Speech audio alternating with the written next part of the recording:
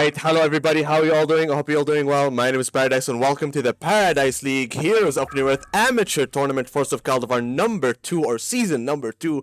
And we're going to start off here with the qualifiers, aka round robin, with HTC against Doraemon, and I don't know if I pronounced that right. And I'm joined here today by What You Got, aka Chris and Dozy. Gentlemen, how you doing today? Doing fine. Oh, yeah, you start. Go ahead. Thank you for the introduction, Paradise. Happy to be back for another cast. I wish my HoN was working, but we'll make it work. We How you make doing, it Dozy? work. I'm doing fine, man. I'm doing fine. It's Saturday. Saturday is getting close to the evening or night, you could say. And yeah, we're gonna see some good games here. I'm still in the morning, so I got my coffee. I'm ready to go. Nice. We're nice, approaching nice. the afternoon, so Yeah. I'll be there with you soon. Mhm. All right, so- so we're gonna see the first bands here, Beans. What do you say about these bands? All right. So Hellborn has banned Behemoth, Magnus, Geomancer. I would say all these heroes fill about the same role, more or less like roaming second supports. Pretty strong options as well. The ones with like long range initiation and good for setting up ganks. And then the Legion side bans the defensive supports, Monarch, Pearl, and Rhapsody. Mhm. So yeah, I mean the Rhapsody ban and the Geomancer ban I think stick out a little bit, but everything else looks pretty normal, I would say. What do you think about the Legion banned the Monarch, but the Hellborn picked up the Keeper? Do you think that was pre-planned? No. I'm a bit surprised by the Keeper first pick, but I would say Keeper is a pretty strong pick in general. It's good for setting up team fights and causing pressure on the side lanes. If they don't want to run it jungle, they can run it lane. So I'm expecting to see a laning Keeper, but well, you never really know. We see Soul Reaper Magebane as first pick. That's not like we've seen a Soul Reaper a lot, but maybe not a Magebane. What do you think about that? As like a early pick, don't you think it can get a lot countered like the hero itself? Yeah, so Magebane, at least for me, you typically want to pick this hero up when he's countering some kind of like big mana pool mage hero. Now the Legion did pick up a Soul Reaper, so in my mind, I almost feel like they picked it just so our Hellborn team here couldn't like counterpick the Soul Reaper and have that big mana rift target. But you do run that risk of the Magebane not really being the most effective, since right now they're running 2 strength heroes and then an empath support, which isn't going to be building the biggest mana pool, but also will be hiding inside one of the Hellborn core heroes, so not really going to be a mana rift target in general. So I would say not really a big fan of the Magebane pick, but maybe they have a plan for it and they can make it work in their draft here. And then Hellborn goes with Empath and Flux. So Flux plus Keeper, that's like good synergy. They have the pull into like the mass root, and now they're just lacking the follow-up damage output to secure kills. So what do you think? We know that the Hellborn side is from Europe, right? And the Legion side is from Thailand. So I think this was a US West server. So I think I'll just have to take your word for it because I didn't actually get to join the lobby and check. Yeah, we see an average ping on the 260 on the Legion and a 40 on the Hellborn. So they're pretty much 250 ping both of the teams. Okay, this is interesting. So it'll be like maybe like a little bit of like, I don't want to say sloppy plays, but like we might see like a little bit of odd stuff happening just because the players have like quite a bit of ping. But I mean, it's gonna be the same for both sides. So in that regard, it'll be more or less like evening itself out, I would imagine. But maybe the players will not be used to these conditions as well, so we'll keep that in the back of our mind. We'll see. In my when you have a high ping, I mostly want to think you don't want some too hard skill shot. You just want heroes that goes in. You want people that man up. You want heroes that just goes in, right? I think Lord, for example, is one of good ping heroes in my mind. He's from the top of my head. But if you play they banned Bushwhack in the second banning phase. I don't think you want to play Bushwhack with this ping. That's actually interesting that Bushwhack made it all the way through to the second ban wave. That hero has been blind ban first wave or insta pick like almost for like the last like 2 tournaments I think that we've played and casted it. Yeah, but do you think you want to play Bushwhack with ping though? Don't you think it's gonna become like worse to play Bushwhack with high ping? Do you think they don't care about it? Yeah, I mean it might be a little more difficult to properly sidestep and kite, but I think once you get the shrunken, probably not so big of a deal. The draft's almost done, by the way. You want to go through the second ban wave? Yeah. The picks. Yeah. So we see from the Legion side, we see a Bushwhack, Dark Lady, and a Silhouette ban. And for the Hellborn, we see Corrupted, Swiftblade, and a Scout. Man, these bands, like the Corrupted, sure, the Bushwhack, yeah, the Swiftblade maybe, but like the rest of the bands, they're very unusual, right? Like we don't see these. It's bands. actually really cool to see like a Silhouette and a Scout ban. And can you scroll up just a little bit? Sorry, I'm being picky. The Dark Lady ban as well. Like these are not really meta-ish heroes, I would say, in NAEU scene, which we're used to seeing. So I mean, this is pretty interesting stuff.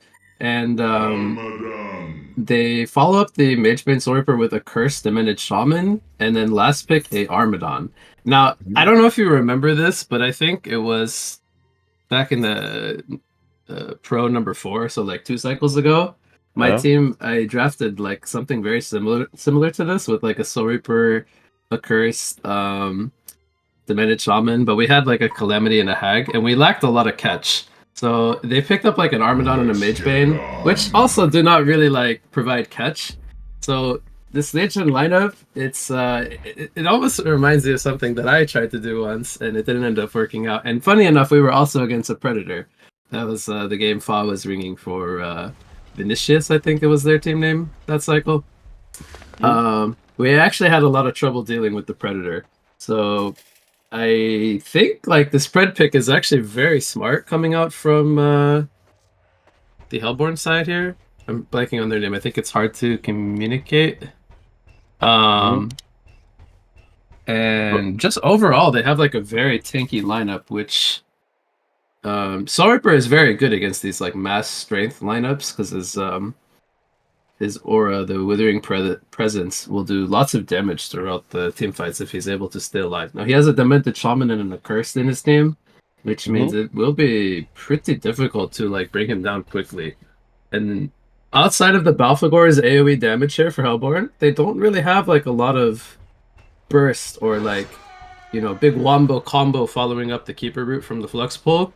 It's mostly going to come from Predator right-clicking with Empath buffing him this game. So more so like single target damage, I would say, from the Flux and the Predator. So I'll throw a question to you now. Do you think like based on how tanky the Legion lineup is, they're running like multiple strength cores with like 2 defensive supports, do you think they're gonna be able to like prolong team fights long enough to just like kite the Predator and try to maneuver in that way? If Pred gets kited, he's almost quite useless. But this game he does have an Empath. Will provide him like both like the ward, the link, the movement speed, maybe a tablet later on. Like I don't think Pred is gonna have an issue at all this game. I think he's gonna jump at them and just hit them to death. I think Pred here is actually a really good pick. And also on top of that, they do have the Keeper ulti, right? And they also have the Balfagor. And beside that, they have the Flux. I think that the Hellborn I think the Hellborn has the advantage of the draft, in my opinion. Okay. Because of the Pred, because like they're playing a lot of like big beefy heroes on the Legion, and Pred benefits from that, right? The more HP you got, the more damage he deals. So I'm looking at your minimap, and I gotta touch on something that's like super important to me. There's a jungle Balfagor in the game. There's a jungling Balfagor level 1, and this gets my seal of approval. Not only because it's awesome, but because we're seeing a jungler. And Balfagor, you know, he arguably isn't one of the faster junglers, but he can jungle like relatively like 1 level per minute and be somewhere around level 7 by like 6 to 7 minutes if done correctly.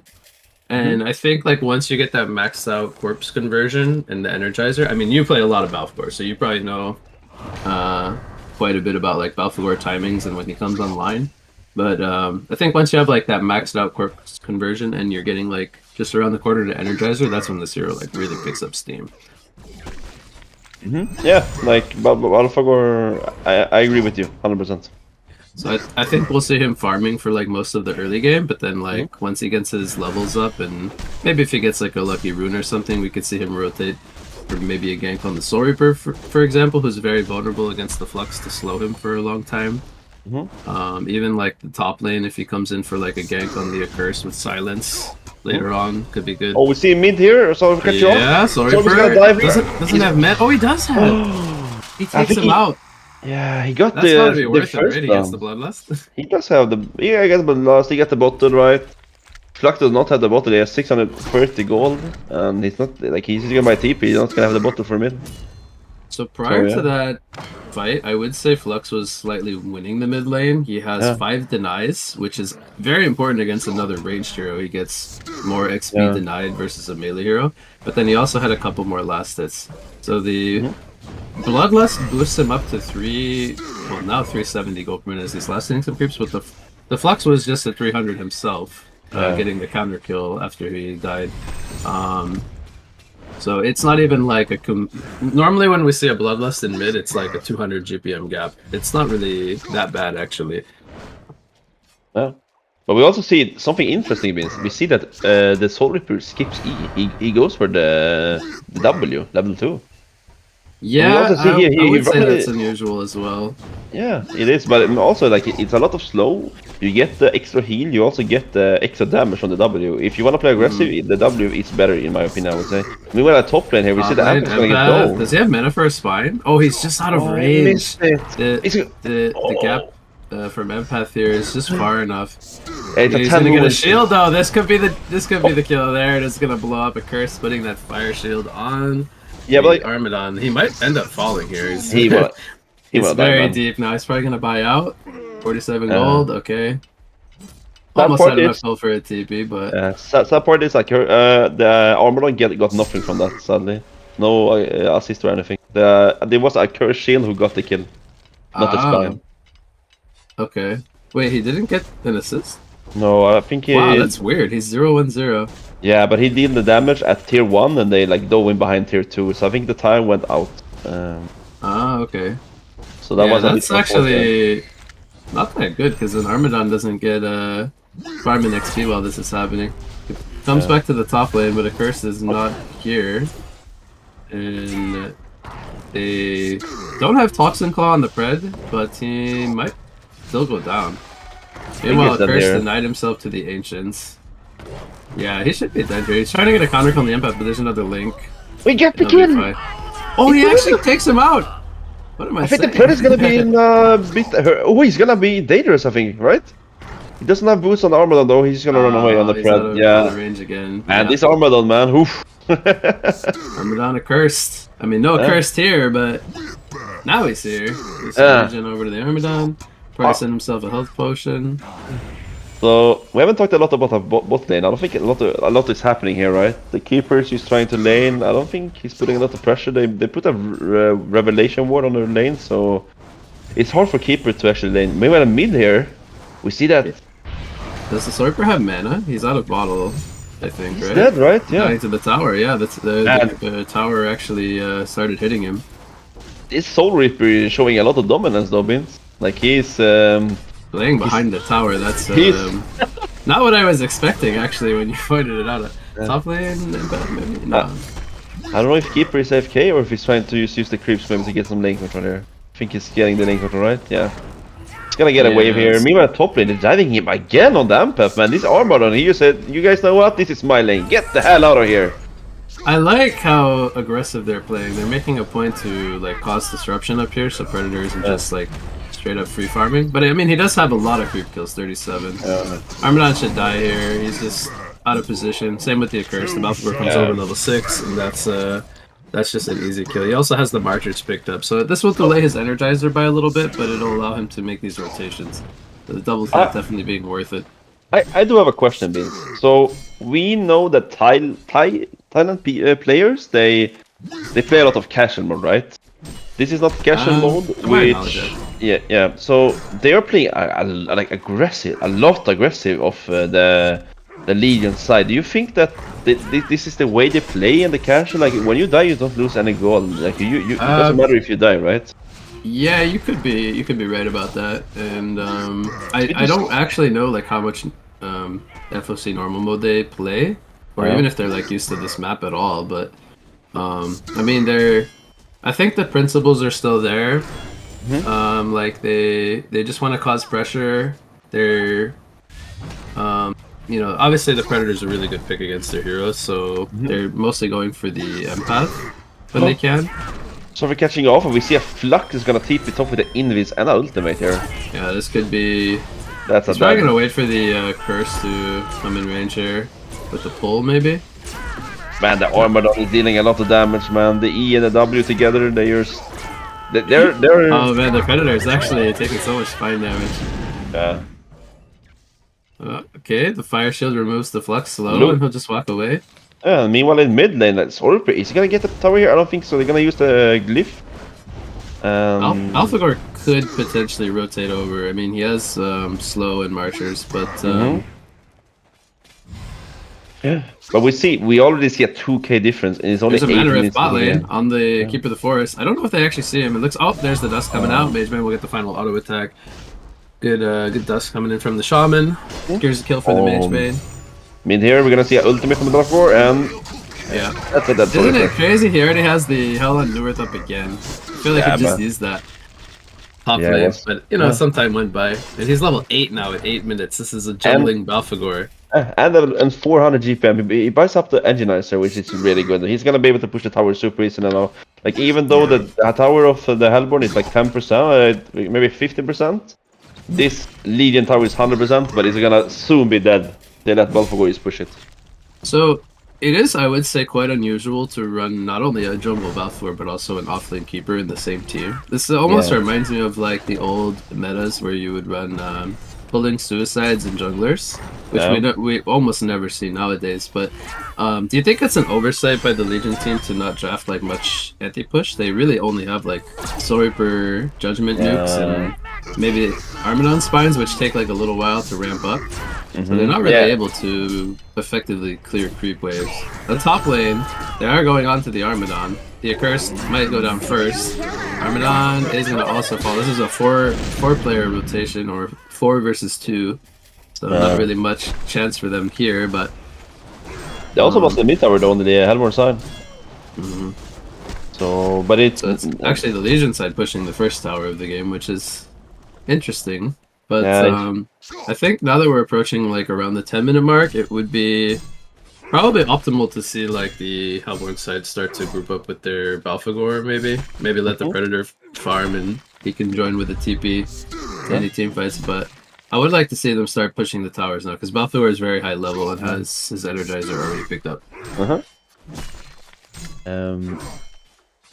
We see that Soul Reaper actually stacked in woods for himself, and he took the triple, so he's gonna sit around 370 GPM almost now. So he's like, even though he's 1-3, he's still up there, man. He can recover, especially when he maxed the W. Actually, no, sorry, he only went 2 points in W and then the rest in E. Okay, that's interesting. We see a bot lane here though. Are they gonna catch anyone here on the Hellborn side? They do use the Flux ulti, they're gonna catch a mage spell, he's gonna fall. Are they gonna keep chasing for the Demented here? He's gonna TP out. Do they have any cancel? No, they don't. He's just gonna TP out there. That's a kill on mage spell. That's devastating for the Legion. That was the only hero in Legion side that had the winning lane, and they just got him. So they use no... Sorry, I was a bit preoccupied. They used no ultimates for that kill, actually, right? To take out the mage brain. Now, he was the top farmer, I believe, in the game, so that was actually a pretty important kill. And also get a tower now, man. This is the power of the AlphaGore, man. The Enginizer into the creep. And also the Keeper creeps. I mean, they don't do that much damage as the AlphaGore, but I mean, they did 19 damage. It's almost like a creep on the lane creep, so I mean, they did damage as well. But funny enough, when you play Keeper of the Forest, as we actually have action, Predator running into 2. They were stealing the stacks, it looks like, with the Armadon. Yeah, they Predator were. trying to defend them, but they're already gone and can't really follow anyone for a kill here. But funny enough about the Keeper of the Forest is you actually don't want to max your animated trees. Yeah. They don't really scale that well, so you typically you want to max your Nature's Guidance, and depending on whether you want to be more of like a right clicker. I think there's actually mid lane, Jose. Oh, yeah. Good heal coming in on the Soul Reaper. I think that was a fire shield from the Cauterized from the Accursed, but he's gonna fall anyway. There's just too many players here. Actually no, Accursed wasn't there. That was just a Sackstone heal. Actually, there's a lot of healing coming in from the Soul Reaper. And now we see the power of the Balfagor here, man. They're pushing the towers. They're like, guys, we need map control. Let's kill all the towers. They might want to defend this second one though. Yeah, but I think the Hellborn probably should go back here, and they should just focus on the tier 1s for now. Because I think that if they just go top as 5, I don't think like you said, the Legion, they lack anti-push. So yeah. So we're getting close to any items here on either side. We see that Balfagor is picking up the gnomes. We see bones on the Pred. It's 49 gold on the Flux, and Keeper and Empath is not really close to anything right now. And on the Legion side, we see that we don't really have any big items on the way. We see that Alchemist's Bones is picked up on the Mage Spin, and also a Life Tube. So I guess that's gonna be... Yeah, he's picked up a Mana Tube as well, so that's gonna be a sustainer into the Lever too? I think so. Newerth comes out mid lane. Boy, Soul Reaper, he had such a good start to this game, but man, it feels like it's kind of falling apart for him. 1 in 5, but I gotta say though, I mean, being 1 in 5, he still is 300 GPM. That is still quite good, and you almost gotta like think, if he didn't have those 5 deaths, like he could really be having like a monster game right now. I feel like somewhere around 450, 500 GPM. I have a question for you, Vince. Do you think that the method is telling his teammates, guys, stop feed, please? Because it's 0-0-1. No, I mean, interestingly enough, he actually maxed out his Unbreakable so far. He's got level 3 of that, which I don't think that's a normal skill build for the Shaman, because that skill typically scales better in the later parts of the game. But Legion is pushing forward here. They want to secure some kills. Balfagor is very low on mana. I think he has a Hell on Newerth coming up soon. They might like to try to turn this, but Magebane's burning his mana. There comes a mana if they take him out. Keeper of the Forest doesn't have a root anymore. Here comes a Flux pull, trying to pull them back into position. They take out the Magebane, and Predator's here now right-clicking. They don't really have a lot of fighting power against the Predator, but here comes a demonic execution. Predator tries to hold his ground, but it's just too much. There's 4 heroes there fighting into him. Lane coming out onto the Keeper of the onto the Soul Reaper from the Empath, and she throws down a wall, but it's not going to really save her. She's getting slowed up by the Armadon, and it's a 2 versus 3 still. Legion pushing forward. Nope, they don't have a lot of mana on their heroes, but they are just they don't care, man. Armadon dives the tier 2 tower, takes out Balfagor, trying to clean up these Keeper minions as well. And off to the side we have Demented Shaman trying to run from Flux. That's not going to work out for him. Flux takes him out. Patrick comes out for the Flux. Now he is 9-1, a champion of Newerth. So after dying for the first blood, he has gotten 9 straight kills since then. And he is now 513 gold per minute, Jose. I don't know if you catch that, but Balfagor actually bought back for that fight. I don't know if you saw that. But he used a buyback on the Balfagor. And yeah, I mean, it's pretty much secured the laning. I mean, the fight, right? But yeah, man, the Legion, even though they're almost 6k behind it, they're still putting up some fights. They're not giving up, man. They're like, yeah. And the XP is like basically even. There's a 100 plus difference in experience, so they have the levels on their heroes right now. It's just the gold that they're lacking. And if you think about it, the gold is really coming mostly from the tower kills that Hellborn has. So it's not really like gold that they lost through laning phase. They just need to make it up by getting their own tower pushes. The top end, we have another engagement. Predator jumps in on the Armadon. Here comes a Keeper root, locking down, I believe that's the Demented Shaman. He gets healed by the Accursed. He's still holding his ground as he breaks the Unbreakable. Flux pulls them forward, trying to secure some kills. Slows come out onto Armadon, but he is just tanking the front lines for his team. Predator trying to right-click through this Armadon, but he's got his back facing him. Not a lot of damage coming in. He actually spines and takes out the Flux. That's a champion in Newerth streak going down to the Accursed. They're going to turn it around even further as Predator goes down, Empath goes down, and it's a double tap coming out for the Armadon. And now they have the experience lead, Doze, 2,000, and they've cut the gold deficit down to only 2,000 with a tower push or two here coming up. They could close the gap even further. And while this was happening, Balfagor was down in the bot lane, where I believe he did push the tier 1 tower. You can correct me if I'm wrong there. Yeah, he was. But he is causing pressure on the bottom portion of the map. Yeah, but they had the tier 1 tower before. That was down. Do they know Keeper is in this? They look like they're following him, like... He's doesn't. He got doesn't. Oh, okay. I couldn't see. Share a screen to Paradise. He's a better camera. No, I'm just kidding. But yeah, we do see that like they're focusing a lot on the Armadon. I feel like on the Hellborn side, and it is biting them back.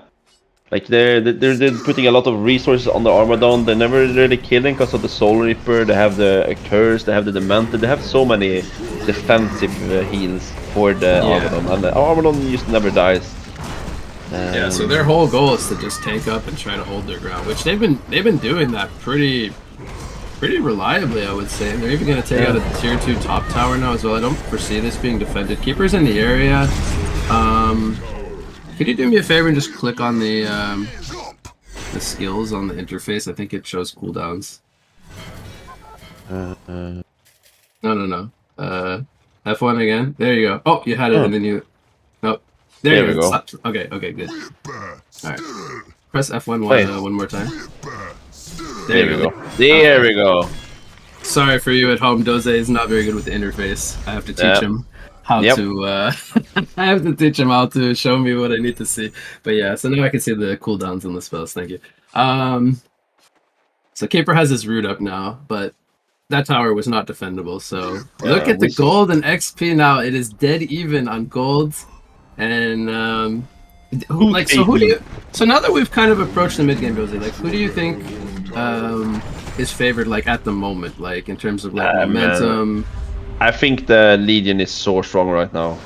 I think that the Hellborn never want to do a real 5 vs 5 fight. Like they have too much cast. We see the Magebane here though. Magebane's getting stunned up here. Oh, there's the burst damage coming in from the Hell on Newerth. The silence as well. Magebane couldn't blink. I don't even know if he had it available. He might have blinked to get into that position, but they actually take him out, and that will mean that Hellborn can start knocking on the door here. A lot of damage already at the tier 3 tower from the Balfagor and his team support. They get the tower to about half life. And also, while this is happening, we have the Legion split pushing the bottom lane, and the second half of the Hellborn team pushing the top lane.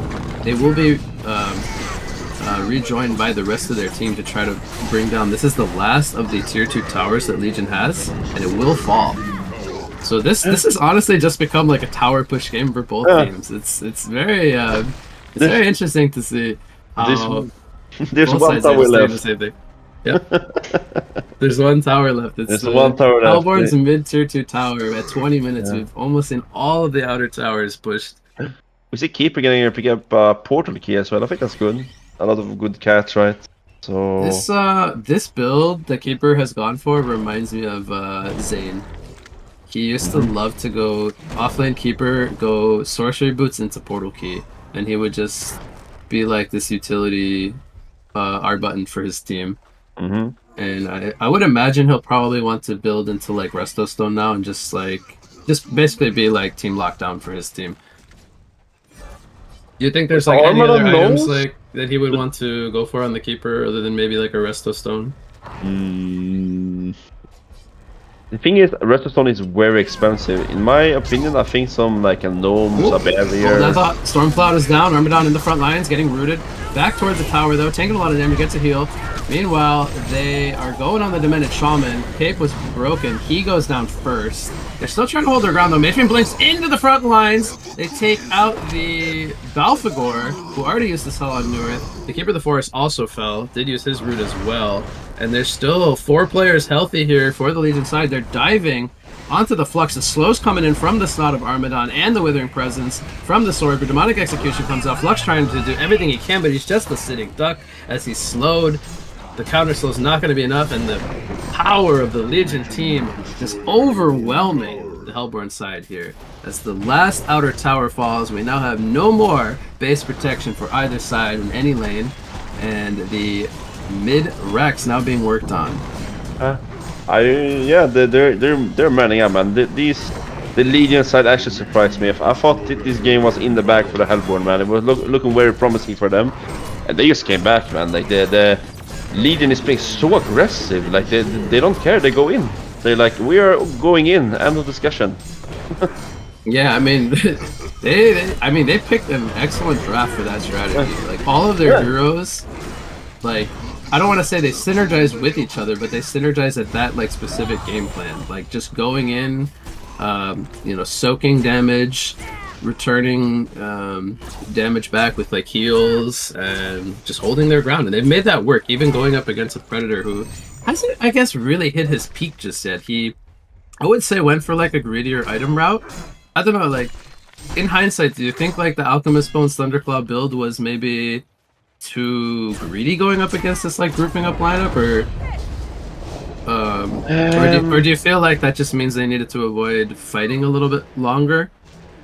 I think they overextended a bit. Like they needed those potential Kong fight here. I mean, sorry to interrupt you, but there's a smoked up Balfagor. Hellborn wants to fight this. They do have a Flux pull. Here comes the slow. Balfagor, Hell on Newerth coming in. Big damage. Can they get the picks that they're looking for to start the fight? Keeper Root comes down. Demented Shaman still healing, holding his ground. Meanwhile, Magebane is up at the top part of the map, so not part of this fight. He's split pushing the top lane, and it looked like his team might be missing his presence here, as they lose 3 players trying to take out that aggressive Kongor. Maybe they were not expecting the Hellborn side to defend that. There's a leap coming in. The restraint. He cannot leap away, and he's going to fall. The damage comes in from Predator, who picked up the Hyper Crown, and he was also buffed here by the Empath with the Abyssal Skull. So huge damage coming in. Magebane could not blink away. Still very squishy, I would say. Only around 1100 HP. Going for a very, I mean, both carries, honestly, going for quite the greedier builds in, like, a more or less, like, team fight style of matchup. But I also think that Pred gives you the opportunity to go a bit greedy, like he has a built-in BKB, man. If you go greedy, you use the press W and you hit like a truck, right? I feel like Pred gives you the opportunity with the Stone Eye to be like a bit more greedy with your items. You don't need to have the defensive items. You can have like a early brutalizer to just go in ham and you hit them or anything similar.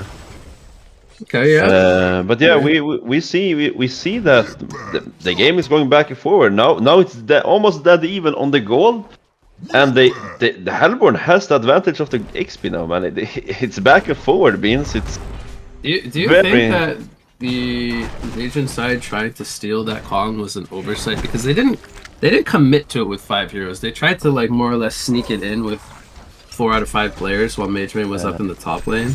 Or do you just feel like they really didn't expect Hellborn to defend that tower? Sorry, Kongor, not tower. I think like the comms of the Legion were basically okay. I push top on Magebane. The rest of you just delay the fight. You don't need to get Kongor, because they were not really committed to the Kongor. They were just being there, right? They didn't really care about like actually committing to the Kongor. They just wanted to create some space for the Magebane to push top, but sadly it didn't work as they planned, I would figure. Yeah, it's difficult because it's hard for them, I would say, to like reset going up against like the Flux pull into Keeper Root. They can purge like one guy with the Accursed Shield, but they're more or less kind of committed to fighting at that point. So yeah, I mean, it was a good heads-up play from Hellborn to Veiled Rot there. I think they smoked on like at least 3 of their players. They might have even team smoked the whole team. I didn't quite catch the start of that, but it was a very good fight coming in from Hellborn. And I gotta say, like, even now, as we're approaching 25 minutes, this game still feels like neither side is like out of the game. Like, it's just gonna really come down to like the team fights, who can hold their ground longer, and maybe like any split pushing that could potentially happen from maybe the Mage Bane or the Predator, because they both clean waves pretty quickly now. I would say they can force the opposing side to have to defend side lanes. Hmm. But now we see Legion doing their own Kongor, and I think this is probably the right time for that, I would say, because they just burned the ultimates on Hellborn. But, you know, if we actually look at it, the only one they don't have up currently is the Keeper route, which is up in 12 seconds. So do you think that they would actually look to try to fight this from Hellborn? I think they will. They should be. Question, do they have time? Because yeah, they should have time to walk there, right? They're not killing that Conqueror that fast on the on the Legion side, right? So I think they want to contest it, man. They're strong now. They have the Flux and Keeper and the Balfagor combo. I'm kind of surprised we're not seeing a staff on the Balfagor. We actually see a Bard armor, Beans. Since we see that like no one is really getting shrunken, they have 3 voids of the talisman. Like they see the Mage Blade with the Mighty Blade, so they might predict a BKB under. But man, I don't know, man. I would rather see a staff here on the Balfagor. Like staff, Balfagor, and Flux combo. That's a lot of damage, a lot of silence, and yeah. Why? So what is it the barbed armor is redirecting, actually? Do you think he's trying to block, like, the Soul Reaper damage coming in? Because it's not really, like, massive burst, I would say. Like, there's no... The only, like, massive burst that Legion has is the Demonic Execution when he, like, gets low. But I don't think, like, the Soul Reaper's necessarily forced to use that. Like, as soon as he sees the Balfagor, like, hovering around 50% life. Mm-hmm. It's very maybe like when the Mage Bane blinks on him, because he's probably been focusing him. I would say, like, draining his mana. Maybe that's his thought process. But yeah, I don't know. But I agree. Like, normally the staff just feels like the go-to Balfagor pickup. So you have the Energizer, the gnomes, the staff. You just kind of have like everything that you need to just go into the team fight and just do tons of damage. He would also have the staff by now almost. The war costs 2.2k, so... Build routes used here by Hellborn. Now, the Legion side already did take out their Kongor. They're going to run into Soul Reaper here. He pops the Void and goes for the TP. Do they have a stun to stop this? I think the Empath Link, I believe, stopped it. Yep, the Link. So Soul Reaper, good attempt there. He was kind of a sitting duck. They're gonna maybe catch more here as the Minute Shaman also getting caught, but the Curse keeping him alive for now. They're actually trying to fight this without the Soul Reaper. Oh, he bought back! That's why. Double tap comes in for the Balfagor. Soul Reaper's trying to rejoin the party, still has his ultimate ready to go. And meanwhile, in the background, they are just losing players one by one. And they still have Armadon and Soul Reaper up, though. And the ultimates are down from Hellborn now. They're gonna try to... Oh, there's the Demonic Execution. It stops the TP. Predator on low life. Trying to hold his ground, but it's not going to be enough. Too much pressure coming in. The Armadon has a Demonic Breastplate, by the way, enhancing his team's damage by quite a lot. They take out the Empath as well there. So in the end, it was only 2 deaths on the Hellborn side, and this did come at the cost of a Soul Reaper buyback. So yeah, 3 kills plus a buyback in exchange for 2 kills. Overall, I think Hellborn is still... kind of happy with that. I mean, what would you say? I mean, they did lose the Predator. Legion is looking to maybe push now, and I don't know if he has a buyback. Does he have buyback? Oh, he does. Okay, so he has a buyback, so he'll probably... Actually, 20 seconds. If they can hold the structure from taking any damage here, he will not need to use the buyback. He should be fine. We see that Flux actually picks up a Demonic, by the way. I don't know if we said that. No, I did not. I mentioned the Demonic from Armadon, so both sides actually have an... Both sides have a Demonic. Is Keeper armoring the tower, by the way? I don't think I see that. I would like to see him put Keeper armor on the tower. There's a Flux pull into Balfagor ultimate. Predator is now here, shooting through the enemy team. They get 1 kill on the Shaman. Soul Reaper was low, did heal himself back up. Meanwhile, the Armadon does take out 2 before he falls. A Curse without an ultimate anymore. It does fall now. Soul Reaper, the last man standing. Well, Mage Bane wasn't there once again. That seems to be almost the theme of the match, that he's more or less not in a lot of these team fights, and that kind of just makes it so they're not really able to fight full throttle back. But this was a good fight for Hellborn. They only lost the Keeper and the Balfagor, who dumped all their spells actually. Or did Keeper actually even not root? No, I think he got caught by the. I mean, not really caught, but he got jumped on, and I think he got his ulti off because. Oh wow! Okay, so they actually won that fight without a Keeper root, like pretty handedly, I would say. But yeah, man, this game is so back and forth. It's like looking like the leader is gonna push the base here now, and then the Harbor defense off, and we see that Magebane like is not in the fight. It's like it's a bit clumsy. This is the second full team fight. Magebane is just not there, and they're fighting without him. I don't know if it's intended or if they're making communication mistakes, or whatever it is. So the longer this game goes, do we still favor the Predator, like the longer stages of the game? Because like the more items he progresses, like he'll be able to just hold his ground against like all these tanky heroes, or do you feel like they still have the tools to like kite him down with the Soul Reaper ultimate, with the Magebane Mana Rift? Like, do you think they still have the tools, or do you think like the longer it goes, the Predator will be favored more and more? I think now at minute 30, I think that's a turning point for Pred. I think it's now when he gets like super dangerous, especially with an Ampath inside of you. Like he bought the Abyssal Skull, but I would rather see a tablet just for him to like push him around and just help him with the catch. I don't think Pred is gonna have any issues at all with an Ampath inside of him. So what does Predator need now? I was thinking in my mind like he should go for the Oblivion Hammer, or just like start with the Basher. He's gone for a Firebrand here. He wants some more mobility. I would think that's a Frostburn. So you think he'll upgrade that into a Frostburn, and then you think he'll just... Oh, he actually gets the TP stopped on the Flux. Wow, did you see how fast he died, actually? From, he had the Stone Cloud also. Ah, okay. So he probably had like negative armor there. He had a lot it actually looked really funny to see Flux drop that fast. Yep. As a Flux player myself, I was confused at first.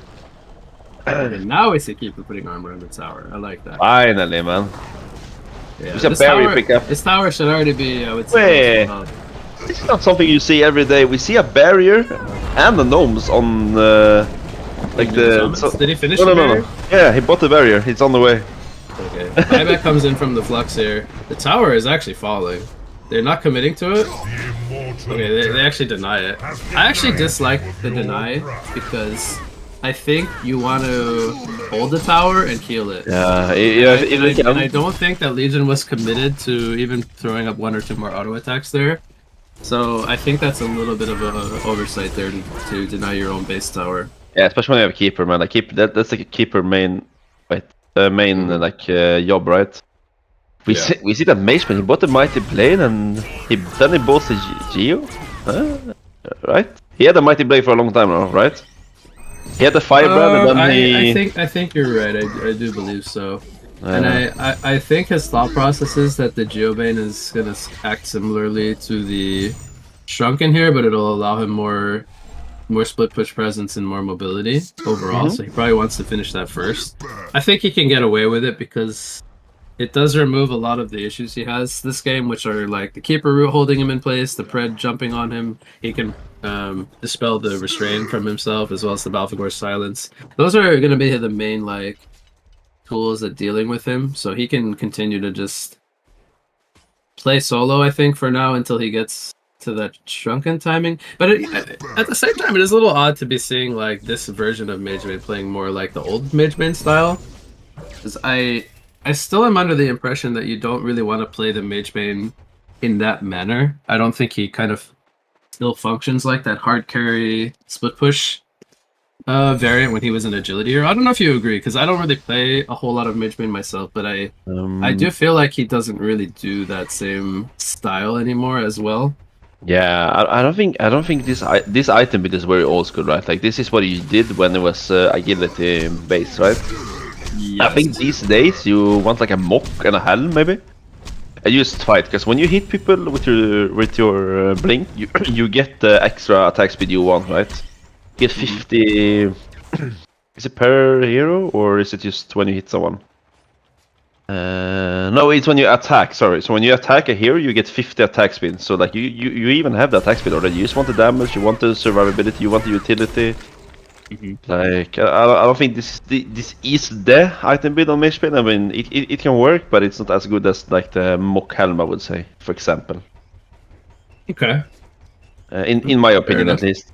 No, fair enough. And you know, you could also like I was also thinking like this could be like a good Oblivion Hammer game for him as well, going up against a Predator. Like you know, he could have really utilized going more of like a combat more so style build.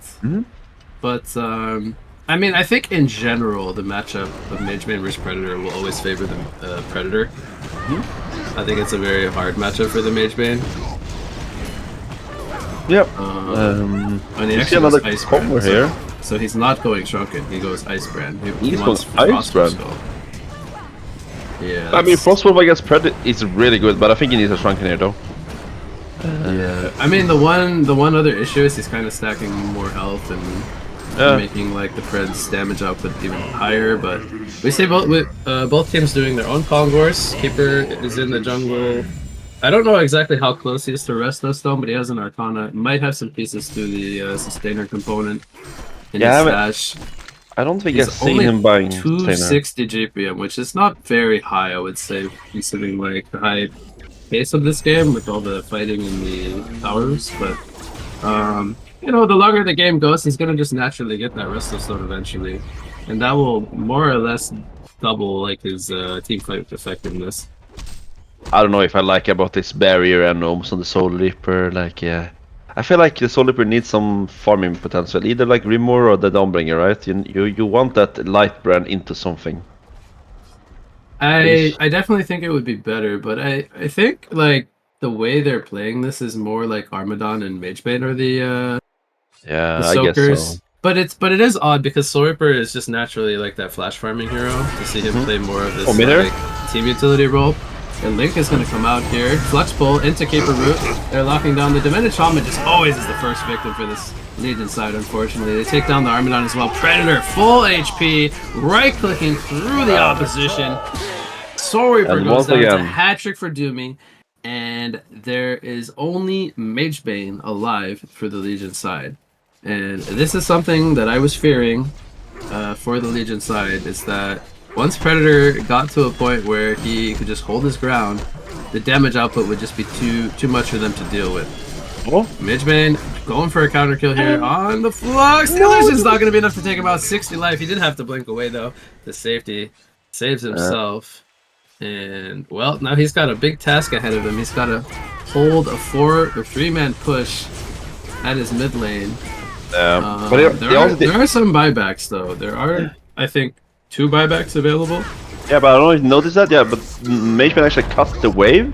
So right now the Hannibal doesn't have a wave beans. They can't push. Okay. He did cut the wave. So probably what prompted that that engagement to begin with was he was cutting the wave. So he actually stalls the tower push, which was a pretty heads-up play, I would say, from the Magebane. Oh yeah, that was really good.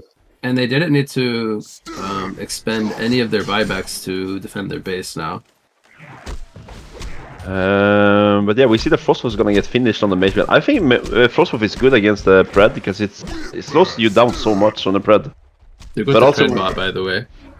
He bought Harkons, actually. Yeah, and there's 2 voids on Legion. 3 voids. 3 voids, yeah, 3 voids. So both the supports and the Soul Reaper. And not only that, but the Armadon is very stacked on armor with the Demonic as well. It's not that much. It's only 20 armor and 17 medic armor. So it's like pretty much similar, I would say. Flux gets taken out here. Was that a group smoke or did they just run into him? They ran into him. No group smoke. Okay, group smoke. Okay, so it was a group smoke. I just didn't catch that. And I know there was not like a lot of good vision in the area, so maybe Flux just got surprised. Stormcloud goes down in the base. Very offensive. Like they're not even taking the engagement just yet. Predator has Empath inside of him. He jumps in on the Soul Reaper. 4 hits! No, the Keeper comes out! The Soul Reaper will fall. And now they're turning their attention on the Shaman. He goes down. A curse. Can't even get the flame consumption off. That is so fast. Look at this damage that was coming in from the Predator. He's just chewing through them. They have to invest into a Spike Bowler, right? I mean, there's just no way they can deal with this Pred right now without that item. I think Pred is smurfing. Pred is smurfing, okay. No, but yeah, but they need bolas. They need catch. Maybe they can... Even if they buy Hellflower, they don't really catch, right? Like, Predator mans up and hit you instead of the Hellflower. He doesn't really care about it, but... Yeah, they need bola. They need something. Like, the Void works in the beginning, but now with Harkons, like, man, that item is very... useless, actually, right now. Did we see that? There's the Risto Stone on Keeper. There's the Risto, man. Huge. Yeah. That is a huge pickup. And, you know, from a building standpoint, Legion is still in the lead. They have the mid racks. They have open racks in top lane at the Hellborn base. They haven't really taken too much like overall damage at their own base, but they're starting to get to a point where, you know, they're lacking some of the tools that they need to deal with this Predator. If they can somehow try to like stall the game out and get like a Spike Bola on somebody, Magebane's also going to go for a Brutalizer. He might have just finished that. You know what I think means? Sorry for catching off, but we see a smoked Pred with DD and Ampef. You know what? Okay. I actually couldn't tell you had the DD there. Oh, man. Time consumption comes out. Unfortunately, it's just going to stall. It's just going to stall to death. I mean, he could have tried to go for a TP, but I think it would have just probably forced a Flux pull. Maybe he should have honestly done that to just, you know, make them waste one of their ultimates. Yeah, but they didn't have... It's hindsight, it's hindsight, but... But yeah, man, Pred, man, he... Who did Belphegor's staff? Was it the Empath? I think the Empath, yeah. Okay, so then that means Predator also has a staff. Which, that makes him Q... I need to... Yeah, I was gonna say, go ahead and tell the viewers what the... I think the Q, every time you keep either a creep or a hero, the Q will get refreshed. So you can just keep jumping people. I think does it also lowers the stacks of your ulti? Yeah, you only need 2. Bonus. Yep. And also gonna fall here. Oh, Predator actually taking a lot of damage. That was a heal bomb on top of the Armadon. That was like a third of his life, it felt like. Most likely due to the Storm Cloud reducing his armor. So they're just trying to kite for now, reset off the Storm Cloud. And then Keeper was forced to use one ultimate here defensively. Still had the Resto Stone available, but his team was not interested in fighting there. I think they also had to defend their base, if I'm not mistaken. So that is something we always have to keep in mind. Even though they are in the lead right now in terms of resources, they still have to address the creeps when they push into their side of the map. So that's always going to be like an annoyance that they have to deal with. Oh, don't tell me they're gonna split up again. Go with Team Armadon. If you guys gonna push bot now. They actually might not push bot, so it doesn't matter. I feel like they're putting Magebane... They almost play Magebane like Silhouette Beans. Like, he's everywhere. And like when the team is top, he's bot. And when they're younger, he's always alone almost Magebane. I feel like they are... like we see also on the stat, like we see a 4-5-5 on the Magebane in 42 minutes. He haven't really joined much team fights at all. No. But he's the highest XPM in the game. Yeah, he sure is. Yeah, he sure is. You see that Balfagor smoked up? And also the Flux. Maybe let's see if Magebane gonna get caught here or not. Looks like they probably have an idea he's like down in this bottom part of the map.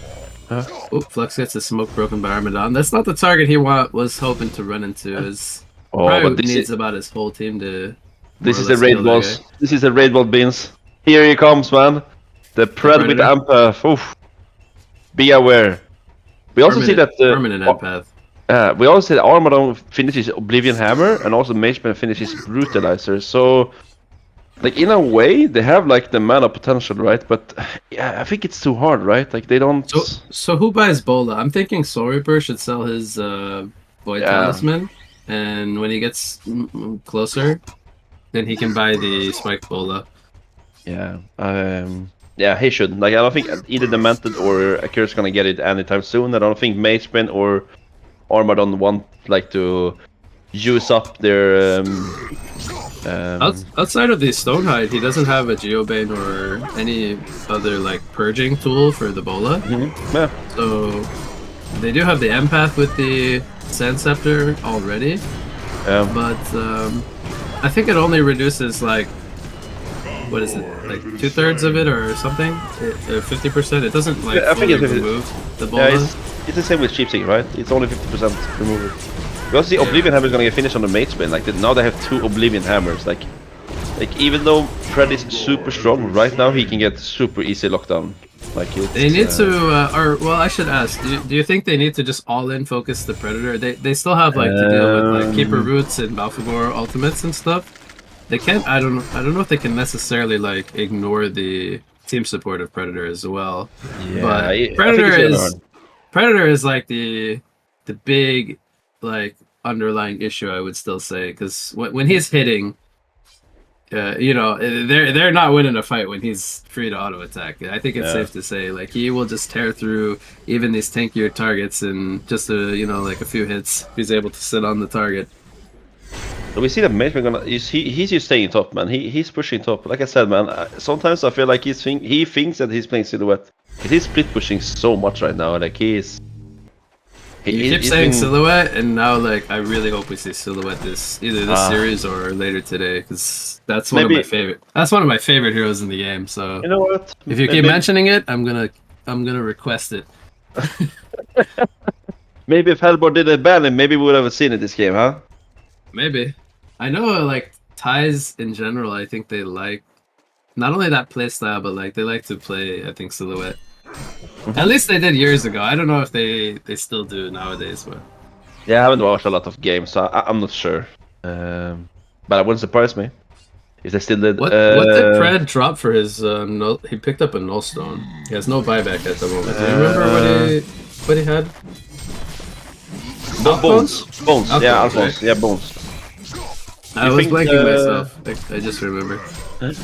So I guess that nullstone is for the bolas, right? But also like they had. Oh look, Soulreaper did exactly what I said. He sold this Void Talisman for the Bola. I mean that's honestly perfect. That's what they needed. But now like I feel like the team fights is super 50-50 right now, right? Even though we see a 8.5k lead for the 8k now for the Hellborn. It just doesn't feel like it, right? Like I feel like it's super 50-50. This game feels very even. It'll come down to like one big team fight where maybe like either the other team has no buybacks or they need to use buybacks. But the biggest factor, other than like Pred being the monster he is right now, is the Legion already collected one Rax. They have an open Rax top.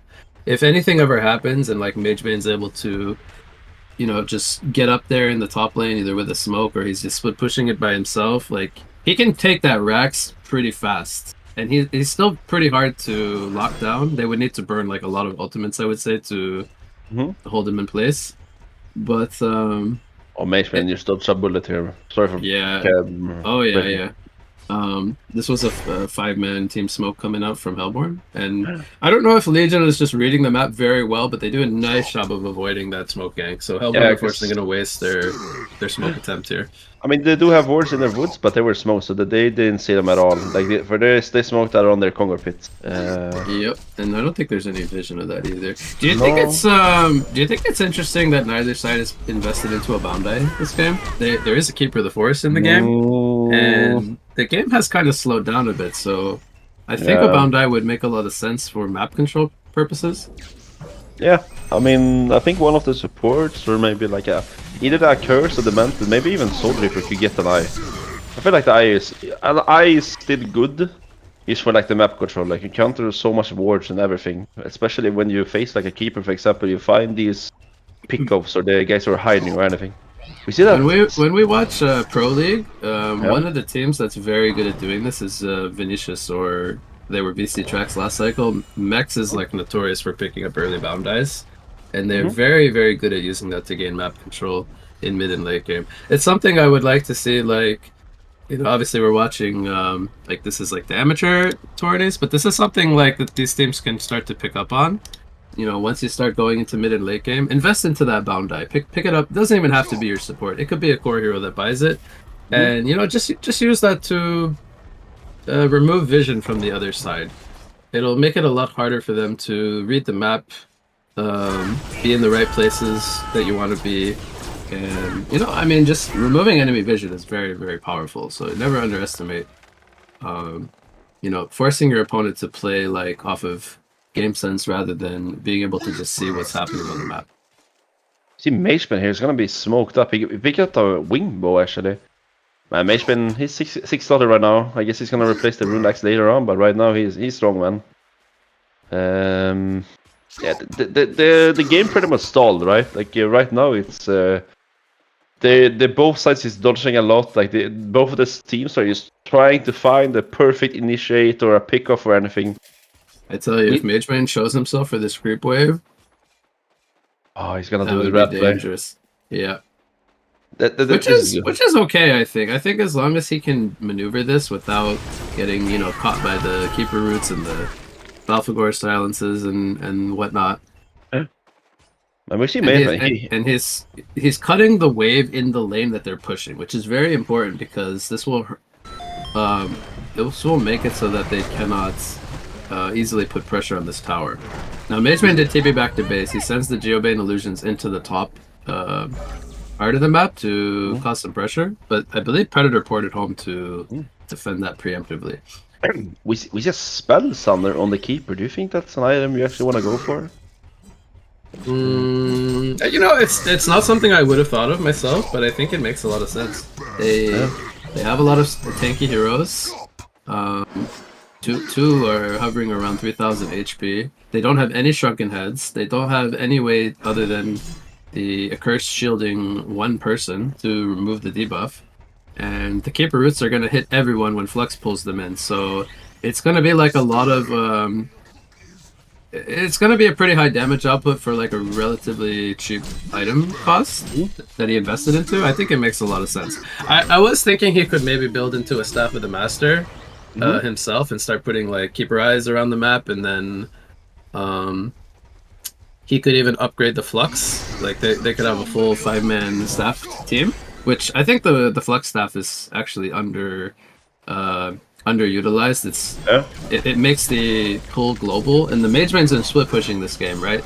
So the staff on the Flux would make a lot of sense, but we'll have to hold that theory crafting off for a second as the Hellborn team is pushing into the Legion base. Here comes the Flux pull. Balfagor ultimate on top. They're looking to bring down some targets. Meanwhile, Midbrain is split pushing in the bot lane. They're not going to have his presence for this fight. There's a bloodbath coming out for the Predator. They chew through 3 players. Curse is the only one alive. Magebane is getting the racks in the bot lane though, so maybe they're happy with this exchange. Curse trying to stall for now. He gets walled off. Does have the flame consumption up. Predator going for the tier 4s. And now Magebane is forced to TP back to base. Can he hold this fight? He doesn't have a buyback. He goes all in, buys a Shrunken Head. So this could be the last fight of the game. Curse is going to fall here. And now Predator, man fighting the Magebane. It looks like he's not going to be able to hold this ground. There's just too much pressure coming in. And I think the Hellborn side just did it. The World Tree is going to fall. And game number 1 is going to go to our Hellborn side here. Hard to communicate. Man, that was a very exciting game, I would say, Doze, to start off the day here. What were your final thoughts here on this match? Man, it was looking so good. I feel like just the Magebane did not want to fight them at all. Like he's 4-6-5 in 50 minutes, like a competitive game, right? Like he's not joining the game, man. He's the highest GPM in the game, like second highest GPM in the game, but he's just not joining, man. He's never in the fights. He's not going in. He's not like I'm so disappointed, man. I want to see the Magebane not like pop off, man. He's just not joining. He's just split pushing. I'm a bit disappointed to see it, but it was a really good game. While I understand in like your frustrations, I would say that I don't think this was an ideal Magebane game. I think that Magebane made a conscious decision that he more or less can never fight the Predator. He needs like to play in a way that gives his team the best chance at winning. And his thought process there was that he could not ever team fight into Hellborn. and he had to do like split push and rat playstyle, which Yeah. I think is fine. It obviously it did not end up working out in the end, but I think that also comes back to the drafting stage. If they wanted to run a mage bane, they probably should have banned the Predator. I think the Predator was like, that pick alone was just too strong, I would say, against this Legion lineup. And I think if you're Legion and you reflect on this game, I think it comes down to that Predator pick. Yep, I agree with you. The Predator pick is really good here. But yeah, that's a good first game, right? It was. All right, so you can correct me if I'm wrong. I think we're doing the best of ones here. Yeah, so we'll be jumping into a new matchup. The one coming up now will be New Generation versus Asian squads. All right. Asian squad, yeah. Yeah. Okay, so we're getting the See you lobby guys up in for a that bit. one. We will be on a short break, and we will be right back with the next one.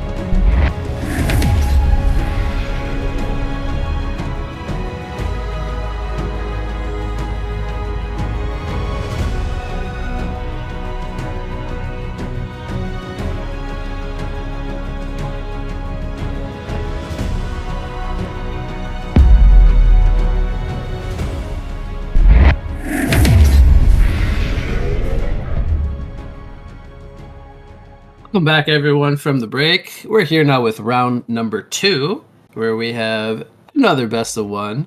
This one will be New Generation on the Legion side going up against Asian Squad here on our Hellborn side. I am once again What You Got, your main shoutcaster. I will be rejoined by the one and only Doze. Is it Doze underscore HoN or Doze underscore TV? What are you TV. nowadays, Doze? I'm Doze a TV.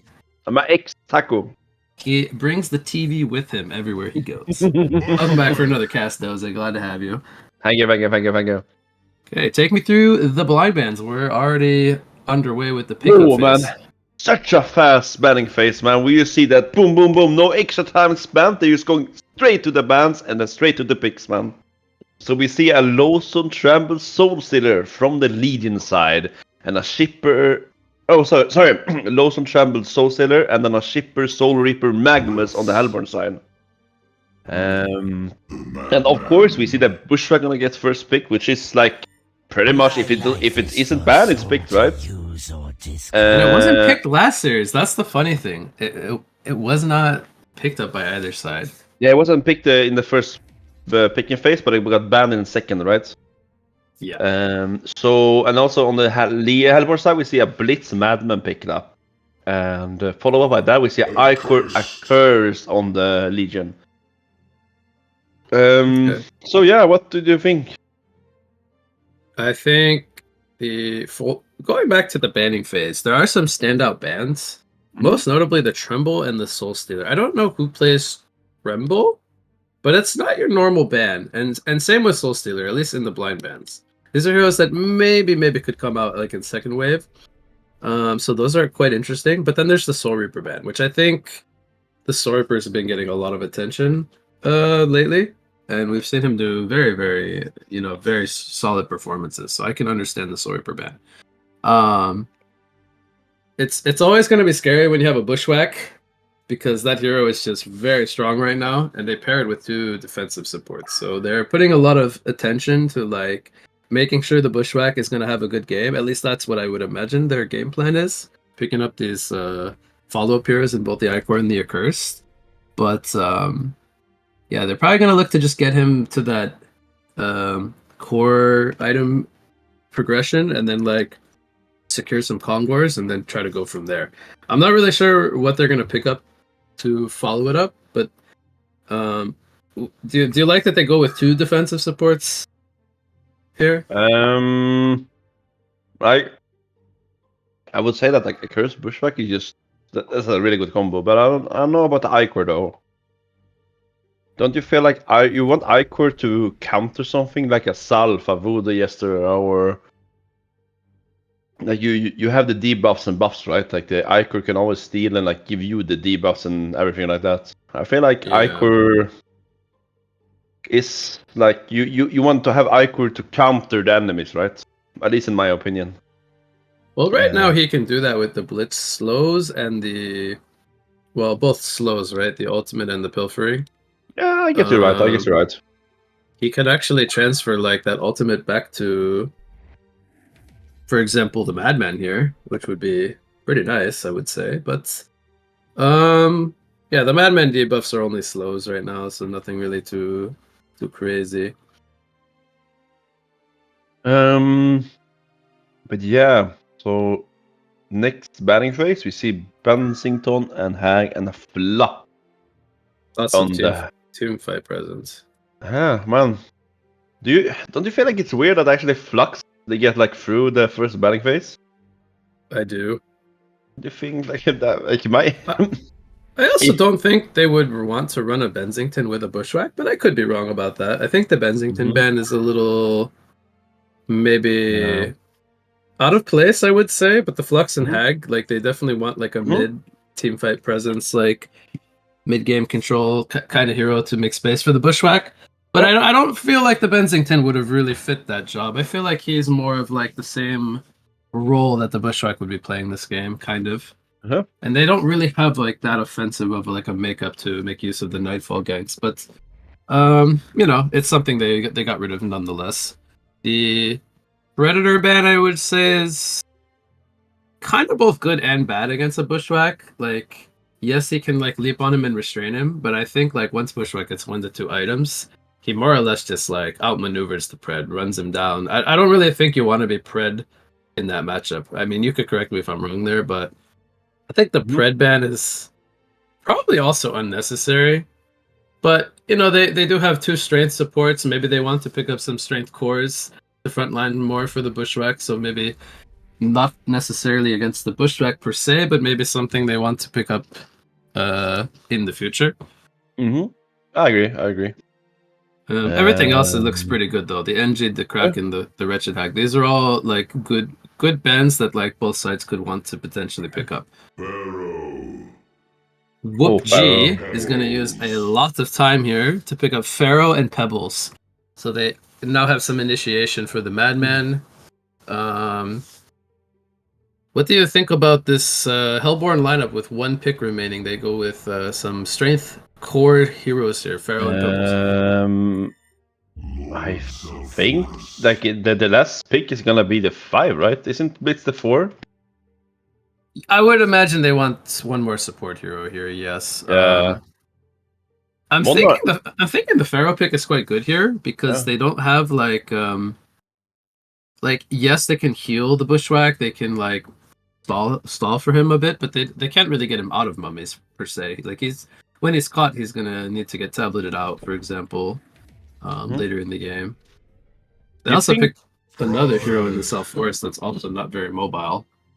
Yeah, like what I'm watching right now, I feel like the Legion lacks a lot of catch. Like they have the damage, they have the heals, they have the like turn potential, but they have 0 stuns. Basically, it reminds me of last series, the lineup from the Thai team. They didn't really have much catch, but they had a lot of hold your ground and just run into you and fight. And that looks very similar here to what New Generation has drafted. They do last pick a Prophet, I think, following the South Forest. So again, it's more like hold your ground, team fight presence. Does this mean we're gonna see like a cursed or Icor? Because no, I know what it is. I know exactly what it is, Vince. This is gonna be a roaming Pebbles. No, on Legion they have 3 support heroes. They have an Accursed, a Prophet, and an Icor. Is that gonna be core Accursed? Oh. I mean, we've seen core Accursed before, but it's been a long time. That's why I'm actually unsure. And I think you said whoa to me because there's a Draconis pick. There's a Draconis pick, man. There's a Draconis pick. And you know what? Wait. So wait, Pebbles is... Yeah, I'm a bit stumbled, man. I don't know how are the lanes gonna go here, man. I can't really predict. So we see Prophet Icor. I think Icor is gonna be the core here, though, right? And Accursed. Yeah, I think so. I think the core Icor is like potentially dangerous. But yeah, I think it needs a decent game to be good, right? Like in a position 3 manners. Like as a 4, it doesn't really matter because you have the link, you have the ult, you have so much utility for the team. But if you play him as a 3, you don't really want to be like what do you say? Like you don't wanna you wanna be a bit more like self-sustained. You don't wanna give your teammates too much. Like you wanna be the core that your team can rely on, not the other way around. But we see. So this is younger then. This looks like a TMM lineup from Asian Squad. Oh. It's 2-1-1 with a jungler. Yeah. And they're running a Draconis in here. Now I will say, I don't think that Legion has like the best pressuring heroes. Maybe if the Icor was playing support, I think he would be probably the best hero they have to roam the Draconis and like make pressure. But he's playing the core here, so he's gonna want to be up in his lane farming. Please look at top lane. Look at the top lane. The wards means.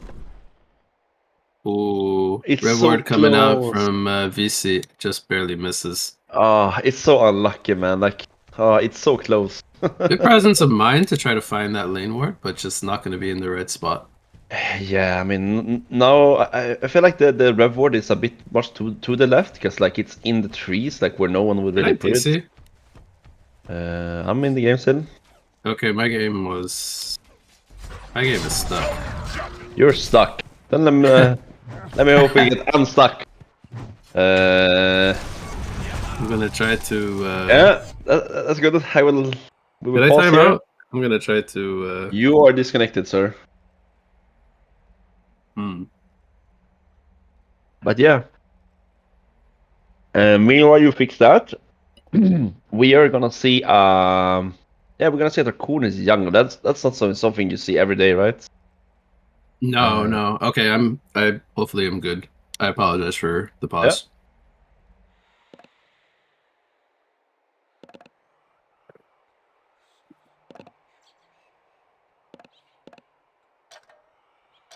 All right.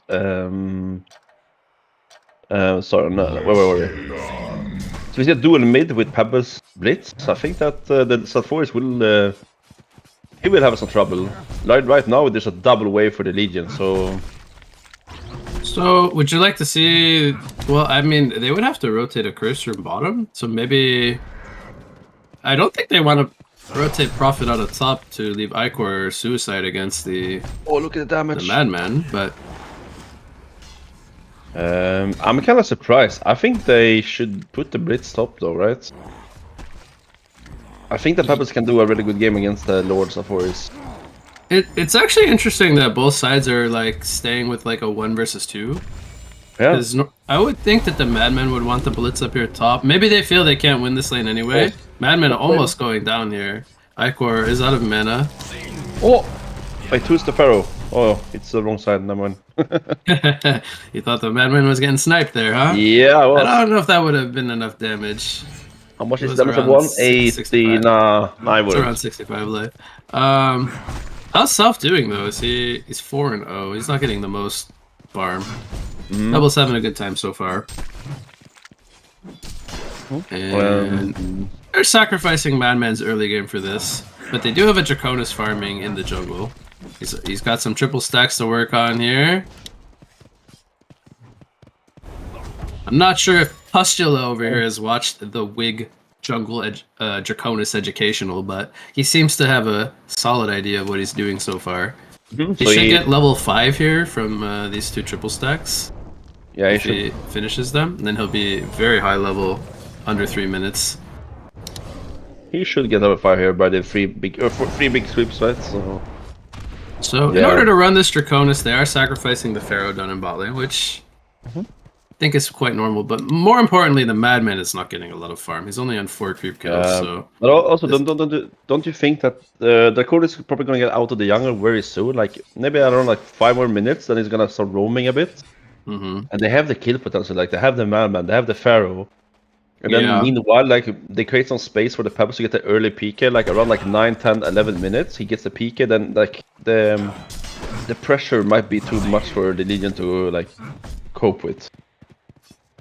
I'm surprised. Oh, look at the Draconis at 2 HP. Was so close to dying. Sorry for catching you off there, man. Doesn't have he now has mana to fly home. We'll just say nothing happened. It wasn't close. I will say I find it interesting that the Legion side chooses not to address the Pebbles. I think if they stick one of their supports with the South, it would probably have to be Prophet. And just let the Icor solo the Madman top. I think he'll more or less be fine. I don't think Madman can kill an Icor by himself. And they would, by doing this, they would slow down the Pebbles from getting an early PK. Because the South is able to put a lot of pressure. We even see now he's level 5. Pebbles tries to chuck him backwards, but not going to get him into tower range there. Yep. And the South is 300 JPM. He has 21 last hits, and this was a 1 versus 2 Self-Forest, right? Yeah. So it's almost the same as the Pebbles that was doing mid. Which is, I don't know really what happened, but it's kind of weird. Jonas will find himself a DD rune here. I would love to see the gank mid here now on the South Forest. That would be huge. Yeah, he's got the Volcano here. Pebbles needs to initiate though. He's starting with a stun. Volcano comes down. DD Draconis. Toss. Bloodlust comes out for Whoop G on the Pebbles. Oh, man. Now he's up to 435 GPM. What a player indeed. Yeah, that's a good gank. They needed that a lot. So Blitz rotated into bot lane, but he's now deciding to stack up the Ancients. Normally this would be like way too early to stack the Ancients, but they have a Draconis in their team. So it actually makes sense to try to stack this very early on, as Draconis can clean that up actually now if he even wanted to with a couple of breaths. Madman avoiding the Prophet here in the top lane, very, very low on life, only 130 GPM as well. Not having a good start. To be expected though. Yeah, it is. So, have you ever played Icor before? Very rarely. It's not one of my Yeah. favorite heroes to play, but So, like a very long time ago, like at least before this project, I was actually playing mid Icor a bit, like a couple of games. And like he's if very you do strong have, in lane. yeah, he's super strong in lane. Also, if you get like a good like early game, you can even run a mock on this hero. And if you get the mock, man, you just like have You strength. think we'll see a mock long lane Icor this game? I would love to see it, but I just would love to see it, man. Like the Icor with mock is just, oh, I remember it now, man. I would play Icor TMM maybe today or tomorrow, man. Just because of this game. Bushwhack, sorry, not Bushwhack. Blitz is in the area mid lane, and Draconis. They're surrounding this Self Forest. This Oh, could it's showing be now. a dead Self Forest if they catch him. Now, there is a ward of sight here from Legion, actually spotting the Blitz, but he doesn't know that the Invis Draconis was there. Yeah, And but that is also I think like way too much for him to handle. he saw the blitz. Like you just go back. Like you never want to die there. Oh, top lane here. The madman is gonna fall. A very well placed ward from the prophet here. That's Imba Pingu, by the way, right? Yeah, that's him, Bingo. The That's one an and only. old school HoN player. I haven't seen him around in a long time. Yeah, that's old school, man. He is going to fall here for the first time on the Madman. Dakota's now working on the triple ancients under 7 minutes. This will actually put him like level 9.5, I think, once he finishes this.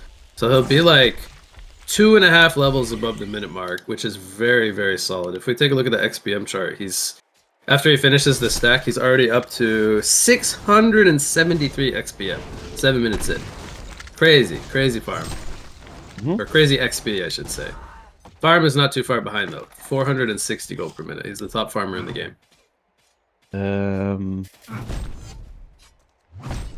Yeah. Pharaoh is about to hit level 6. He needs one more creep. I do believe here that the idea is they want to like start running the Dracota skanks on the Bushwhack once the Pharaoh is able to initiate.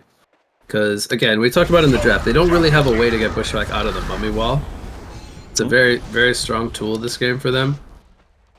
To hold the Bushwhack in place. And he's a very squishy carry. If he's not able to sidestep and jump around, only sitting on 720 life, that's a pretty easy kill, I would say, for a Draconis gank attempt. Yeah. But yeah, so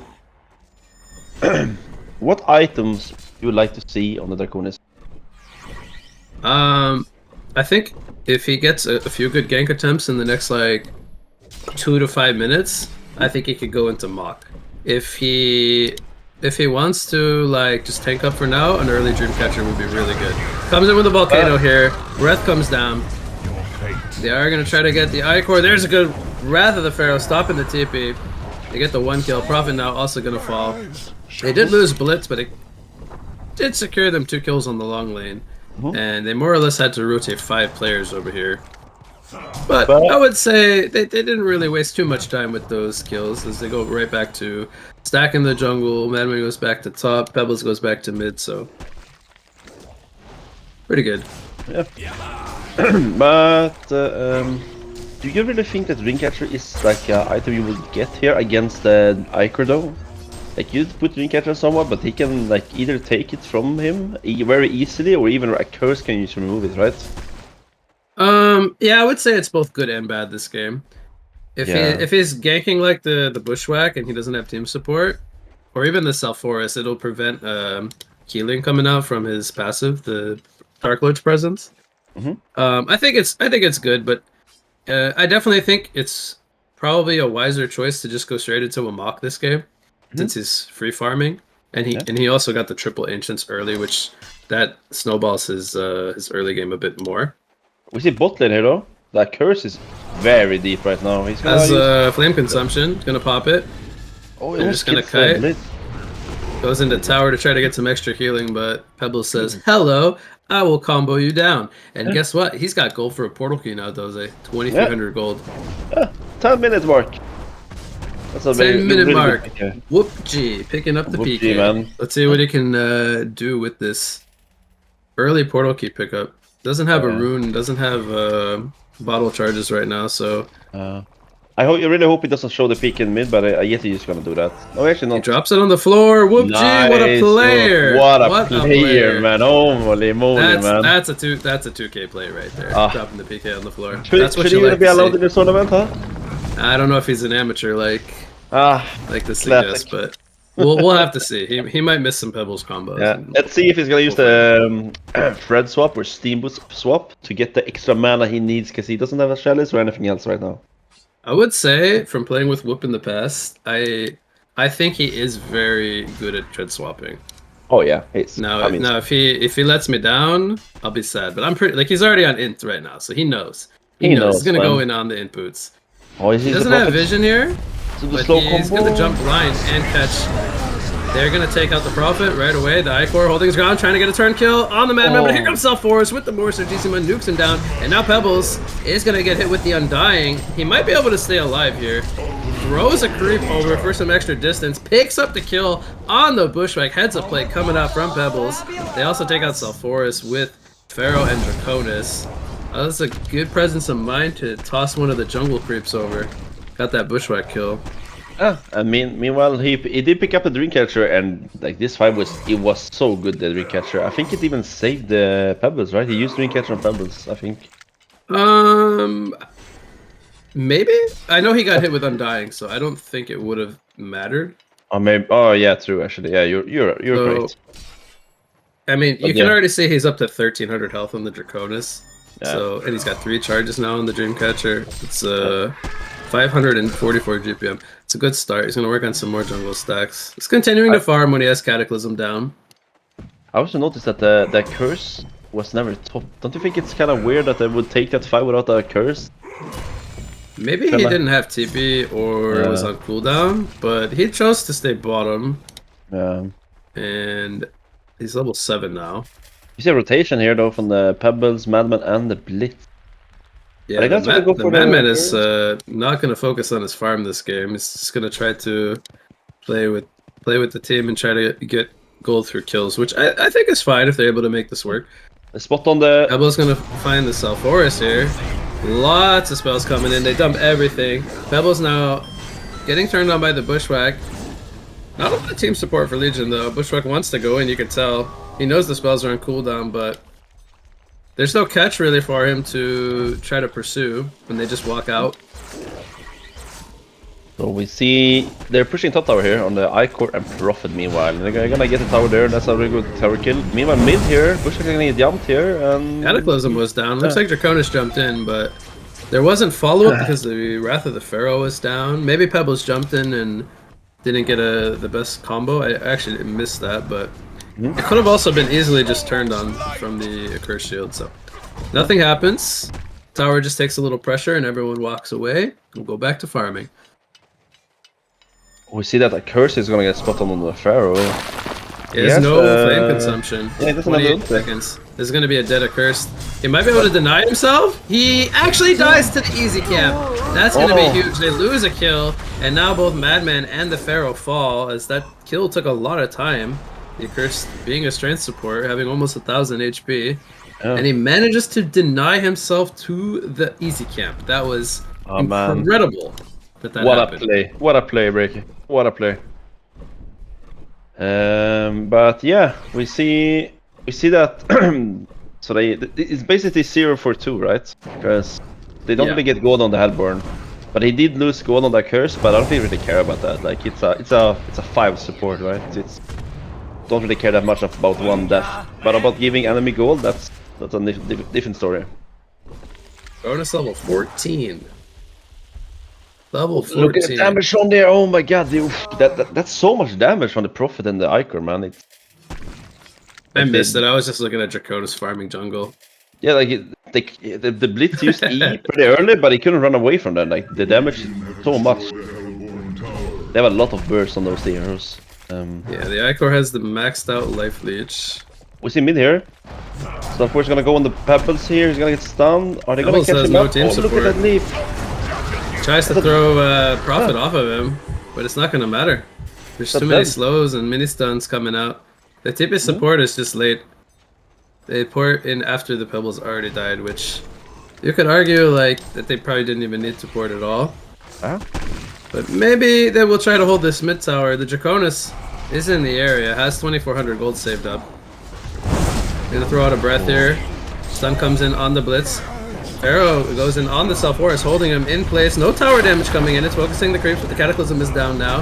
The Curse trying to keep the Pharaoh, or the Self-Forest alive, rather. And they end up trading kills with both the Pharaoh and the Self-Forest. Twin Consumption activated. Thwarts them backward, but he will just retreat now. Madman in a very aggressive position, getting spotted out by the Bushwhack, even under Invis. As the stock runs out, he has another one up in 1 more second.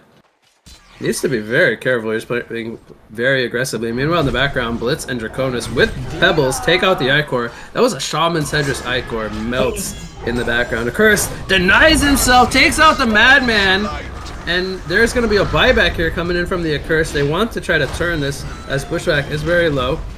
Pebble Stalagmite comes in on the Icor. Toss from downtown! Whoop takes out the Bushwhack. And now the Draconis overextended as well into the tower. They really wanted that Bushwhack kill, and it came at a cost of their Draconis, unfortunately. Do you think that they're happy with that trade? I don't think they are. Like, even though they forced out the buyback from the Icor, but I mean, you die on the like a 600 GP on Draconis. I don't think it's worth it. I think you'd never want to die as a Draconis this early on. I think if he bought out the Sword of the High before he died, it would have been less bad. But he's so close, like he's holding so much gold in his bank right now. It's he really needs to get that big item component purchased. Because right now he's still kind of vulnerable, right? He's not like, I mean, he's quite tanky. He's very high level, but they can still kill him as they showed there. He put himself in an aggressive position in the tower. Probably a little bit of an overextension, but yeah, I definitely agree. When you're 600 GPM like that early on, you probably want to be a little bit more on the conservative side. Focus on, you know, making sure you get that item timing coming in. So he's going to go back into the jungle now, try to finish that up, which I think is the right call. And although this will buy a little space for the Bushwhack to try to get towards his Shrunken, I think it's fine because he's working on his own power spike.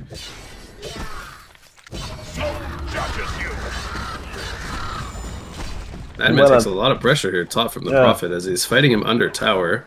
Has a haste rune, but he lost like 800 health fighting the Prophet there. Interesting decision. He's trying to put pressure on the tower. As we see here, though, the Accursed rotates in with the Prophet. They want to deny it. They even have more team support in the area. Oh, look at the Madman here. Oh, he's so... Man, he wants that tower so badly. So now Draconis has Sword of the High. This is going to buff up his Fiery Barrage by quite a lot, adding a lot of extra damage here. Smoked up, gonna get broken here by the Accursed. Madman leading the front lines with the haste and the Pebbles. Tries to go for the double combo, only gets one. Here comes Draconis with a Cataclysm Breath. Hits onto 3 to 4 players. Rather the Pharaoh hits onto 2. He's trying to get a Mummy Wall. Gets tossed in by the Pharaoh. Walls in the Icor at his tower. They take out the Prophet as well. And Pebbles with another stun takes out the Accursed. And meanwhile, this was happening. Both the Bushwick and the Self-Forest were farming in the mid and bottom lanes. So they did get the tower deny, but it came at a cost of 3 for none. So I would figure that's a BKB of the mighty, on the mighty blade on the Bushwhack, right? Like when you have BKB on Bushwhack, he's so like hard to fight into that. Yeah. No, this has to be a Shrunken Head because he's going up against the Pharaoh, the Draconis, and the Pebbles, who all can, you know, jump on him, and he will not be able to fight back without having the Shrunken Head. So what item would you see on the Newerth here? He bought a Gnomes, he had it for quite a while now. I think he has something in his inventory, right? Because he had that Gnomes for a while now. That's a good question. I think we could see him go more of like a semi-carry route with like a I know a lot of players like to go Frostwolf or Dawnbringer, so I think one of those. Goes for a tablet. I can understand why he goes for the tablet, but I don't necessarily know if I agree with picking up the tablet here. Because they have a lot of supporting cast on their team. I feel like the tablet could have been picked up by somebody else. I don't know, how do you feel about the tablet pickup on the Lord? I like it, to be honest, because now it's not about like Lord saving teammates. It's about himself be able to farm on side lanes. Like when you face a Pharaoh, I like to buy the tablet when I'm core as well. Like because I hate playing against Pharaoh and I can't really farm side lanes because of the like just the pressure of Pharaoh. Like if you get caught by the Pharaoh, you're dead wherever you are. So I think the tablet will be good now, but it'll be less good later because, as I said, like they have a lot of supporting heroes. I think it'll hurt his item progression specifically, but it's not a bad pickup by all means. It's gonna run into the Madman here. Don't know if they have Dust or any Revelation. No. Well, they do. The Prophet has, but he's gonna miss the Rev here. There's a Dust coming out. It actually hits the Madman. Yeah, he's dead now. He ran into them thinking he was safe. They're gonna be relying on this Draconis quite heavily to be like the mid-game carry, because the Madman only has a Warhammer. Do you think he's still trying to go into a cleaver, even though he hasn't had like the best start? I guess I would be surprised if that's a BKB, right? Because like first item BKB Madman is quite weird, but we never know. We see a Pebble's gonna the staff is gonna get picked up by the Pebbles now. That's a huge item for the Hellborn. This will provide like a lot of crowd control for the Draconis moving forward. But also it's gonna help the Pebbles farm so much. Like now he can split push so much easier. But yeah, Drunken gonna get picked up by the Bushwhack. What do you think Bushwhack is gonna get now? Like Geo, maybe like I don't know. Do you think it matters that much what next he gets here? Would you like to see a Nullifier? Would you like to see a Shroud? Would you like to see Wingbow? I think Bushwhack has a lot of choices he can go for. It's more like how he wants to play. Yeah. Because I think like as a Bushwhack, I think you would like to have a Firebrand to make yourself more mobile. I think like a Geobane would make a lot of sense. He can like remove Blitz ultimate that will go through his Shrunken and stuff like that. Blitz gets caught here and just dies really quickly. A lot of nuke damage coming in from Legion. I think there's always like viability to going a Shroud if you want to pick people off, because you can kill people very fast as a Bushwhack. It looks like they're wave cutting in mid here from the Pebbles, so yeah, is a haste rune activated for 10 more seconds. Probably gonna split push top lane as well. It is a first item Trunken on Madman. Woof. Not a fan. Yeah, I mean, like especially when you're against like the Sulfuris, it's like the E and ulti superior magic damage. BKB doesn't help. You're against a Bushwhack, like the BKB doesn't really help that much either. But maybe we're gonna be proven wrong, Beans. We've been there before, right? So been wrong? No. True, man. We never been all the wrong, time. Nah, I'm kidding. But yeah, we'll see, man. Maybe the BKB will pop off. But I think like a cleaver now, and they just go for the late king. It's like Draconis is gonna fall off a bit. Like he's only 530 right now. He was close of 600 like minutes. Was it 14? So like 10 minutes ago he was more farmed than now. So he's slowing down a bit. I do feel if they give a lot of time to the Bushwhack, he will eventually be able to just fight everyone. Yeah. But it will also come down to, you know, him not being stuck in Mummy Wall against a barbed Pharaoh, because he's not going to want to hit into that. Yeah. So now that he's got his Shrunken, he can very comfortably fight if he's not getting caught. Okay, even a 1800 HP Draconis, I think the Bushwhack can just man up and kill him. Like in probably 4 to 5 seconds. I don't know if Mhm. you agree with that. I agree. But I agree. Because he has the mana potential so much. If he gets off that Elder, he gets off that BKB, man. You just don't man up against that Bushwhack, right? You either fight him by nuking him or you don't go at all. But I have a question, Beans. Would you not like to see a staff here on the Bushwhack? who would buy the strap though? Himself? No, I don't think as the Bushwhack you want to buy the staff yourself.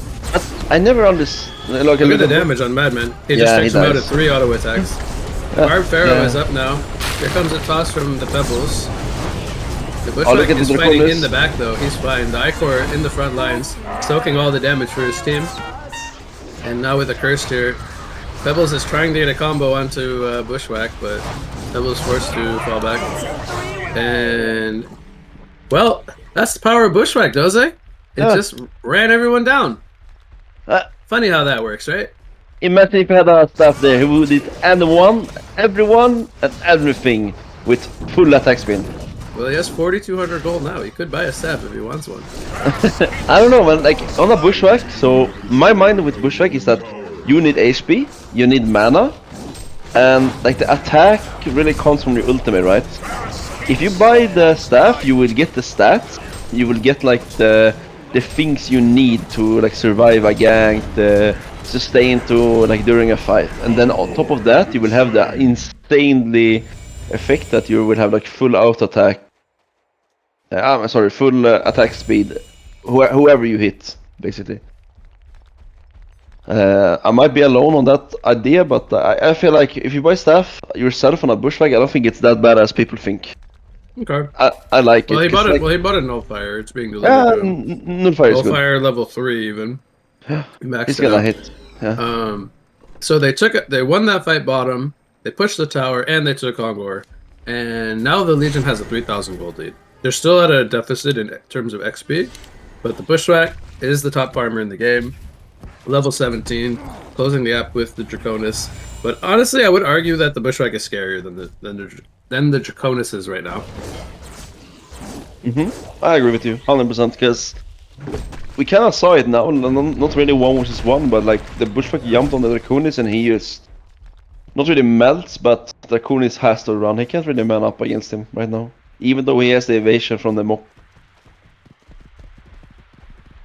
We see a smoke coming up here from Legion. They didn't bring the accursed, but they're out for blood wins. They want blood, they want kill, they want gold, man. They're hunting right now. Draconis could be the victim. Yeah, he could. Let's see here if they're gonna catch him. Yeah, they are. You look at the damage, man. Like the damage is insane. Like from the Bushwhack, the Q you did so much damage. Like right now, you don't really need damage on the Bushwhack anymore. You just need like the utility. You need the survivability. You need to be able to just go in and don't be really that much afraid. But he also has a Prophet and a Curse and also an Icor around him right now. So That was Hellborn's most farmed hero. I mean, that's the hero they wanted to kill with the Veiled Rot gang. Oh, yeah. They got a very good pick off there. that's a really good value Team Smoke, I would say. Oh, man. It's fine. I just feel like the Madman is just having such an underwhelming game. By going the first item Shotgun, this almost like doesn't really allow him to kind of come back into the game as well. Like he had obviously given his teammates the good start, both the Pebbles and the Draconis, but I think at some point you have to play the Madman for yourself because you are the true carry still. Icor getting jumped here bottom, 4 versus 1. Tanks a lot of damage but does fall. And Legion did get the Kongor as it just spawned, and that meant the Token of Life was around the corner as they still had time for that.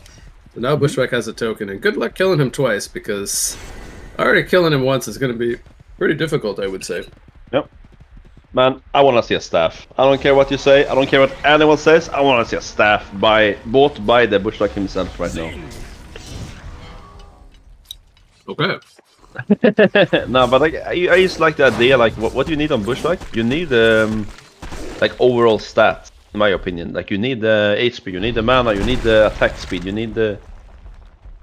You know what would be a good item for Bushwhack? Tell me right now, Vince. Tell me. Give it to Wind me. Whistle. Oh, Man, if that was here right now, he would be kissing you, and he would be. Yeah, some words I can't really say right now. There is not a single wind whistle on any hero. Do you know how triggered Dutch would be? Oh wait, Yeah. sorry, Prophet. Prophet has one. He's the sole hero of this Man. match. I think if that was here casting right now, he would say, you know what, the Prophet is the best MVP, the best play in this match, and also the MVP. True. And I couldn't agree anymore.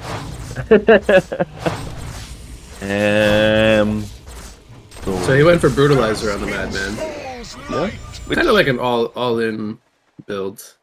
Wants to just man up and fight. He could go like Oblivion Hammer and Portal Key and just blink on the Bushwhack and stun him, but I honestly think it's not enough. See, Pepper's gonna link up here again. Once again, when they're pushing mid here, he's giving them a hard time pushing here. But they do have 4 creeps. They might just go for it, right? I think that they can take this tower out in like 5 seconds. It's dying so fast. They do use the glyph here, but with the token, I think they'll be fine. Prophet is TPing base. Oh, did he fight here now? Didn't stop the Madman's TP though, so the Madman can TP now. 3-man combo coming in from the Pebbles. Wrath of the Pharaoh on top. They're still pretty healthy with the heals from the Teams of War. Bushwhack healing back up, 500 life, holding his ground. Hasn't used the Shrunken Head yet. He's getting healed by the Accursed.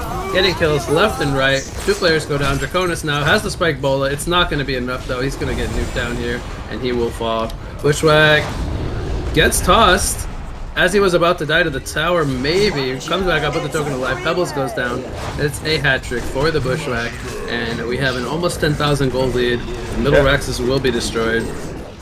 And meanwhile, Prophet came after the party to be like, guys, I want to join as well, let me in.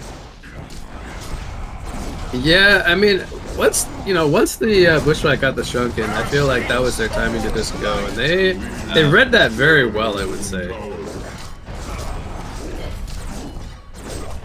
So yeah, we're looking at 2 racks here, Beans. 2 racks. That's devastating, right? It's very hard to come back from 2 racks in HoN. Yeah.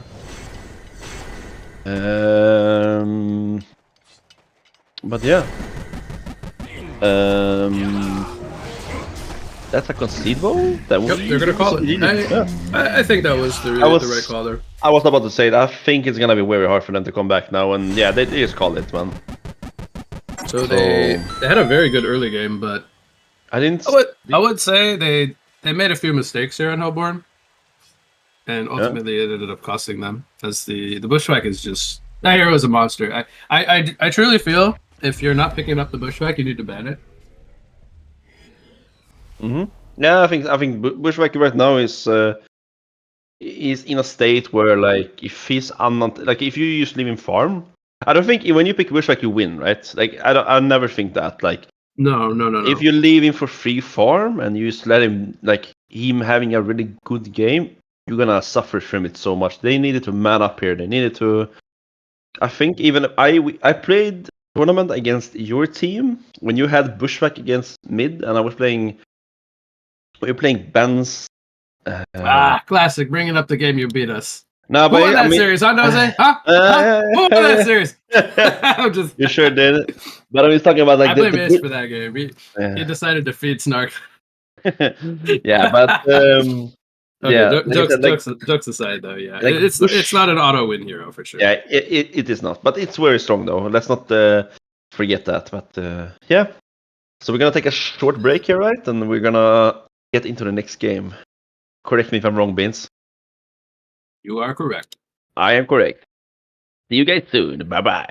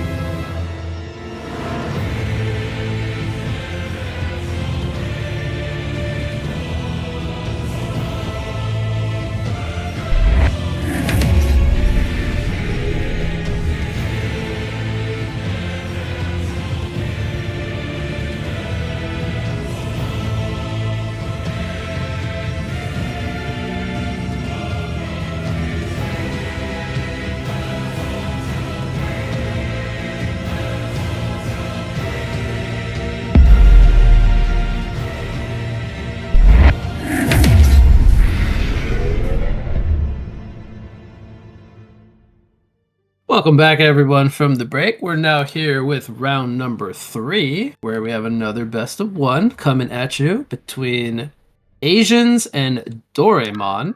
I am again your shoutcaster. What you got? I will be rejoined by Doze_TV. Welcome back from the break, Doze. Thank you, Beans. Thank you. Finally, we're gonna get into a new game of Heroes of Newerth here.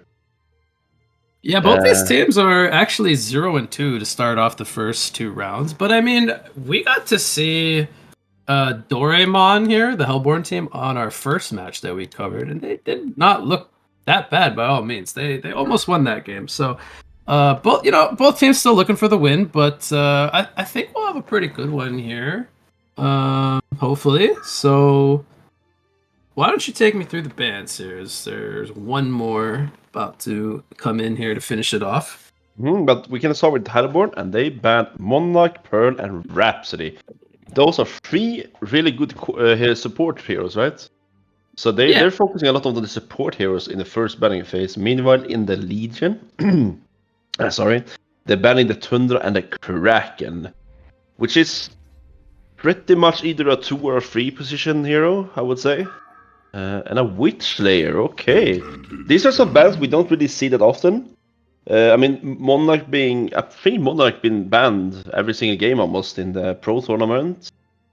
And also the Kraken has been picked up a lot, but like, I guess also Pearl, but like the Tunda, the Rhapsody, the Witch Slayer, they're not that like heroes you usually see right now. The Witch Slayer ban and the Tundra ban, I would say, are pretty unique. I mean, I think they definitely bring some strong suits to any team composition, like the Tundra with the bird. If there's a player who can play that hero very well, that hero can be very difficult to play against. And the Monarch being banned out is like a very good counter.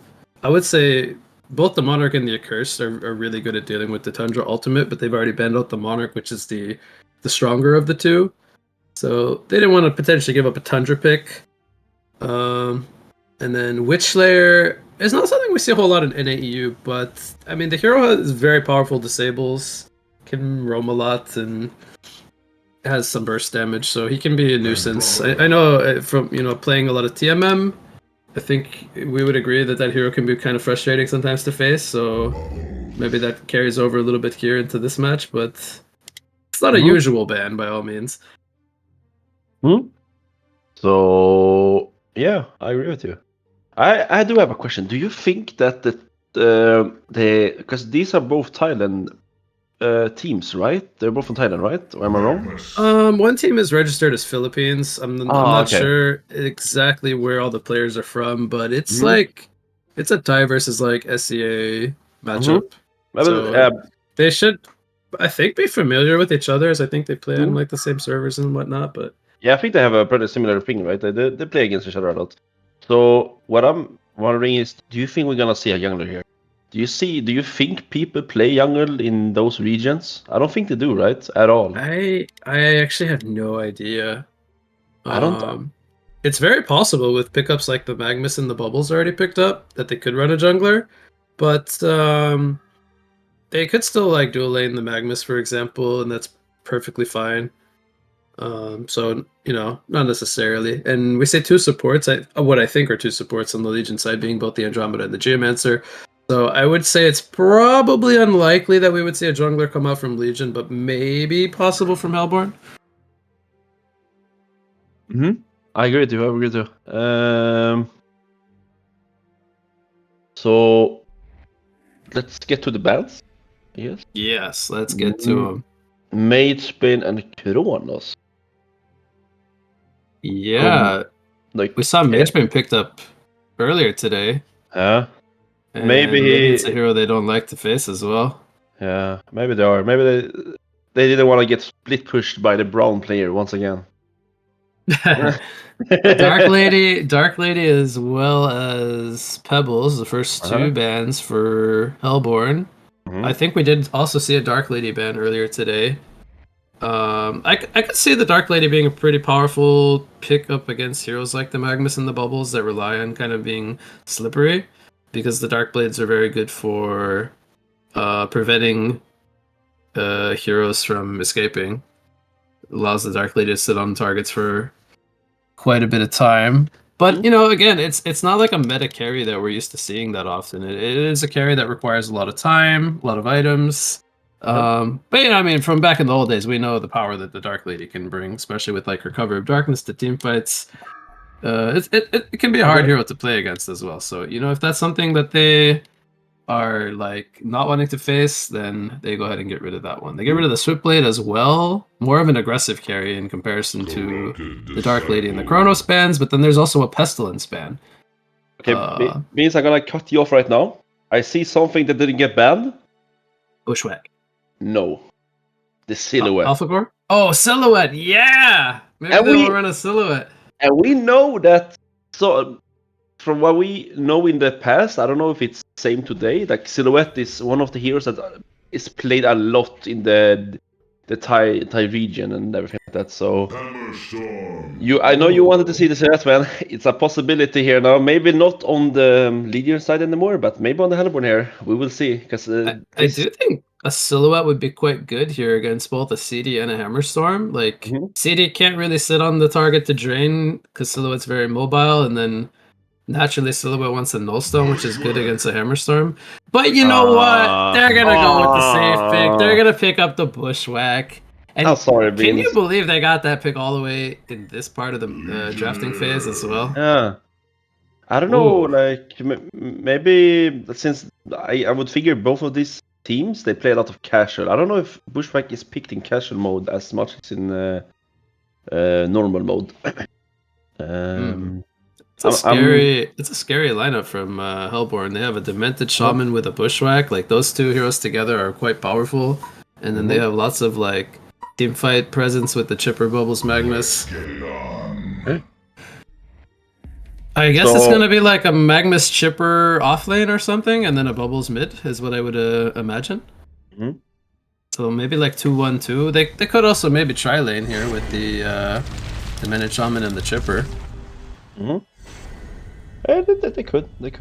They're running 3 bottom and sending Bushwhack top to start. I don't know if this is how they will... 4 bottom, actually. Maybe could go in for potential first blood here. Yeah, I think but they're running a Legionnaire, and it looks like he's going to run jungle, not laning Legionnaire, which means Geomancer's position off lane this game, not like a secondary support. We're going to see the initiation here from the Andromeda. Andro could get caught. Some body blocks maybe coming in. Magnus actually missed the Lava Surge. Andro's fine for now. Geomancer also dug in. Magnus actually gets counter killed here as Hammerstorm comes in. Geomancer now with dig down. He's dead. Bubble shell surfs to safety, but here comes Electric Tide from CD. And this was not the start I was expecting to get to this one, but 2-1 hero kill lead for Legion, and they actually got the Bloodlust kill. I was not expecting them to be the aggressors here, but Hellborn, I think, when they missed the mag stun, perhaps, and they didn't get the body blocks in on the bubbles, that was kind of that was their overcommitment, I would say, at that point. Oh yeah, missing the mag stun here is just very crucial for the first blood. So yeah, it wasn't that good. Do you know, Beans? Shit. Do you see something on the Hellborn side that sticks out for you? Can you point something out for me?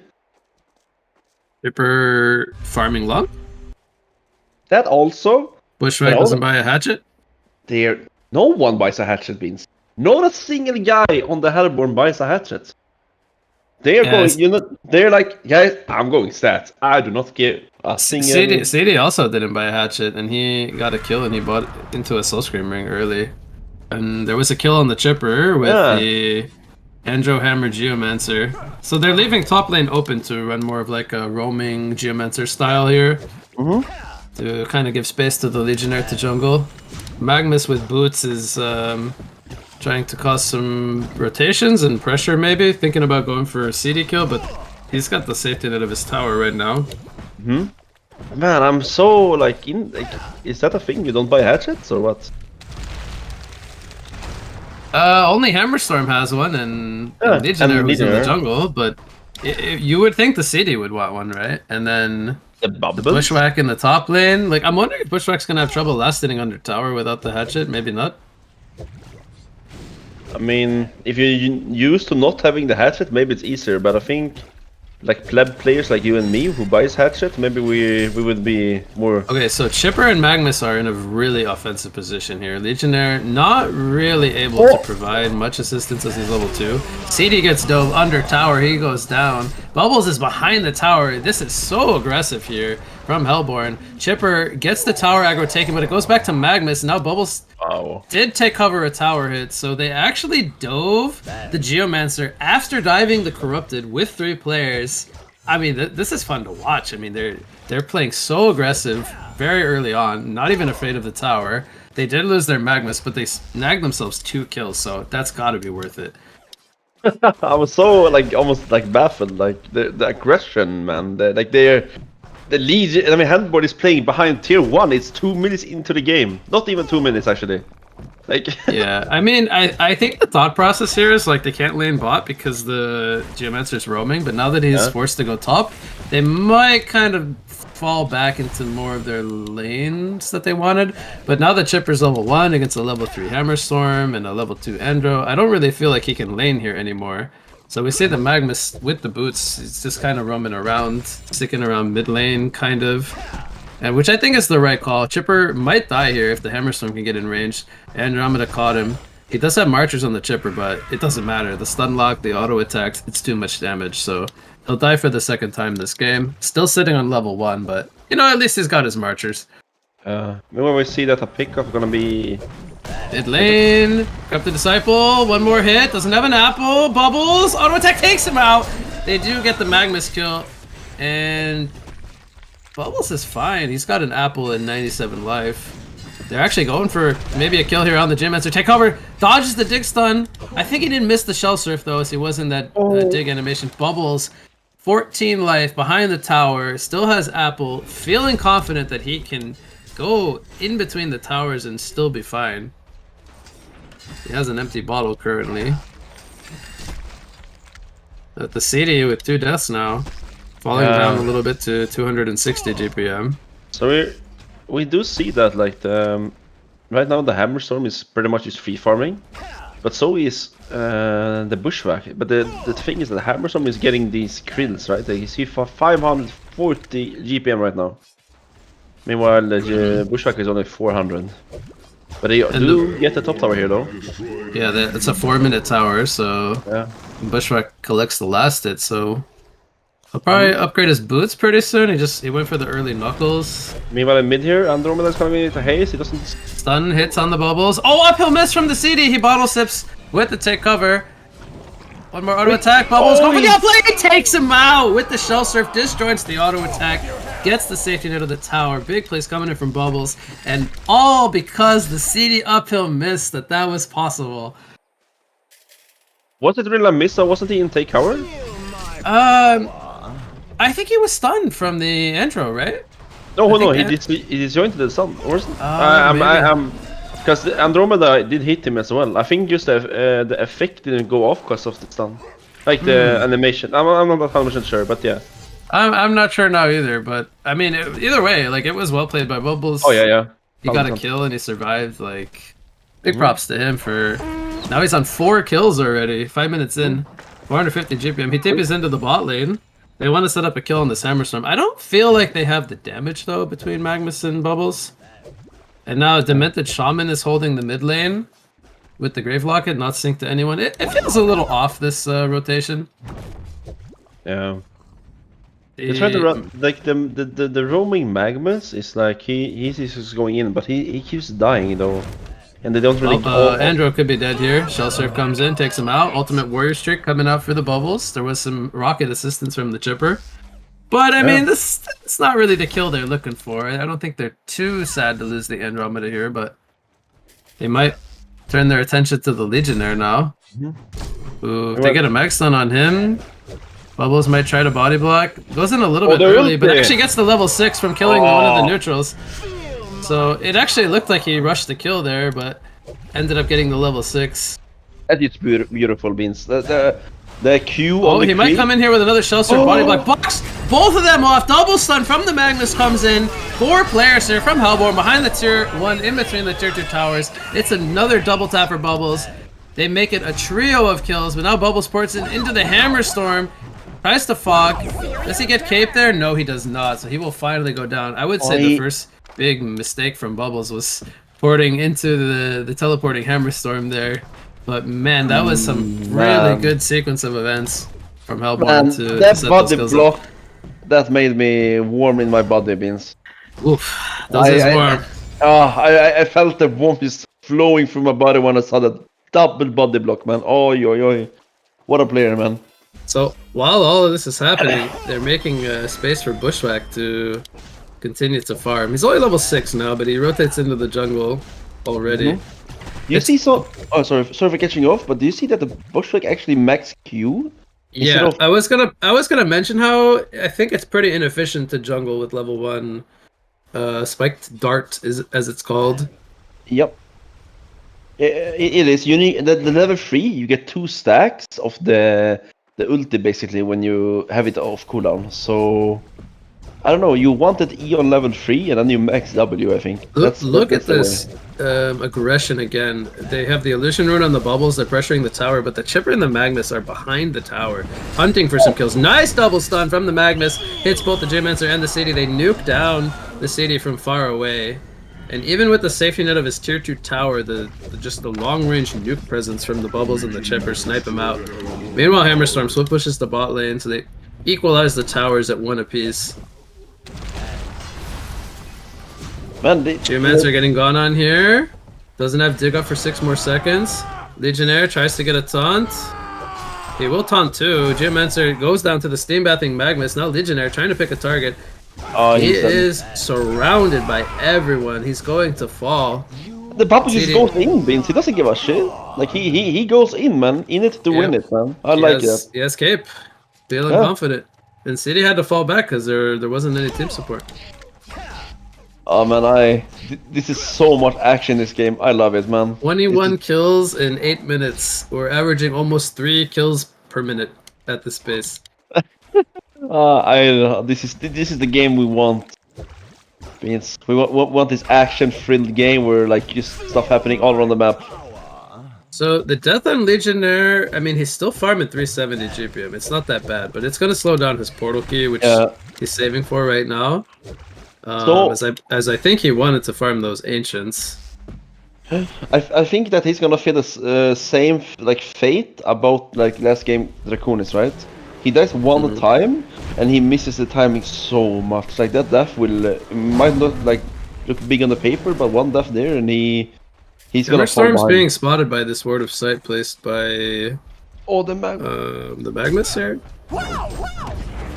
That's what that hammer. Storm gets Magma stun into Chipper Rocket, Steam Bath, and he goes down to the Magnus. Yeah, like the Hellborn is just in it, man. And meanwhile, look at the Conqueror kill, man. Bushwhack is trying, but I don't think he can do it. He's on level 7, man. And like I said, this is too early. Way too early. Like he needs help right now. I hope he's screaming for his teammates. Guys, come right gets now! fielded up. Stun comes in for Magnus on this. Corrupted chainsaws are down. CD is just gonna go down. It feels like like I don't know what I want to say. Like the carries are just kind of doing their own thing, and everybody else is just going to battle. Like everyone else is just going to battle. Legionnaire is also still trying to hit his timing, but both the Legionnaire and the Hammerstorm are farming right now, whereas it's only really the Bushwhack farming on Hellborn. Oh, he almost dies to the AoE splash there. He was on 30 life. Wow, that was close. He almost died to the combo. They're struggling so much on the Magnus is trying to tank it. He might go down. One more hit. Oh, this is so many resources being used here. Run! They actually do get it though. A 10-minute 40 Kongor kill. It's kind of funny because when Bushwhack entered that Kongor, he was 450 GPM. Now he's 420 GPM. Yeah, he lost GPM on that it one. was a little too early, I would say. It's gonna go for the Elder Parasite here. I think that's pretty common now, though, right? And the person on the bushwhack is just so good. You want to get those stacks on your ulti very fast. We see Shipper here gonna go on the Corrupted. He got a soul trap on the Shipper even. That's an easy kill, man. Did he solo it? Yeah, he did. He has a soul trap on the Shipper, man. He deals so much damage right now. And also, to mention, do you see the Shipper? He skipped E, man. Completely. Yeah, this is a really aggro chipper. Yeah, but do you like for damage? Oh, Legionnaire portal key. Mid lane. They take out the Demented Shaman, the Geomancer. Bubbles has a Kelp field though. He's gonna lock down the Legionnaire. Do they have the damage? They do. A lot of rocket damage coming in. Crystal Field comes down, hits onto the Bubbles, following up the Andrew Comet stun. 2-man Hammerstorm stun. Meanwhile, Bubbles going for the Geomancer in the background. Hammerstorm does take out the Chipper. Was on a legendary streak. Magmus stuns in, takes out the Geomancer, and Hammer trying to pick another target. Steam Bath comes in from the Magmus, has a stun in 5 more seconds. Revward comes down though from the Hammerstorm. And now Bushwhack is here, but has to fall back. Andrew goes down through the Bubbles, takes him out, walks away. Still has to take cover. There's really not a whole lot of Hammerstorm and CD can do to this Bubbles, so they will just fall back. And Bubbles already with 11 kills, 7 assists, 590 gold per minute at 12.5 minutes. I mean, this is... Who is this Bubbles, man? Fabulous Bubbles play. Man, I'm so happy for this game. I'm watching this game with a smile on my face, Beans. Magmus with 2,070 gold almost has enough for a portal key. I mean, this is going to be like a 15 minute portal key. Look at this one again. Chipper solos the city again. Again. City is not having a game, and 1 and 8 just constantly getting roamed on in his own territory. Hammerstorm comes in though. Look at the cape is going to heal up Chipper, but the damage is done. Hammerstorm takes so much return pressure, he falls as well. Andro stuns up the Bubbles. I don't think they have the damage to bring him down because now he has a Lyper and he's healing up with the spells. Meanwhile, Legionnaire trying to pick a target in the background. Bubbles picks up another kill, and he's even going to make it a hat trick. Could he even make it a quad kill? I mean, he's got silence up, but there's a dig from the Geomancer. Forces out the dig with the kill field, stuns him up when he breaks it. He's gonna chase after him here. Magmus, if you can get in range for a stun, this could be a quad kill for Bubbles. There comes the silence. A little bit too late, but man, domination Bubbles already. It became an unofficial quad kill, means He's got a Grimoire of Power 13 minutes in. Oh man, this almost reminds me of like back in the days we saw like Adam Peer with like a Grimoire after 14 minutes, I remember. And like this is so much action right now. Like it's almost 40 kills before minute 14. It's Dipper so much. coming in, rockets. Andromeda, no chance, melts. CD tries to get a counter kill, can't hold his ground, needs to fall back. Bubbles takes him out. Champion and Newerth coming in the background. Geomancer Crystal Field gonna miss. Magmus trying to blink into range forward for a Lava Surge. Is gonna maybe get into range here. Not even gonna be needed. Bubbles continues the bloodbath. Double tap coming out for OOT99. I am a fan already after just seeing this performance. You know what? I do not give anything about the Europe or any region of HoN anymore. This is what I want to see. This is the games I want to see, man. Bush. By the way, want to look at Bushwhack's score? Wait, what? Oh, I didn't realize it, man. Is that refusing to participate? I think we need a GM after this game. We need to. He's 0-0-0 on the Bushwhack. He's got the Congo kill. This is the same mage spin, right? Yep. Yeah. Magmus gonna maybe go down here in the background, the Geomancer. Meanwhile, Bubbles gets a nice Kelp field onto multiple targets. They take out the CD and the Legionnaire again. Mm-hmm. And CC was coming out here on the Legion side, I think. 14-32 score. I mean, the gold deficit is not that bad, but 15 minutes in to be down 10k, it does not feel like they have a lot of breathing room here on Legion to kind of, you know, get resources in their favor. Their jungle is pretty much pinned down. And I don't know what the Bubbles is building now, but he's got a Luminous Prism, so it's going to be a Storm Spirit as he just right-clicked that one. Okay. I would rather see a pink. I gotta MVP. say, I don't remember the last time I saw 700 GPM bubbles this early into a game. Well, nah, me neither. Rockets coming in bottom. Stop the TP from Hammerstorm. Bubbles and Magnus are making their way over. Chipper doing the hard work here. Legionnaire goes for a taunt, only hits the Chipper, but there's a Storm Strike from Bubbles. Oh no, the Preventing bubbles! the follow-up. Bubbles! He's healing! He's healing! He gets the cape, he's fine! It's a hat trick. The GGs are being called. Yeah, they're pressing. And that's gonna do it. Legion throws in the towel. We 16:40 on the clock, and Bubbles with 21 kills. Oh my He gosh. gets my vote for MVP. I don't know about you, Doze, but I think Bushwhack gets my MVP. I'm voting on Bushwhack right now. The 1-0-1. Meanwhile, their Bubbles at 21-10. oh man, it's gonna be hard to keep up those performances. We'll have to see if he can make it happen in any of the later rounds. But that was a fun one to watch. Anyway, that will conclude that one, and I believe we'll go on another break here before we get round 4 going. So stay tuned, everyone. We'll be back after a break. Yep.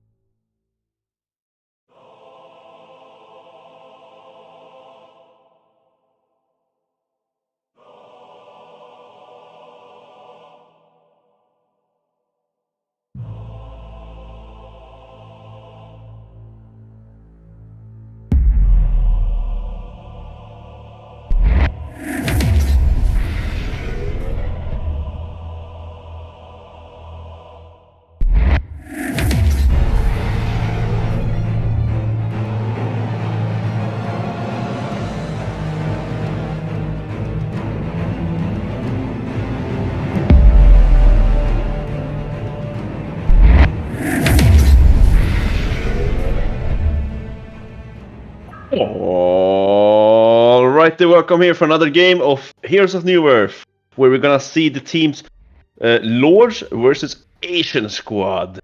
And my name is Dosse, and my shoutcaster here is What You Got? What you doing? And how are you doing? _TV, you forgot that part. Alright, we're in round 4 now, so we're moving along. And we did get to see Asian Squad earlier today. They ended up, I think, losing that one, but we have not seen. Their name is Lords, I believe. Lords of Newerth. We have not seen them yet today, so first time getting to watch them. Let's see what the two teams have in store for us here. Yeah, and I think you can correct me if I'm wrong, but I think that the Hellborn was NA people, right? I believe so. Yeah, they are. Are they West or East? US West. So we're playing on. Yeah, we're playing. East. Oh yeah, we're playing on the US East. Okay. So okay.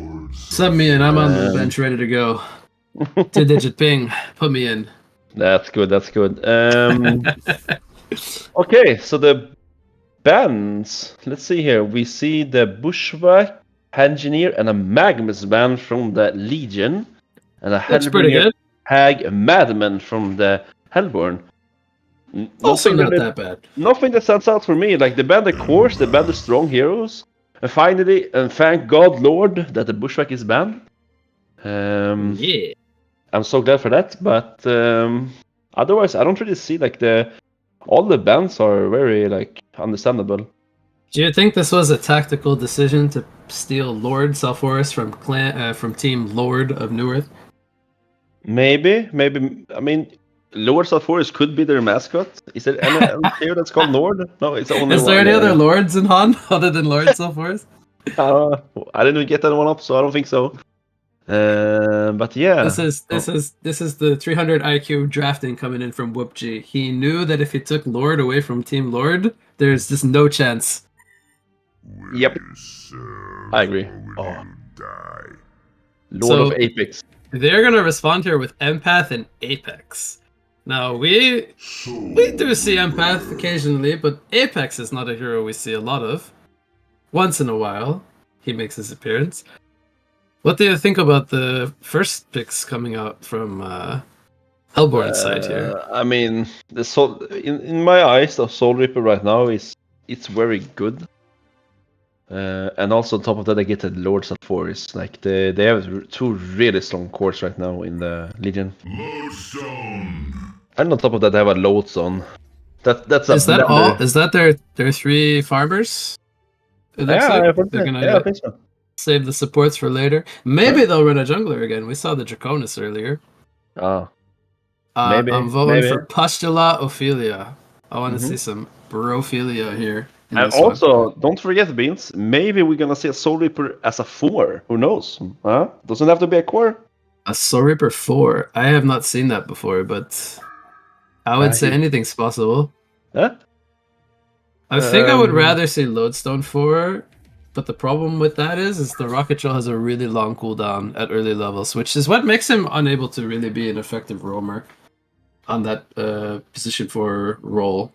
So that's why we normally see core Lodestone, mostly just because high mana cost, low mana pool, and long cooldown Rocket Drill makes it unable to really be efficient. But Soul Reaper support now, I don't think they would need to do that, but it's possible. Man, we're talking about the only one, the one and only WhoopG here, man. Everything is possible. We haven't seen Whoop pick Raw today. That's already surprising enough. And not even lane cutting Legionnaire, man. I'm so disappointed in Whoop, man. I'm so disappointed. I want to see the Raw. Lane cutting Legionnaire would be pretty fun to see. We saw Legionnaire last series, but they ran a jungle, which was very surprising. I think that like lane cutting Legionnaire is super dangerous sometimes if people don't address it. But yeah. I think so. You mentioned a game where your team beat my team. I'm gonna mention a game where my team beat your team. We ran a Legionnaire long lane, but it wasn't a tournament game. It was a Star League game, I think, where we ran Long Lane Legionnaire against you guys. And I remember a certain Balfagora wasn't too happy. Huh? Huh? Don't mention it, please, man. Won't mention any names, though, to avoid any controversy. Alright, so the second banning wave finished now. We have Pearl, Demented Shaman, and Icor. More defensive supports being banned. Actually, I mean, a lot of these heroes in the first banning wave were not defensive supports, so the teams did not also value picking them up, which leaves a lot of good options still in the pool, so they get rid of some of those there. And then Flux, Predator, Riftwalker banned from Asian Squad. I think the Flux would make a lot of sense to combo with the Apex for some nice teamfight. Ah! I called it! There's an Ophelia pick. They're gonna go with the jungle lineup once again, does it? And they also get an Amphora with it. Hold your horse, Vince. Hold your horse. I know you're gonna get excited, man. We see Ophelia here, man. Is it gonna be played by Postula again? Is he the jungle player? And no, he's looking in, man. There's a Rob, and not from the side of Whoopji. It's gonna come in on the side of Lord. Actually, do you know what? I think the skin that the guy is using is called Lord, right? No, it's not. Sorry. Damn it. I wouldn't know. I don't have the. I only use default portraits. I do not. It's too confusing, man. I mean, even after playing on all these years, I can't remember what all the portraits look for all the avatars. It's too much for me. But they're gonna pick up a Rampage, like a Rampage into an Ophelia lineup. I'm worried about picking up a ganking hero like Rampage going up into like this massive teamfight lineup that Legion has. I don't feel like Rampage will have too much effectiveness. Maybe he can make some ganks happen earlier game before they get the snowball domino effect going, but man, they got a Nymphora and a Ophelia last two picks. Like, if this was my team, there's no way I get my hands on those heroes in a high competitive match, you know? So like the fact that they're able to get those and the last picking phase is amazing. And they pair it with a Soul Reaper and a Sulfuras who are going to be frontlining for the team as well. So this is a really scary lineup, I would say, coming out from Whoopg. Perhaps master drafting his team to success. We'll have to wait and see. But the Hellborn side on the flip side will be running like a position 1 Amun-Ra and then a mid Pyromancer as the second core. Rampage picks up an Orb of Zamos with a Toxin Claw, so he's going to want to be doing some movement early game. He has the charge already skilled, and then Apex will be that third core down in the bot lane. So what do you think, Doze? Give me some analysis here. So one thing I want to point out is that I hope the Amun-Ra kills a Whoop as soon as possible. Only because of the disrespect. But jokes aside, I think the Legion is going to focus a lot on the Soul Reaper. Because like a really good game for Soul Reaper is super dangerous. The hero is... If you let a Soul Reaper snowball, like you don't even need to get a mock, but like it's an early Grimoire, early Dawnbringer, you deal so much damage because of the W and like the procs with your Q. You have the ultimate to finish off people. Like you see Amun-Ra as like a super big beefy tank hero, but when you face that Soul Reaper level 4 W and the ult on top of that, like he's a small fry for Soul Reaper, right? So... Oh yeah, I mean earlier today we saw the Soul Reaper go Judgment and Withering Presence, didn't even level the Inhuman Nature. But he has a Nymphora in this game to maybe feed him mana. Do you think he would do a similar skill build, or do you think he'll... I hope he skips a couple of points in E.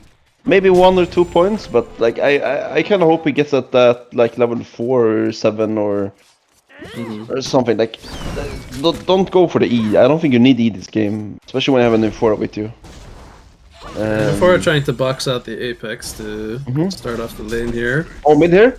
Rampage gonna charge in on the Lord. He got the Toxin Claw. Good damage by the way. We got the stun in and... Is this enough damage?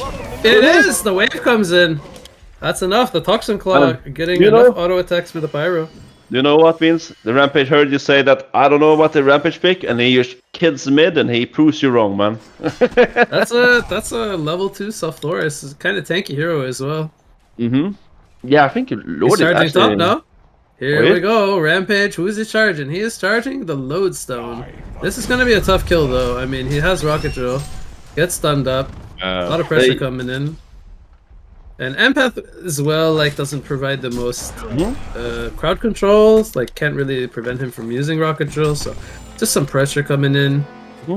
I have a question. Do you think that the Somas on the Rampage is the correct way to go? Don't you think you rather want to have like a wind whistle or boots or whatever, so you can use... Who gets the rune here? Lodestone stuns for it, also gets it. Denies Rampage the refresh as well as mana to potentially charge again. I think if Rampage stood on top of the rune, it was his, but yeah. Ophelia getting really low here in the jungle. Not really paying too much attention to her, but she's level 2, almost level 3 right now. It's a Vulture Lord. Might be able to take out some of these stacks with that creep if she looks to do that. Okay, and by the way, there's not Pustula playing the Ophelia. Yeah. Which is who I thought was their jungler from the last series. Yeah. But okay, let's say you would be in the Ophelia in this game. What items would you have gone here? Pretty standard build is to go Mana Ring into Sorcery Boots into Astrolabe. Since he's farming in his own jungle, not really playing aggressively, you would just want to rush the Mana Ring as fast as possible. He goes for the Ornament here, which is not that bad, but I don't really feel it's necessary to have the Ornament this early. See, at bot lane here, they're going kind of hard on the... Yeah, they're pushing him away from experience, which is very aggressive. I mean, Nymph is only level 2. They're not really focusing on like stacking and pulling and tower farming. They're more so focused on pushing the tower and boxing the Apex out of experience range, which is another way to play this matchup for sure. The Soul Reaper as well being like in between the towers. If the Rampage wants to potentially like gank here, he could, but I think they would need a third hero. Oh yeah, they would. I think that the way they want to do it is that like either Pyro use TP's bot and they like set up a gank. Because when they are this deep, they should get punished for it, I think. But man, yeah, and Nymph and Soul Reaper like need to commit once they're in that position. They cannot really change their position easily. So. And we also see that Soul Reaper didn't go for the W, man. He's gonna go for the E. I mean, it's not terrible, but I think he would like benefit way more for the W. Because like Nifora is getting a point in mana, so... I think this is pretty normal. I was actually very surprised by the Soul Reaper leveling the Withering Presence in the earlier series today, but he was making it work in that 1v1 matchup. We see in middle lane that actually the Sulfuris is almost keeping up with the Pyro in GPM. He's 380 GPM right now. That's really good, man. This is the second time we see a man up against the Sulfuris, and he used not dominating the lane, but he's doing very well. Like the Sulfuris is... Yeah, 31 creeps compared to 22 from Pyro, and he also has 5 denies, so he's actually winning on creep farm by a lot. Yeah. It's very hard to stop a Sulfuris from farming, I will say. Don't you think that right now they could leave the Soul Reaper bot and the 4 maybe runs mid, get a gank of the Ophelia as well, and they can... Oh, we see Pyro, he's gonna TP bot there.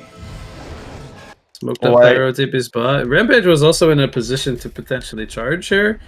Yeah, man, I was hoping that... actually, Lawson also smoked spot here. Oh, this is gonna be a clash. This is a really good timing from the Lodestone to, like... be here and gank. Yeah, and they also bring Ophelia here, level 6, so maybe they want to push the tower, but also bait them to defend. Which they were doing ahead of time, actually. Oh, they missed. They're gonna miss the Rocket Drill stun. They don't really have catch on anyone other than the Nymphora, so unfortunately missing that will mean they will be fine, but they do get the tower kill, which is why they rotated down here to begin with. Do you think they should go for a second tower while they're here, or do you think it's too early to go? Go second tower. They have a Soul Reaper. He's go. They have Astrolabe and a Soul Reaper. Like they should. Yeah, so Ophelia goes straight into the Astrolabe. We also see that Pyro actually picks up a Soul Trap. I don't like it because I don't think you need Soul Trap on a Pyro. You already have the Fever, or Fervor, maybe you say not Fever. Fever? He's sick? I forgot. He's sick, man. Yeah. I mean the Fervor. We see mid here. He's gonna get charged by the Rampage. He's are going on him. Doesn't but I have don't think mana it's for Blazing Strike. If he has mana there, that's a kill. But that's Rampage, right? Does he die to this? I think so, right? Yeah, he's dead. He's dead. super dead. Bye bye. Super dead. Man, this is kind of funny. Lord is actually the highest GPM. Pyro's also gonna die here. That's just way too many players. Couple extra if you count the Ophelia creeps. So right now they're just running them over. I don't really know how Lord did this well in mid, but yeah, now Pyro's gonna struggle a lot. Yeah, they're gonna probably need Raw to join in to try to team fight. Because if they give up too many towers too early, they will just amass like too many team items, and then there won't be anything Hellborn can do to fight back. Yeah, I think they're gonna push this second tier 2 in mid. Sorry. Only having level 4 on the Apex is kind of an issue too, because without the Armageddon, this hero does not really offer a whole lot. Yeah. And they also don't have the As-1 from Empath yet, so they're very under-leveled in terms of experience. Rampage also level 4.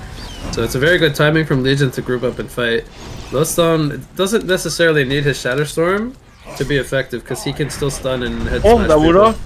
Yeah, good stun coming in here, forces out the Ophelia's touch very defensively, and they're not going to have that tool enough for like a proper team fight, but they will be retreating here. Like, across the board here at 8 minutes, we have very low XPM on many heroes. There's still level 4 on the Nymphora as well, so... most of these heroes have still not hit that spike of getting that first level of ultimate, which is why we're not really seeing the two teams able to clash correctly. I agree. Red Boots Light Brand. Whoops, been watching the Snark Brothers. Yeah, he's so. Do you think he's gonna finish the boost? Is he gonna finish something with the light brand? Is he gonna get like gnomes, or what do you think here? Well, I would really like to see him go gnomes because they're playing an Ophelia lineup, and I think even though it's not like an item that would, enhance his flash farming, it still gives him mana regen and makes him tankier, so he can't like get ganked by the Rampage, for example. I think it's a mistake to go Red Boots Light Brand personally, especially in a game like this, where he wants to be grouping up with his team. So I think it kind of goes against the game plan a little bit. So what I would like to see here is actually a post haste. Yeah, that would also be a good choice. Amon-Ra stuns in top. Charge comes in from Rampage on the Nymphora. Lowstone trying to save him because the Nymphs didn't want to turn around to stun, but now he does. Hits a double stun. Link comes in from the Empath. Very minimal damage coming in, but there's the stun and the wall. Nymph trying to hold her ground. Doesn't have anything else to stay alive. The Phoenix Wave came in, took him out. And the Shadowstorm, I believe, missed. So not much else follow-up happening here. Ophelia currently in her own jungle. I would like to see her carry a TP and then have 1 point in the judgment, and he can actually port his army to whichever lane he ports to, because right now he could be up in the top lane just by simply porting up there and porting his creeps to himself. So not sure if he knows that he can do that, but is that something new, or for a while now? Like 1 year or what? I never realized it. What? Yeah. So you can port your creeps to wherever your hero is now. Oh, so there's a dive coming in top lane. Lord Force takes him out, getting some tower pressure, but they're actually going to burn the Amon-Ra Pyroclasmic Rebirth, so he comes back alive.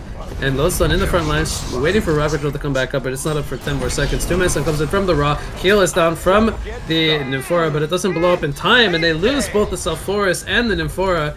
And that was because he was dead. He couldn't blow it up to heal. Oh no, he's too greedy. Now the Amon-Ra, very low, sub 100 life, is going to stay alive as the Lodestone gets caught. And he used the Q. He used the Q. He used Q on Amon-Ra, and the Soul Reaper got 1 attack off. So he had a light brand dot on him. So when he used Q, he had 1 HP left. No, Amon-Ra. I was wondering how Raw died there because he looked like he was fine, and then he died was fine. He died to Soip or Light. Okay, so I guess Whoop knew what he was doing all along, and the Light Brand was actually 300 IQ, as Whoop usually is, and he knew that he would get a kill with Light Brand, which is why he rushed at first item. Do you agree? Yeah. Oh no, man, I'm so sad, man. Somebody's porting in top lane into the Ophelia there. That's gonna be cancelled right away. Now this tower will fall. They have a 7,600 gold lead now for Legion. They have 4 towers in total. So, oh man, Munra, he's got no ulti up. 2 more minutes. Charge comes in on the Lord Forest, taking a lot of pressure in the background. They do counter kill the Rampage though. Oh, it's fine. Combat, she's gonna go down as well. Man, do you see this means? The Ophelia is almost the highest GPM in the game. Yep, he's been last hitting the towers. Been, if you scroll up in the chat, he's actually last hit the last 3 towers. 4 towers now. So I mean, it sounds like it's good, but in reality, it's actually bad. He's denying a lot of gold to his team. Yeah, you get. I don't know exactly the numbers, but you get more gold if you don't. Like in total, you get more gold, right? For the entire team. You get more total team gold if the team, not a player, actually last hits the towers. Yeah. Which is why in high rated games or pro league, you'll see like players stop hitting the tower so the creeps will kill it. Lawson's getting kidnapped here. Yeah, Kidnap came in on the Lawson, but he's still full health. Here comes Armageddon, but there's not really a lot of follow-up. It's very defensive.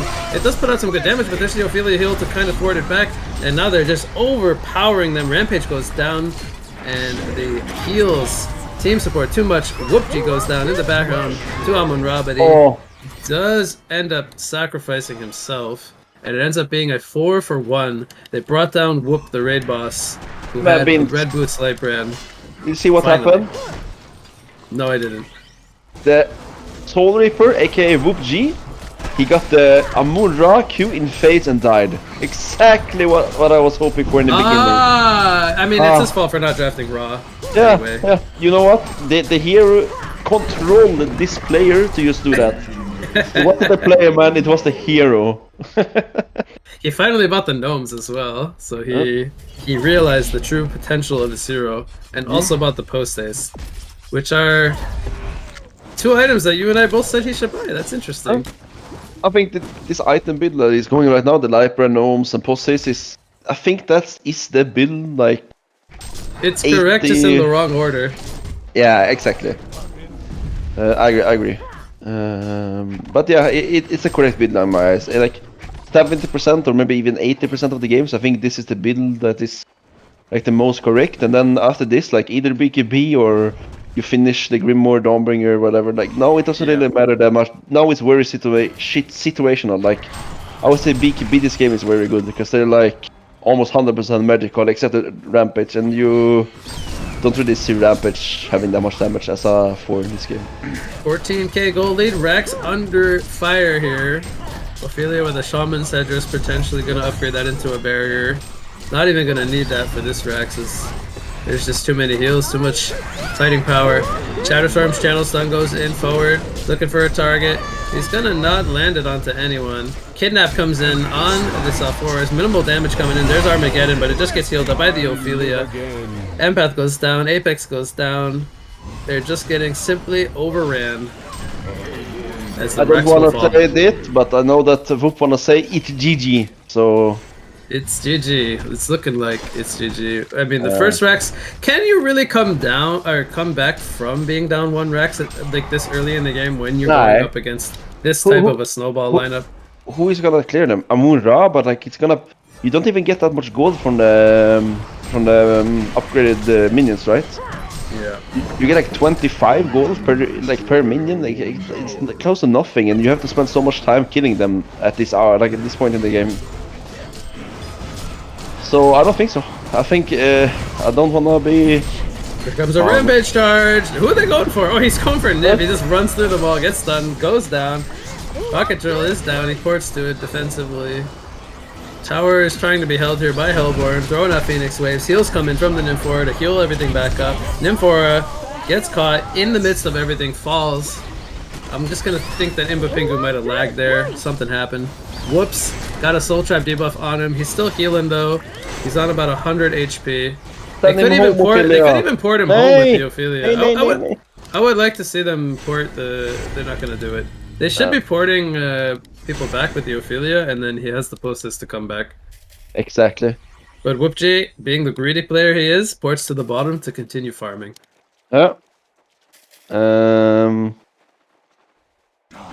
But yeah, we are seeing 18 games before even minute 17. I don't want to be demoralizing, but this game is looking rough for the Hellborn. I don't think they can come back from this ever. Like, do you find it interesting that the Lodestone didn't go for Portal Key this game? He went for a Soul's Bulwark. You think? Yeah, I can agree that there's not really a point of getting the PK, because like right now they're fighting inside the base. Do you really need a PK to like push the towers? Like they're not really running around catching. No, they don't. And it's when you're in like a position like that where you don't even need arguably the most crucial item for your hero. I think it just shows like how far ahead they are as well. Like he's able to go more of a team-oriented item instead of the Portal Key, which only helps himself. As speaking of him, he's gonna pop a Shadow Storm here. He's almost dead. Gonna try to blow it up. Gets the raw kill as he didn't have ultimate for 50 seconds. Ophelia's touch came out. Barrier Idol is activated now in the base, breaking the tower. Actually, not gonna break yet as they force out the glyph. And meanwhile, Rampage in the background. He was trying to take out the Lodestone, but it just doesn't really have the damage. We see a CC Vault gonna come out here. And a GG's. Should do it. 21,000 gold lead, second racks about to fall. And Hellborn will throw in the towel. So Asian squad will take this one over Lords of Newerth. Yep. Final thoughts? Well played from the Asian squads. That's the correct name, right? If I'm not wrong. Yeah, Asian squad. So they just overwhelmed the Hellborn here. Like the Ophelia pick, it was just so. He was the second highest GPM, and he was just pushing, and he was roaming, and he was doing work. But I mean, all of the Legion players were doing very well this game. So Jungle lineup OP. Them. Wait, what? Yeah, Jungle is OP, man. Except last game or last round. Except the previous, the Legionnaire did not work out. Actually, we've seen a lot of jungle today, which is very nice to see. I would like to throw that out there.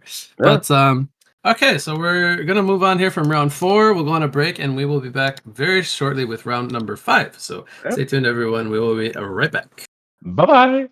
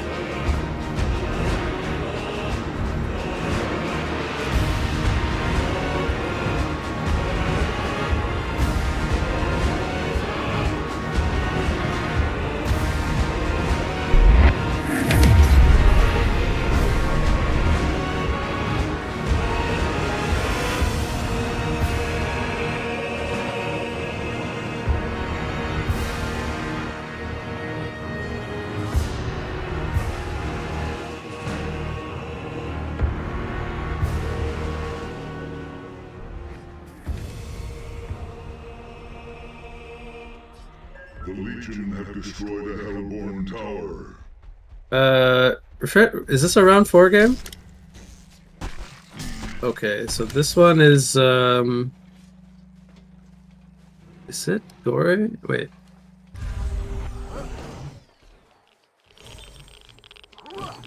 Ah, okay. So we have Asia Braba versus Asian Squad. Okay. And this is being played on a US West server. We have I believe this is a Thai team versus a Latin team? Brazil versus Philippines. Okay, yeah, sorry. We just jumped into this game midway, so I was not necessarily prepared for all this, but we're figuring it out as we go. And let's just so again, I'm What You Got. We'll be rejoined here by Doze_TV. And I'm gonna talk about the heroes really quickly, and then you can tell me what you think, Doze. We have Devourer, Electrician, Glacius, Monarch, and Madman for Legion. Then we have Wild Soul, Behemoth, Hellbringer, Vindicator, and Gauntlet for the Hellborn side here. What do you think? Man, I see a Wild Soul, and I'm ready, man. My body is ready. I think I like Wild Soul a lot more than you, but yeah. But I like Wild Soul, because you like Wild Soul, right? Thank you. I like you, and I respect you as well.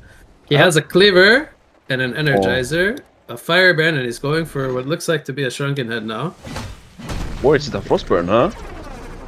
He's gonna turn here on the Devourer. Malphus came out. Devo with Shaman's Headdress, gonna go down here.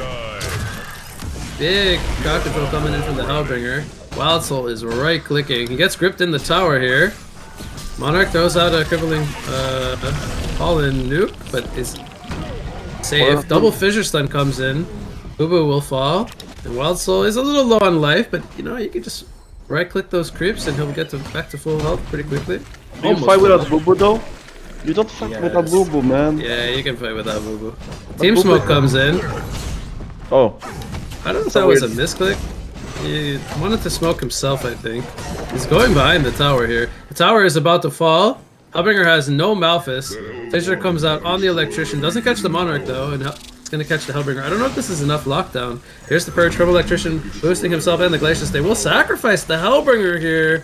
Unfortunate, but they did get the tower. Don't you think they could have fought there? I mean, they might not have seen the Madman or the Devourer, but like, they were a 5 versus 3 situation there on the Hellborn. Like, they could have gone there. Like, the Gauntlet was behind and the tower was gone. If he just walked up and like went on the backhand. I think with the Beheat almost having goal for the PK, they wanted to wait. They're gonna take out the Vindicator here in the background. That was Devo and Madman. Wild Soul's in the area, and they know this because he just killed the Creepway bottom, but he's getting team support now from the Behemoth, who can go and buy his portal key if he wants to. This is a double damage Devourer. Runs into Gauntlet. There's a Fissure Stun, though, canceling the Devour, and the Gauntlet ulti comes out, but there's a Monarch Crystal is preventing damage. Behe is going to fall. Did get a Shockwave off Wild Soul. He is worth a lot of gold right now. 700 GPM. Right-clicking the Monarch, who is out of mana. Madman doesn't have the most mana, but they do take out the Monarch. And now Wild Soul right-clicking the Madman, who's out of mana as well. Does he have the slows coming up? One more on the Bear, maybe? Oh, he pulls it back. Oh, he microed the Bear. Unfortunate. So close to being a kill there on the Madman. Wow, Beans. We see a 700 GPM Wild Soul right there, man. I've been trying to tell people all along this show is good. They just don't believe me. Man, you know, when we play together, Beans, you know, I tell you 2 heroes to play. Or basically Wild Soul? No. I tell you either Salamon or Wild Soul, man. Oh, Salamon or Wild Soul. You don't even like my Ophelia, huh? Screw your Ophelia and screw you, man. I want to see your bear form. He's got a shrunken head now. I mean, he's got all the items he kind of needs to fight properly. It looks like we still have Kongors up. I don't... I guess they haven't taken any Kongors yet. There's no buffs. You know, something about Wild Soul is you could do like 13-minute Kongor even, similar to like a Bushwhack. You can just solo the Kongor when he has enough items. They're gonna do it now here at 20 minutes. It's a bit safer because he has team support now. They also have a Gauntlet to enfeeble the Kongor. Micro the Bear, no! Boo Boo's down! And he's disrespecting the Boo Boo. It's almost like we don't want him to win anymore. man. What Ubu die, man? Electrician looks like he's pretty farmed. He's top farmer of his team, actually, tied with the Madman, who has to go an early Shrunken, actually, going up against this pretty AoE-centric lineup of Hellborn, you know, surrounding the Wild Soul. I would actually like to see, after the staff, like a Spell Sunder or something, so he needs a lot of more damage. Like Spell Sunder on Electrician. The Electrician? Oh, okay. Yeah. That's a almost permanent Spell Sunder because of the W, right? So... Yeah, I suppose so. So it's quite a lot of damage. I tried it and it's actually amazing. He's going Shrunken though. I think he wants to be able to break that Vindicator silence because he cannot purge that off himself when he's actually got it debuffed on him. Yeah. But this Wild Soul, if he's allowed to hit, he can do a lot of damage. They're porting into the top lane. He's still staying bottom. Gauntlet is the one who is defending top lane. Only has a Shaman's Hedges right now. Looks like he hasn't had the best game, only 300 GPM. I'm really curious as to how they lane this because it looks like a core Hellbringer and a core Gauntlet, so they must have ran the Behe's second support and the Vindicator main support, which I guess would make the most sense. Yep. So the Gauntlet was probably suicide this game, which would explain he doesn't have a lot of items. Malphus comes out at the Ancients here. Madman just melts. Can't get his Shrunken head off. That was also a Behemoth dunk coming out as well. So they dumped everything. Even the final chapter. I mean, they made sure to kill Madman. They want this Kongor, which would, I believe, get them a token of life. They still have about a minute to go on that Kongor Slayer. And I think without the Madman, I don't foresee them being able to defend this. What item do we want to get on Wild Soul now? Like, he has the Firebrand, but he doesn't... He can buy the Geo, he can also buy the Dawnbringer, right? I think Nullfire is really good this game. We're going up against Electrician and Monarch. I think if it doesn't go like Nullfire, I think it would be kind of surprising. But he could definitely go like Geos into Wingbow, but I think it would be not as effective. Like typically when you play position 1 Wild Soul, you want to build like really big items, but I also feel like this is just a really good Nullfire game. They're gonna push up the high ground here. Hook comes in here on the Glacius, he gets melted. Gauntlet Blast comes out, takes him out. Wild Soul tanking the tower here. He's gonna probably fall here with the token. They need to make sure to protect him because he could get hooked into the base here. He's in a pretty offensive position. Does pop the Shrunken head. He's looking to turn this one around, but goes into melee form, gets hooked out by the Gauntlet, so he will get the safety. And I do believe that was like the correct call to hook him out of there because once that Shrunken was off, I don't know if he was going to be able to hold his ground anymore. Electrician with the haste almost finds him. Well, he's got 4,500 gold, so he's got a decision to make. I mean, if he wants to, he could probably go into a straight Wingbow here, but he will be lacking some kind of kill potential for himself. But I gotta say, like, for me, there's multiple ways to play the Wild Soul here. I mean, his team has lots of CC, so in a sense, I think he just needs to be dishing out like as much damage as possible. Wants to kill like 1 to 2 targets in the Shrunken Head timing. So I didn't see what he actually bought, but it's gonna be delivered to him, I think, pretty soon here. Fight middle lane going on. Monarch is going to fall. Gauntlet does still have the Gauntlet Blast. Stuns up the Madman, who doesn't have Shrunken up anymore. He's just gonna get destroyed. He can't move. And there is the follow-up from the team support. This was without Wild Soul even being there. They took out 4 players, and you know, that just shows you the power of the Wild Soul's team support. They were able to fight more or less everyone but the Electrician without even having Wild Soul there. Look what he bought. Heart! He bought a heart. Can they kill him anymore? No. I mean, they can. But he's gonna be dying here in the tower. Electrician just manning up with the Shrunken. Port coming in. This is the Devourer. Can he hit the hook here? Good hook coming in from Devo. Now this is a pretty tanky Wild Soul. Stun comes out from Behemoth. Wild Soul, the heart. Is it gonna keep him alive? He's trying to man up. He's gonna fall though. That's a huge kill, man. That's a huge kill. Not too sure about this heart pickup. That's 785 gold to Devo. Yeah, I he's don't- got options now. He could maybe go into a blink if he wants soon. Went for the full barrier. He bought a book on Neophyte's the book. Is that a tablet? What is he gonna buy with that? tab. I was about to say staff, but he doesn't have a staff effect anymore, so I hope he knows Yeah. that as well. True.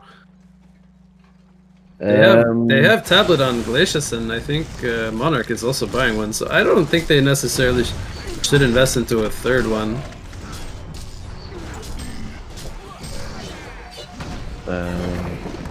no.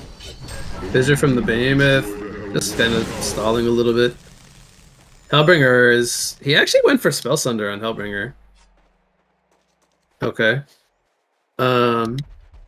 Which, you know, this isn't your typical Hellbringer follow-up item to a staff. But, when the Shrunkens are down, like the Devourer doesn't have one, the Spell Sunder could deal quite a good chunk of damage. And he's now going to be building into the rest, though, so just kind of delaying it a little bit. He has the Sustainer. They're going to do a group smoke here on Hellborn. As we can see on our map, we have 2 players from Legion in the bot lane and 3 in the top lane. So they are choosing to head down toward where the Madman is. And there's no towers other than the base towers for them to TP to. So they are already backing. I don't know if they saw this smoke coming out. There is a Monarch ward in the Hellborn jungle that might have potentially seen them smoking up at the base. Or they could have just expected a smoke blade to come out. But either way, good heads up from the side of Legion to play that accordingly.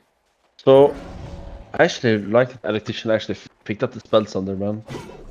But Yeah, I was talking about the Hellbringer also picking one up while you were gone. Okay, but the Electrician is just, it's constant spells under damage because of the W, right? Yeah. And it's like, you did so much damage with that item on Electrician. And also you get a lot of mana, which you need on that hero. He's 615 GPM. He's having a monster game. That's good, man. A good Electrician is a good game. But will he outcarry a Wild Soul, though? I mean, The hard pickup for me is a little interesting. I don't know if I like it, actually. I mean, I don't think Hard is necessarily bad on Wild Soul, but I feel like he's lacking damage right now. Well, when how is he going to kill the Electrician? It's gonna be a big fight here. The Wild Soul Devourer is eating the Hellbringer. The hook comes in on the Electrician. He does get the Malphus off, but it's going to be purged by the Electrician. Not very good. Wild Soul is just going to choose the split push here. They can't fight that anymore with the Hellbringer dead. Man, are you gonna tell me that the almost 800 Wild Soul is struggling right now? Oh, he's gonna back their bot mid here, and they're gonna use 2 TPs to try to catch him. Are they gonna catch him though? They don't have any PKs, so I don't think so. Electrician heard you. He just bought one. Oh, and I think they definitely needed that as well. Mhm. So because he has Shrunken, so he can blink in and get a grip. You know, they still could burn ultimates like Malphus in Final Chapter, but... Do you think the spell sound on the Hellbringer is a bad item wise? Like, he would be pretty close to the... B and Devo run into each other. Here comes a hook. B, he's gonna miss that stomp, but I don't think it's gonna matter. Monarch saving the Devo for now. This will just delay it, or does he actually live this? No way. Nah, he might deny himself. He does actually deny himself. Nah, man. He's trying to say that KD. I really would have liked this to have been a Nullfire. I think Hard is okay if you buy it like 5th or 6th item, but he only really had like Cleaver, Shrunken, Firebrand. Like there was nothing really scary yet on the Wild Soul, you know what I mean? Like his damage output is still really low. Yeah, I think that Heart really... the worst part is that when he bought the Heart, like he's gonna miss the timings of the other items as well. You'd have now with the Wing Bow and Nullifier. Like imagine Nullifier and a completed Humanitous Bane, like he would do so much damage. Yep, I think Nullifier into Wing Bow and then maybe Heart after that would have been okay, but... I agree. Now he's gonna buy the Nullifier, and this is what I was talking about. It's just so good against the Electrician and the Monarch. Yep. I agree. But will they finish a Dawnbringer or a Geo after that, though? I would hope it's a Geobane. It's only level 1 Nullfire for now. Electrician's up here in the trees, by the way. Might look to cut the wave. All 5 Hellborn players are up here. Sitting with the Wild Soul. Yeah, so they're gonna do the cover on the Legion side here. He should have I went haven't Doombringer, now that I think about it. Can you Yeah, imagine Doombringer on top of like a Malphas PE initiation? There's so much CC. True. Did they actually see this? I don't think there's any vision in the area. He smoked up, runs past the Electrician, runs into him. Elec jumps forward though, onto the Vindicator. Here comes the Malphas though. Vindy can't get the final chapter off, he will die. Wild Soul is in the front lines, going for the Monarch. Meanwhile, Behemoth dies, doesn't get a shockwave off, so he got caught out of position. And Monarch will finally go down to the last auto attack. But now Madman is right-clicking the Wild Soul, doesn't have a Shrunken. It's not looking good for Hellborn. 4 players die, they only lose the Monarch on Legion. And pretty scattered fight, mostly because neither side had vision of each other. And the B was trying to get vision down on this cliff, which is why he got caught kind of like in a bad position, wasn't able to get a shockwave initiation off. Madman will finish Kong Warrior. Make sure not to give like a token over to Hellborn at any cost. And he will rejoin his team, I think, up in the top lane. Do you think that it's worth for him going to cover there? Like they could have pushed up a bit earlier. He would have been there now and sitting with racks, but yeah. Oh, it's gonna get gripped into hooked, and he will fall. The Behe does have dunk, but Wild Soul no buyback, dead for 34 more seconds. Hey, it's looking grim now for the Hellborn. It was looking so good when we first joined the game, and now it's pretty much turned, right? The Madman joins them up in top lane. There's no Malphas for 54 seconds. And Electrician goes in, man. He doesn't care, man. He's tanky. He's a big boy. He can do pretty much whatever. That's a good distraction for them to get the Rex. Yep. Madman presses the Berserk. And will they actually get the range tracks to creeps here? Oh, it's so close. Gonna die. Yeah, that's an 11k lead. I think when we first joined the game, we're like a 3k lead for the Hellborn, right? And now it's that 14k swing for the Legion, basically. Yeah, it was looking pretty good for Hellborn. And even the supporting cast, I think there was like 400 GPM on the Hellbringer or more. There was 300 GPM on the Gauntlet. Couple of deaths here and there. Started to taper them off below 350 now. And they're all more or less just kind of banking on Wild Soul. So, just another reason why he needs to keep piling gold into that damage chart. Could buy Nullfire 3 here. That's a DD. This is a good chance for them to maybe smoke up and try to utilize this double damage. We also see that the Iglesias has a Warhammer. I would figure that's BKB, but it could also be a Shieldbreaker, right? Who knows? Did he sell it? Huh? It's oh, sorry, I was looking at Monarch. Yeah, it should be Shrunken Head. I mean, it could be a Shieldbreaker? Huh? It could be a Cleaver, right? On the Glaciers? I'm kidding. What the? Okay, we need a prop for the main caster here, guys. So we're gonna take a break. No, it should be Shrunken Head, I would imagine. I'm surprised he didn't buy the Mighty Blade first, though. But yeah, maybe he just wanted extra damage, man. Maybe he wants the auto attack. I don't know. What did Electrician buy?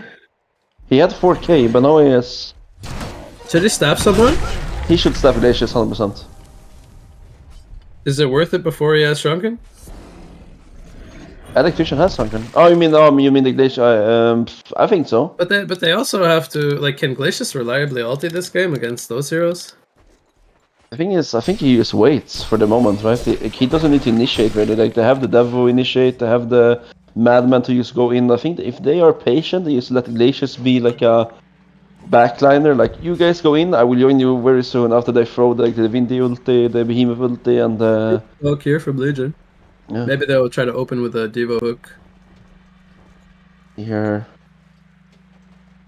Or they might just blink on the gauntlet mid lane. Yeah, that should be a dead gauntlet. He's flying! He's in the trees! He's Oh, not gonna be yeah. able to hide himself in the forest. So what item would you like to see on the White Zone now? Was that the Geo or? Tough call actually, because I would have rather this heart been a wing bow. So it kind of doesn't like free up his slots for like a new item. It almost like is maybe feeling pressure to upgrade this Firebrand into something. I don't know if the Geobane right now is going to be strong enough. Maybe not. Like the Geobane is more of a defensive item, I would say, for the Wild Soul. Oh, Devil here is gonna catch the White Zone. He's gonna BKB, so he's gonna get out of here. I guess he's never get one hit. Oh, he got the hooked in. Oh no! Yeah, he needed to block. He needed to block that hook with the bear. It was very tough to do though. And now he's gonna fall here.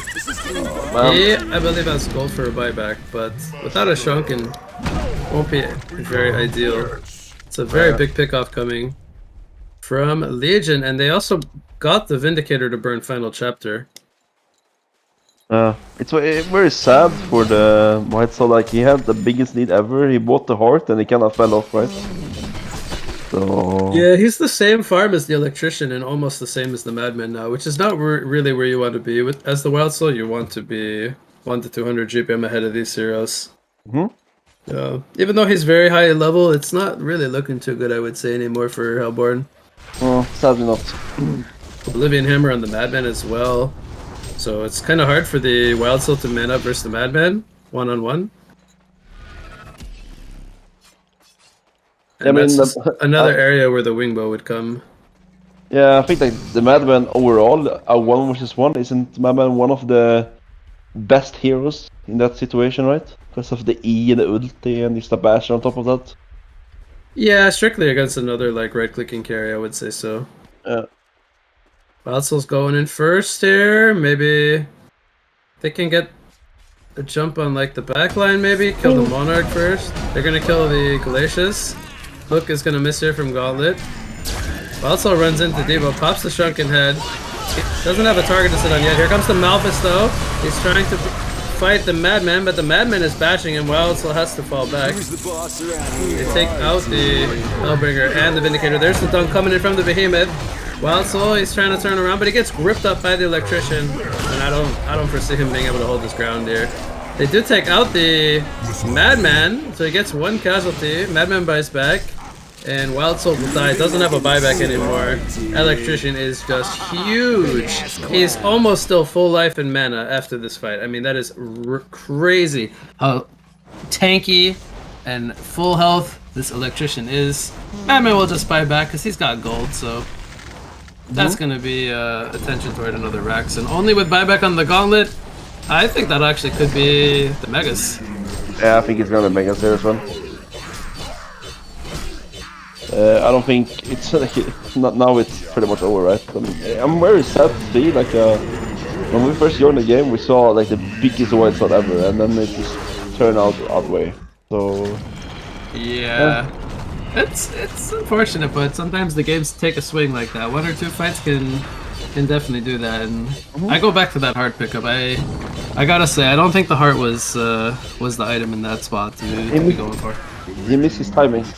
Timing is like the #1 thing you ever have to think about. It's not about your timing, it's about the enemy's timing as well. When he got that heart, they didn't have much on the Legion side either. Like they didn't have the spell thunder on the Elect, they didn't have the BKB on the peak or anything. Like the timings is just so important in these kind of games. When you buy an item that doesn't really benefit you, you miss your timings and it would cost you the game. Alright, so that one will wrap up another round 4 matchup, and I believe now we should be going into a round 5 game. So we will again go on a break here, We'll get the next one coming up for you shortly, so stay tuned. We will be right back.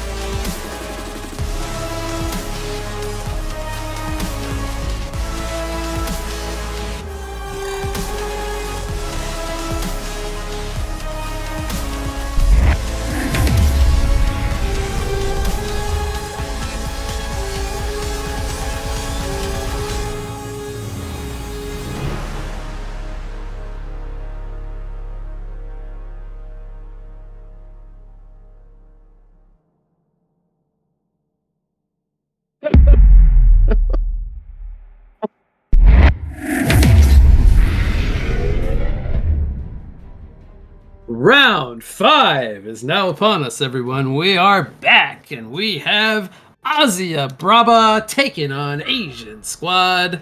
Doze_TV is still my co-caster. He's been with me the whole darn day. How do you stand me for this long, Doze? Welcome back.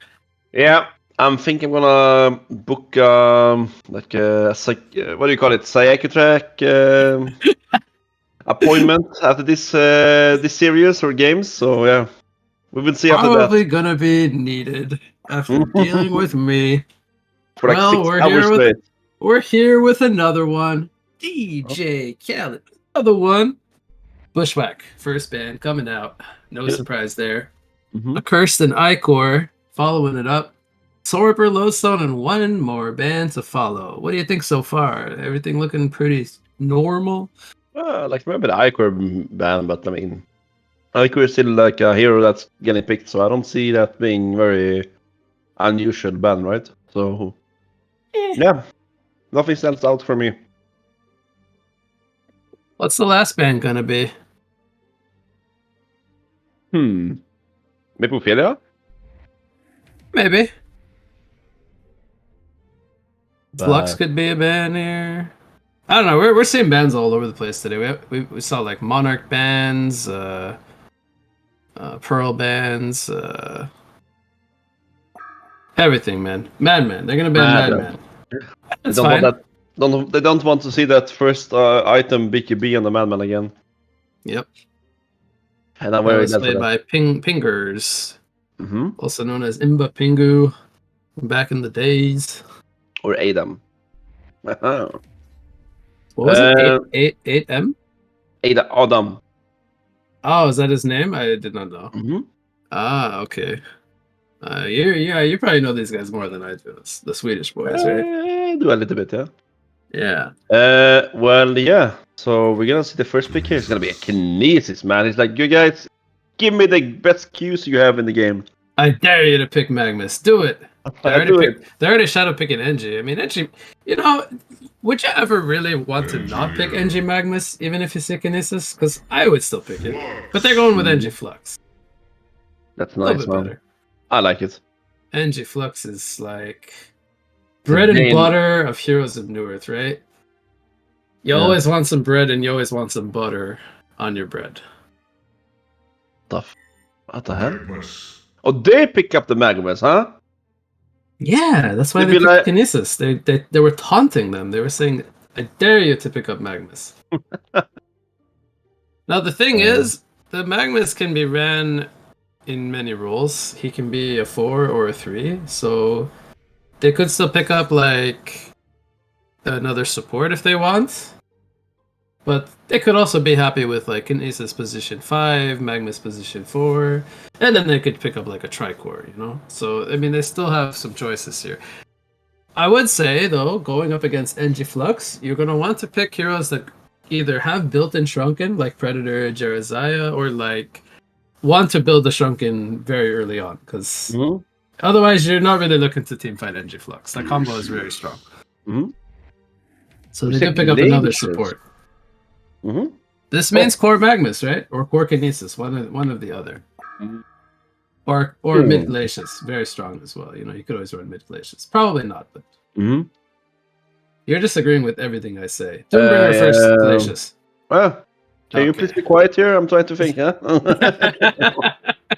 There's the Ophelia ban coming out, though. I mean, we actually thought that they could run that. I mean, looking at their lineup now, it'd be a little less likely. Maybe they could run like mid Kinesis and then stick an Ophelia in that draft, but it would be very support heavy, I would say. So probably not going to see that anyway.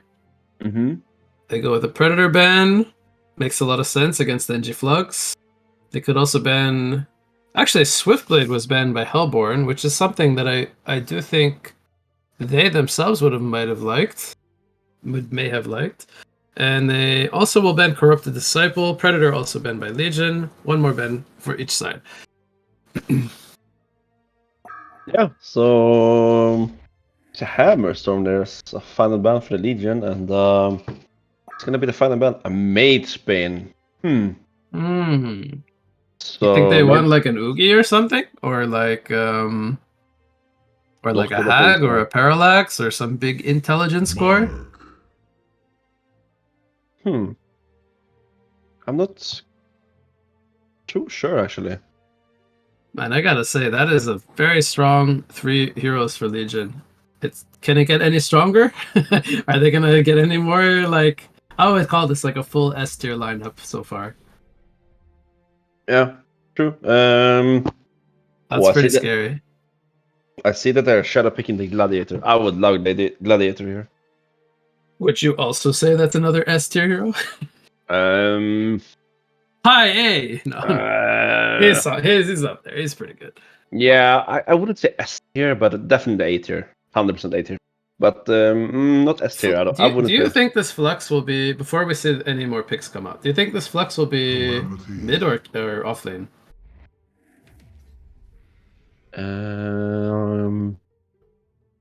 Should be mid.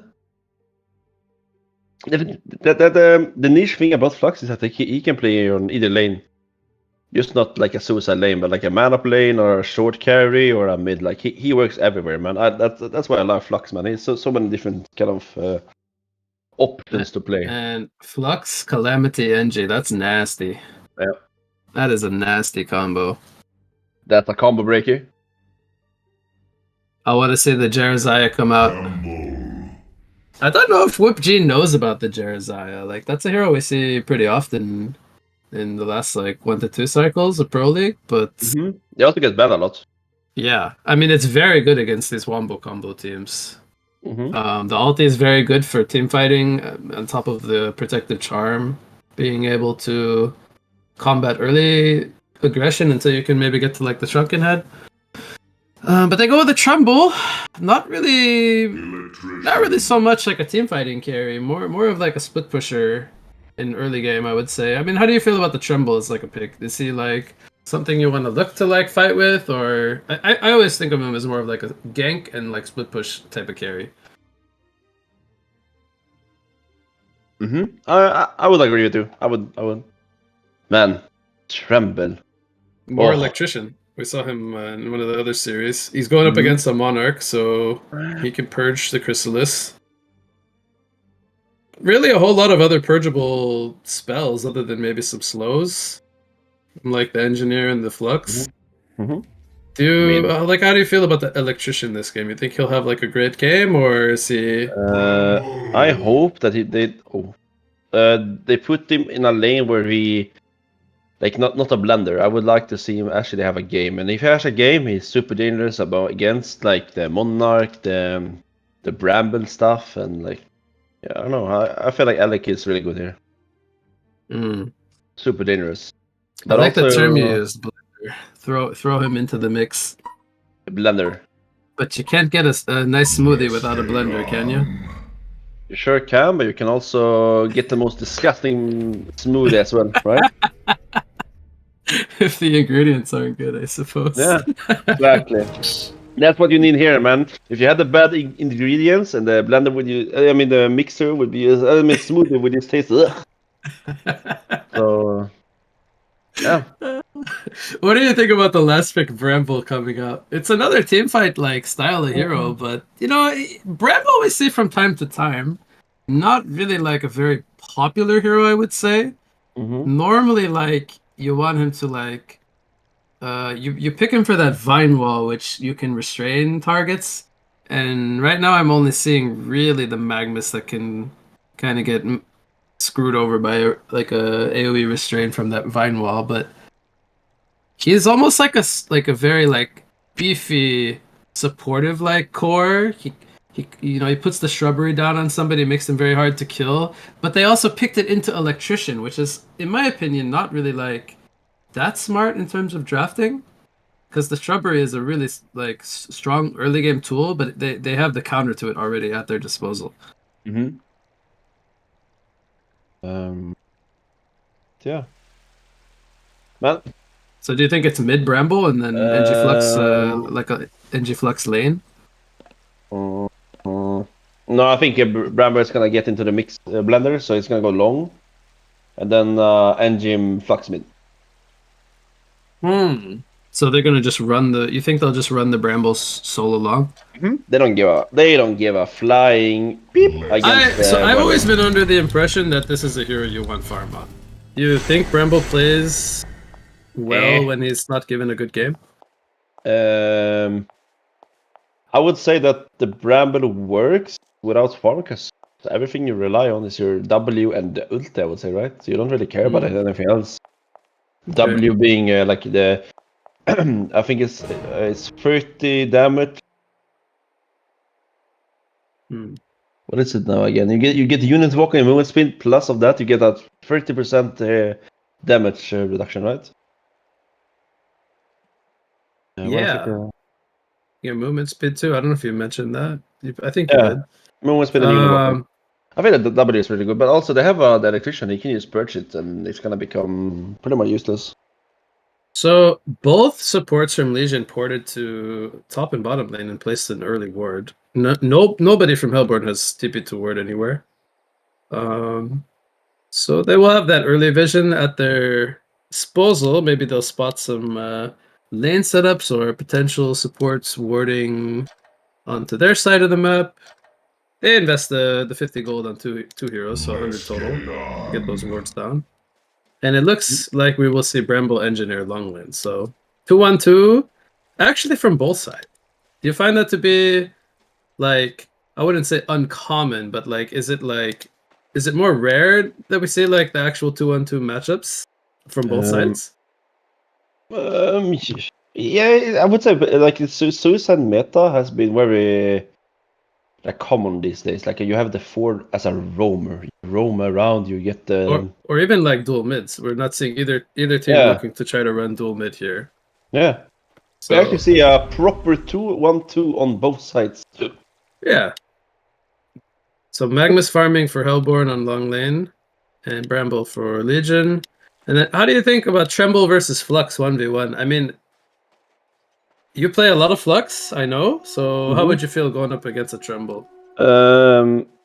If Flux doesn't get a counter ward for mid, and then he's gonna be in a bit of trouble because the thing about the Tremble is that his attack animations are very good.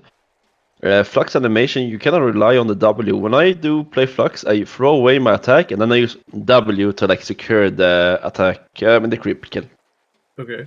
But like, I guess a Tremble is gonna be hard to get these creep kills, I would say. But I would say they gave the favor to the Flux. And it's WhoopG playing the Tremble, so he's gonna do his best FoC impression here, even playing the same skin here, which I'm blanking on the name. You seem to know a lot about skins. Normally my hero avatar knowledge is quite good, but I'm blanking. I think, is it called no, it's not the iron one. What is it called? I'm gonna cheat and check right now. It's called. Yeah, I'm gonna do the same. Quadrupod. Quadrupod. Yeah, you know, that's why I couldn't remember it. It had such a weird name. Yeah, well, Tremble is a weird hero, so it fits him, right? And only weird players play it. Are you saying FoC is weird? I knew what you were hinting at. Huh? No comment. No, but I think Flux should be favored in this lane. Like, look at the damage, man. Oh, Flux. Flux. A lot of pressure already. I love the hero, man. So, which hero and in which lane are we going to see Bloodlust come out in? Because I think it will be in the side lane. There's some pretty aggressive. There's some pretty aggressive lanes, and they're even running the. Here, top. Yeah. That's a keg going on the Glaciers. Glaciers getting kegged forward. Bramble right clicking. Man. One more good body blocks from Electrician though.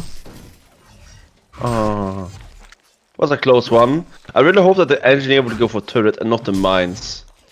Level 2 NG, I think you deal more damage with the turret. I went mines. Unlucky. Unlucky. I just like the turret. Glacius is playing with death here. He's very low on life.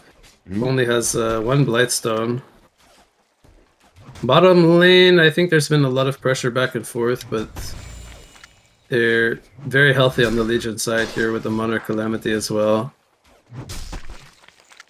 Flux will get the Merrick's Rune from top. I wonder if Trumbo will go for the Merrick's Rune bottom, or maybe he'll just sit here and farm. He goes for Iron Shield, which I think makes a lot of sense. Calamity takes some pressure bottom, but they're counter-pressuring the Magnus as well as the Kinesis.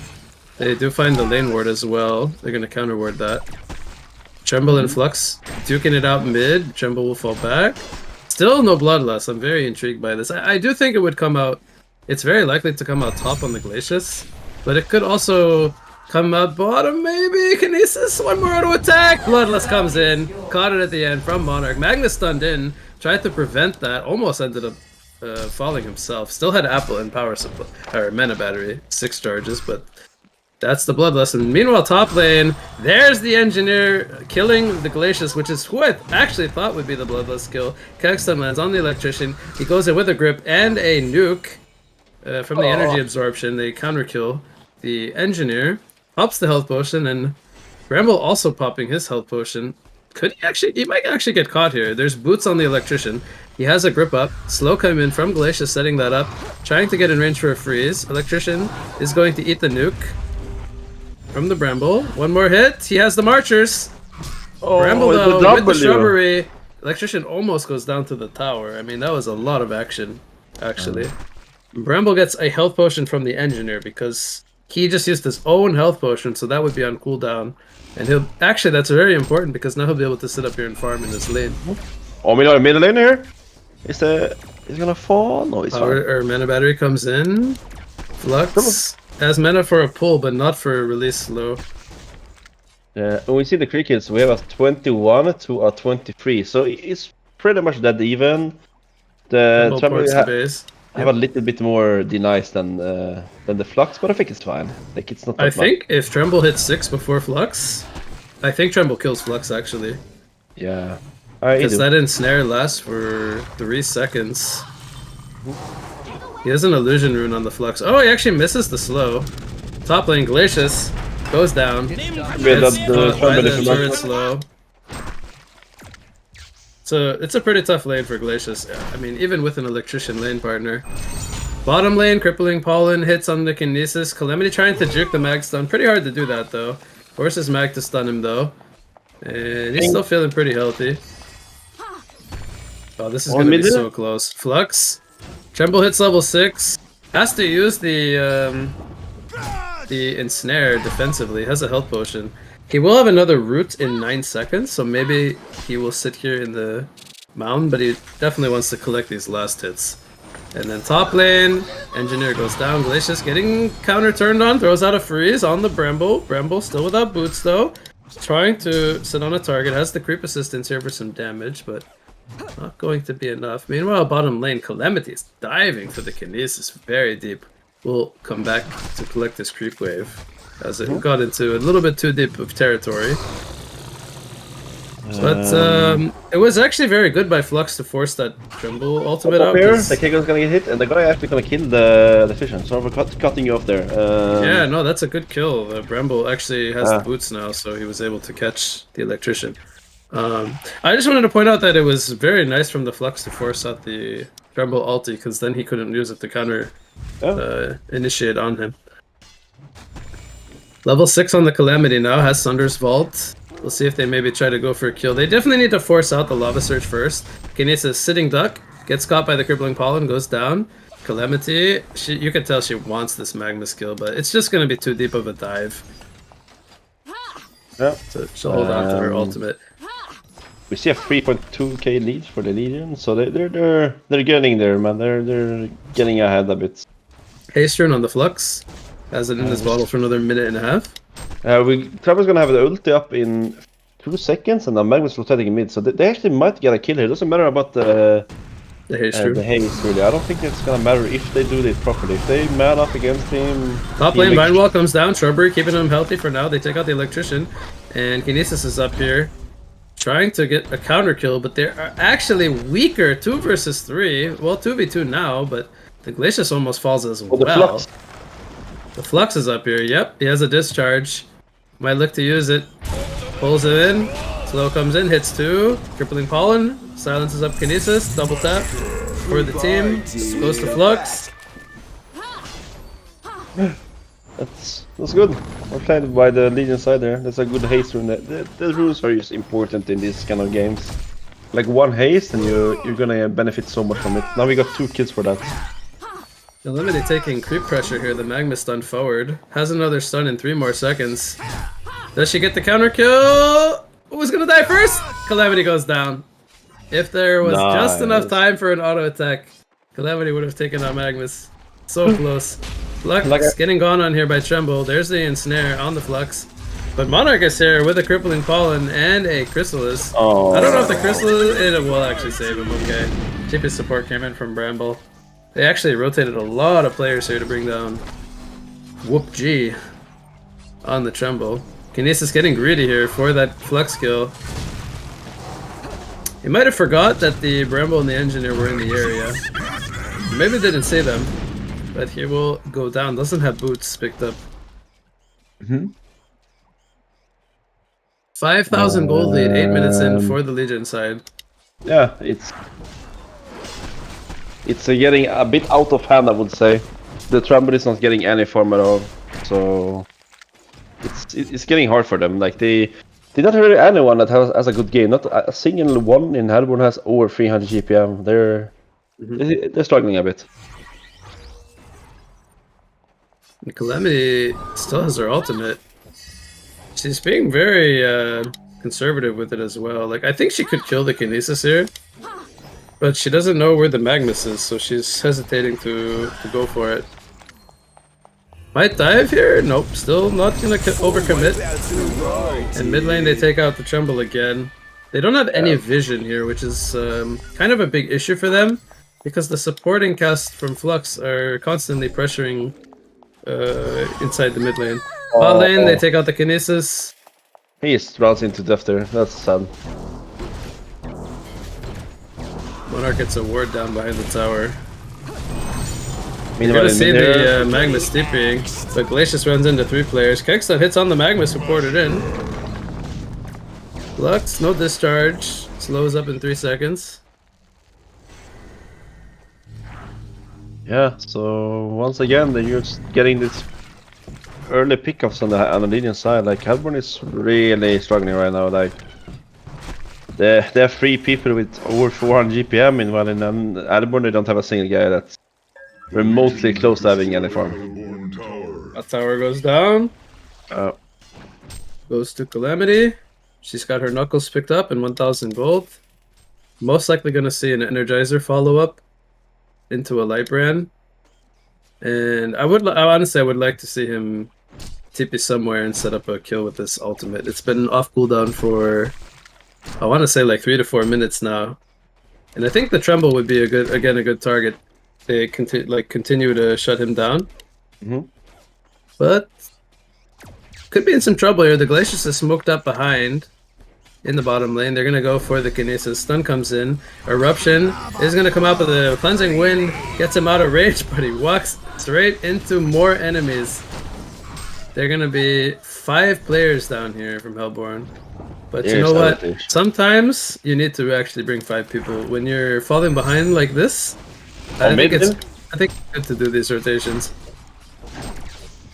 Tremble ports into mid lane.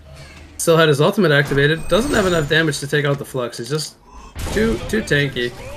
Pulls him in, trying to get him in range for a Bramble Vine Wall.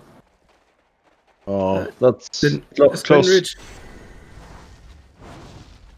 They see the stacks though in the Hellborn here. Are they gonna just take the stacks maybe, like sneak them in a bit? They could. There's no vision here from Legion. Their vision is all very deep. Mammoth dies in the middle. Taken out. They use the Bramble ulti for that. They get some. Oh, the Calamity though. Is he running into them? Oh, they're not. Oh, they are. Yeah, he might actually die here. Oh no, they just missed a few. He's gonna lock down 2. They have Bramble support. They're gonna fall off now. A lot of damage coming in here. Glacius goes down, Electrician goes down. Kinesis, no mana. Boom! Keg takes him out in the face. He got blasted off the map. The Legion have destroyed a He Hellborn. got 11k lead. kegged off the map. The kegged. Did you know it's called the keg, by the way? This? It's called the keg, yeah.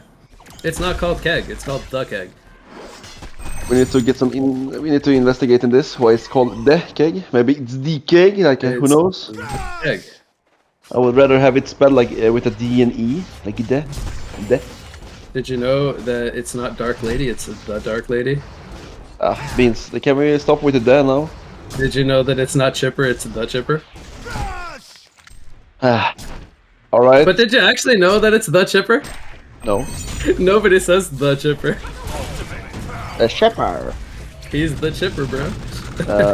We see a Once bottom Win here. goes out bot lane, they avoid the gank. The TP top here, Meanwhile, though. top lane, TPs are coming in. Flux did use his pull already. Oh, he's hungry for the tremble. Takes him out. Will they be able to bring him down now? Eruption comes out.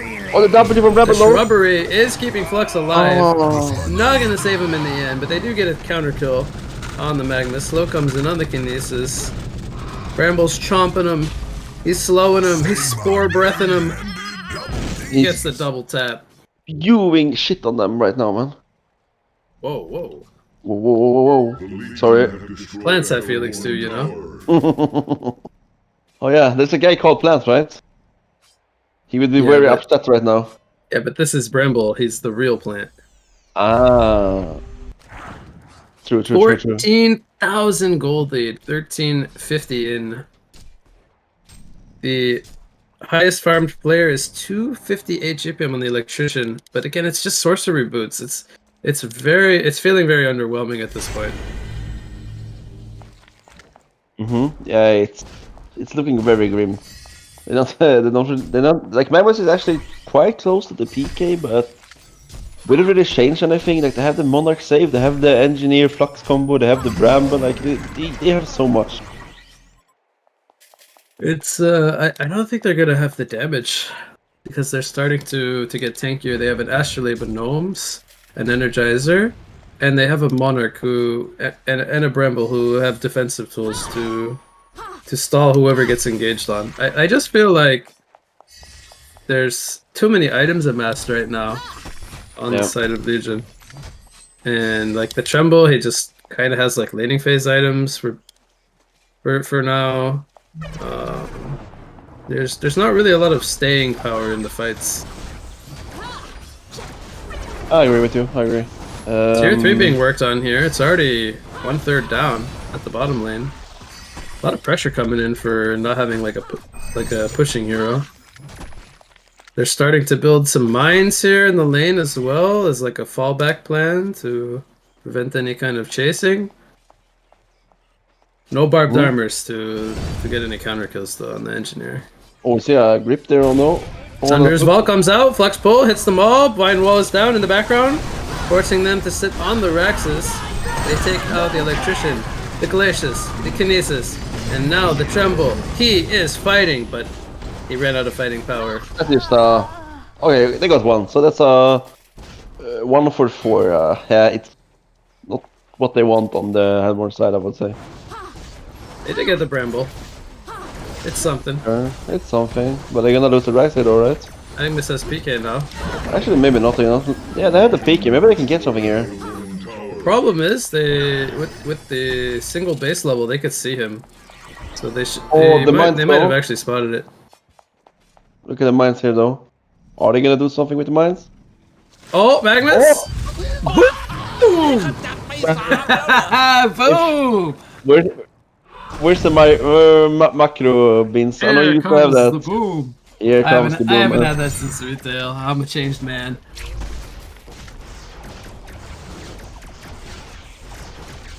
Yeah. That's the highest farmed player getting mine trapped. Unlucky. That's very unlucky. Could he have like disjointed that if he reacted with the lava surge? Yeah. I mean, you could use PK away as well, right? I think he ran into a Monarch ward though, so I think his PK got cancelled. True. There was a Monarch ward on those mines. It was actually next level bait coming in from Monarch. He purposely put the ward there so that they would destroy it.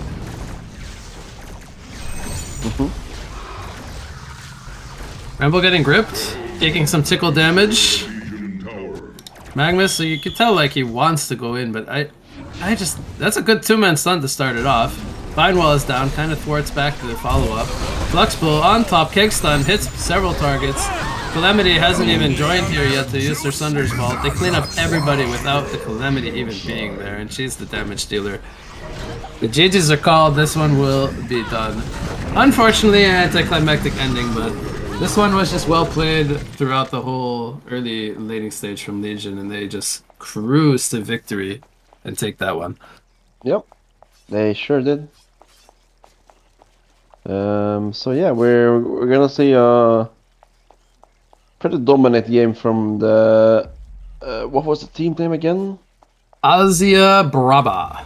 I'm not gonna pronounce that, but whatever you said, they showed a dominant game here. They showed that we wanna stay. We are here. We're gonna win. So yeah. All right, that was round 5. We'll go on a break and get round 6 coming up shortly. We will be right back. Bye.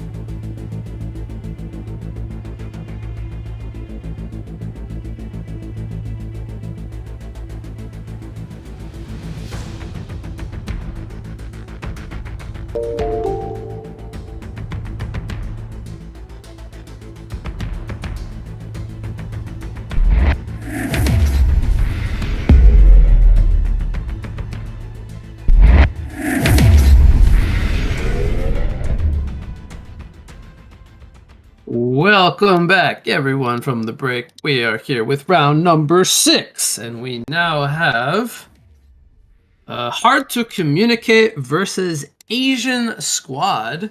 And we just saw Asian Squad in the previous series. Unfortunately, fall short, but they will try their luck once again against a new opponent. I am What You Got, your main shoutcaster, and well, only shoutcaster for this one, as my trusty sidekick in crime, Doze_TV had to step away. Maybe he will come back to join us for the next one, but we will see. I will be doing a solo cast here, but have not to fear. I have done this many times before. Hopefully I will make you all proud with the solo cast here, and I will take it away. The bans almost completed here. We have the Bushwhack, only Bushwhack, not the Bushwhack, sorry. Accursed and Icor going to be banned out here by our captain Whoop-G. And then we have Alina Prime banning out Magnus, Soul Reaper, and Jerazaya, as he is going to be facing the second pick here. Doesn't want to give any of those over to our Hellborn side. And a lot of attention to the Icor this tournament. It's not a hero that we really see very often getting banned in the Pro League, but we have seen some good performances from the Icor today, so these players did not want to let the Icor through. And I will say, I think everything else looks pretty reasonable as far as a blind ban is concerned. So Whoop-G gonna take his time here, think about what he wants for that first pick. And I'm not even gonna throw any guesses out. I really have no idea. He's gonna go with the Madman. So they want to get their hands on the Madman. But there's a pick of Flux and Balfagor. Okay, so it's not NG Flux, but it's Flux Balfagor. It's up there in terms of power level. And I believe this Legion side is a team that does love to run Balfagor. So they're going to get their hands on that before it potentially gets banned away. They only get 2 picks before the second banning phase comes out. So if they wanted that Balfagor, they had to take it right here and right now, otherwise they might not get to see it. So let's see what our Hellborn side responds with. They know what's coming. It's not gonna be any secret that there's a wombo combo in the works here of Flux and Balfagor. So what will they value here as their choices? 50 seconds on the clock. What would Whoop-G be thinking about here?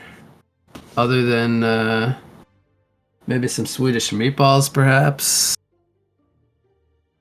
I have no idea what's on his mind. They're shadow picking a Plague Rider. Plague Rider could definitely be a pretty good option here. That is actually a hero that gets a lot of attention as well in Pro League.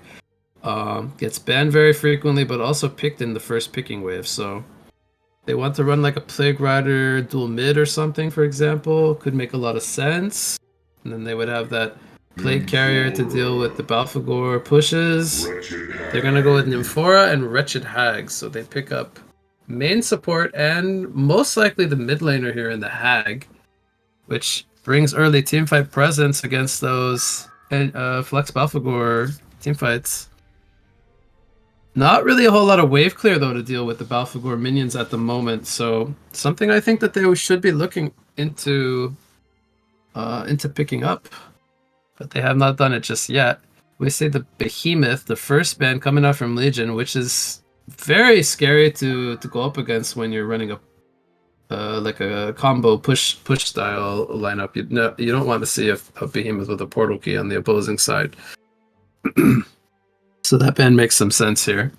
The first ban will be Swiftblade. And again, this is a hero I think would have made a lot of sense for Whoop-G to pick up for his team. But having already ran the Madman, probably can't fit the Swiftblade in the draft. So there, we'll just go ahead and ban it to not want to deal with that. We have the Lord Self Forest coming up. And the Predator, which Another band that makes a lot of sense is there are 2 strength cores in both the Flux and the Balfour core. Predator with a built-in Stonehide, very good at fighting these lineups as well. And the Engineer getting banned out from Whoop G, which is something that I thought they would pick with the Flux instead of the Balfour core. So definitely don't want to give them NG Flux and Balfour core. That would be very hard to play against. And they also get rid of Keeper of the Forest, which is something that Hard to Communicate ran in one of the earlier rounds today, which we did cover. So the Keeper ban actually makes some sense. They're going to go with a Demented Shaman. First pick out of the gates here. Very good to pair with the Balfagor. Massive heal bomb damage potential with the Corpse Conversion Balfagor creeps.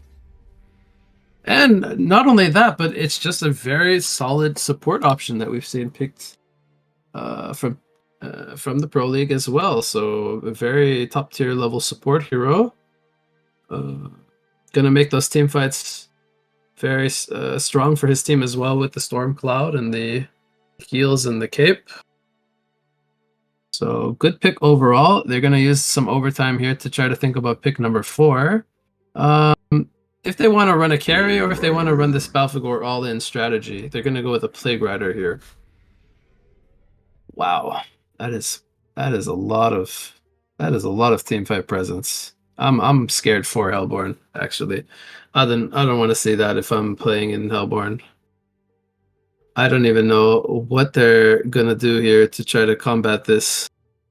If there's any strong anti-push heroes they can pick up, or what they want to do here. But they're looking for, I would think, another support as well as an offlaner. And they're gonna have to pick them both up now. 9 seconds on the clock. What are they gonna be? Kraken.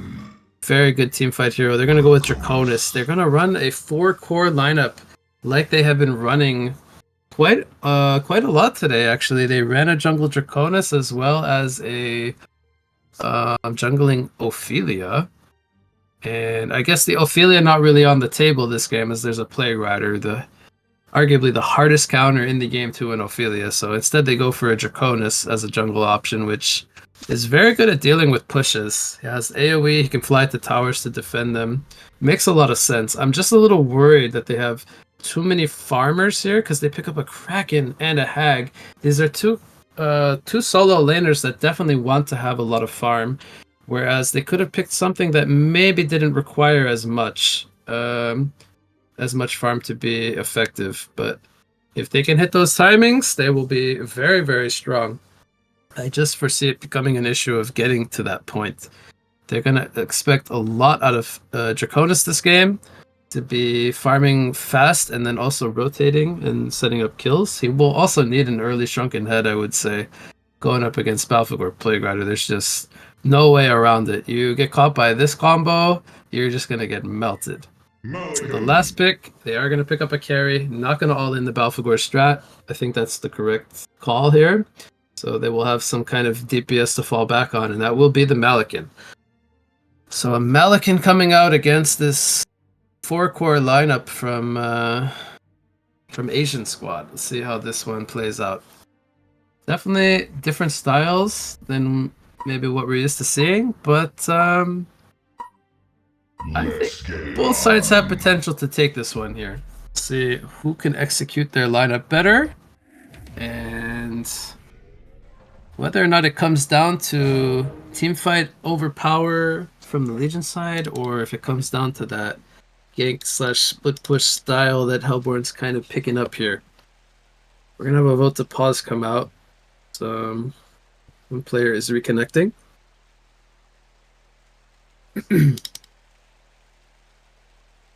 I expect this to be an offlane Kraken and a mid hag, but it could very well be like it could even be like Nymph Madman mid, and they could say farm their carry in mid lane. They could run the Kraken solo shore or the Hag solo shore and vice versa in the long lane. I definitely think you probably, if you had to choose one of these heroes to have like the, as Doze calls it, the blender lane, I would say you probably want Kraken to have the blender lane. I think Hag is just more valuable with the farm. She can do a lot more, constant blinking in, sonar screaming. Kraken is definitely a hero that can take over mid game when he gets his core items, but I think the Hag playing from behind is not something they were really looking to have here. So probably sticking Kraken into the blender lane would probably be the best option for them. And the Legion team here, I'm not sure how they're going to want to lane this, but at first glance, I think I would expect the Malakin to go to the short lane. I think that's his best bet. Don't really want to run Malakin in long lane. It's too risky because he doesn't really have the best early levels for laning. They could definitely run the Flux long lane, maybe with like. Maybe with the Demented Shaman even, and then run the Balfagor the Plague Rider mid. But they might just run like Balfagor Demented Shaman long. I actually have no idea how they're going to do this. It's very possible to run Malakin mid and Balfagor in the short lane to just get the snowball going. But I don't think they should really do that. Actually, you know what? I'm actually forgetting something. They ran this Balfagor jungle earlier today, so it might just be offlane Plague Rider and jungle Balfagor, and then Flux mid. I actually think that's what they're gonna do, and then run the Demented Shaman supporting the Malakin, which is gonna allocate more farm across the board, and they'll probably be able to get away with it since the other team is also running a jungler, which is interesting because we're seeing a lot of jungle today, and we don't normally see this. Another pause comes out, this time for Hellborn.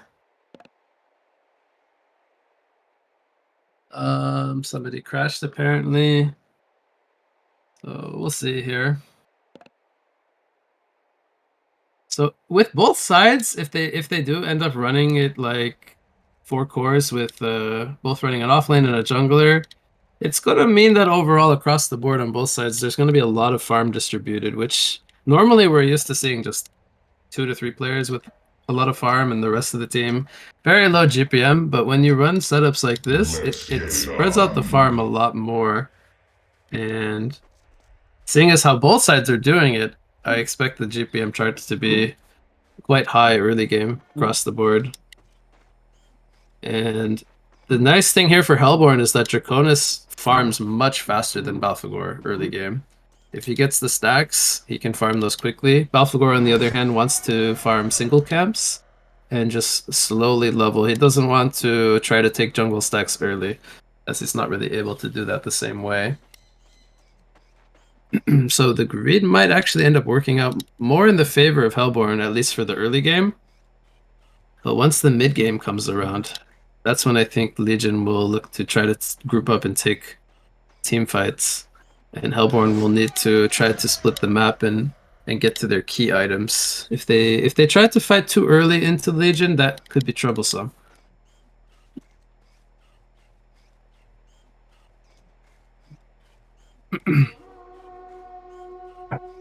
Malakin and Demented Shaman.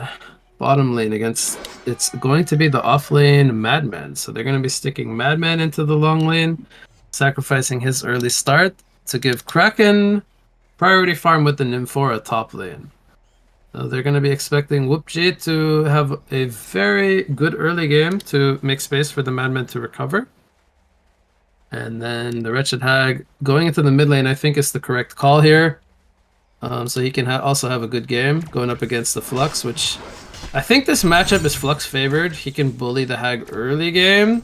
Already a lot of pressure coming in level 1. This is just a Magnetic Surge Harass with auto attacks. And even with the Haunt leveled up, Hag can't really lane here. She's got to play more or less pretty passive. Both sides trading a lot of harass. Neither side has a health potion yet, so I think they will start to send more regen out.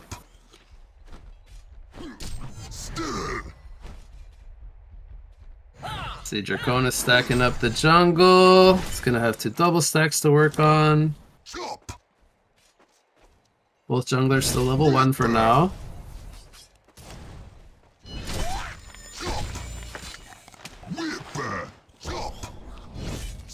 Madman, how's he doing down bottom? He's got 2 last hits, mostly just running in and out with stock, trying to get last hits where he can. He has 2 Lunar Tears, so he has more mana at his disposal. Plague Rider is level 2, just like the Madman. Gets lane control with his Extinguish. Kraken and Nymphora, I do think could easily kill this Plague, but maybe not just yet. Nymph is going to counter-ward the pull camp here, which was blocked by Plague Rider. Very common things from for Plague Rider to block that, as that's what allows Plague Rider to not really have a good time. So good job from Nymph to counter-ward that. I think he might have actually blocked the camp though with the Rev Ward. He did. Bottom lane Madman goes down. I'm a little surprised that Malikan and Demented Shaman could kill a Madman, but I guess Madman overplayed it or got caught. Balfagor even going to farm the full camp down here, gets level 3. Draconis now, he has some stacks to work on. This should get him level 4 to 5 I'm not sure if these are actually, yeah, they are triple stacks. Okay, so he should get level 5 here once he cleans these up. This is where he starts to outfarm the Balfagor. Right now they're both level 3. Demented Shaman comes in mid lane to assist the Flux a little bit, give him some heals, and then we'll hang him around in the area. Hag doesn't have mana for Blink, and that's gonna be the kill. 1 auto attack helps to get Fallen 1 the kill on the Flux. And Flux is 12 and 4 against an 8 and 2 Hag, and now with the kill, 365 GPM versus 150. So the kill puts him about 200 GPM above.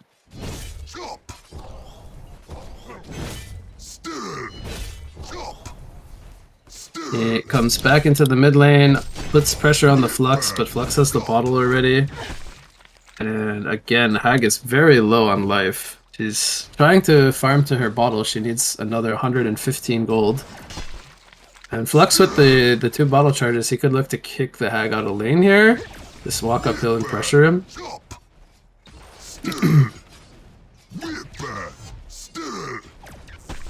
Draconis, I think he should be level 6 already.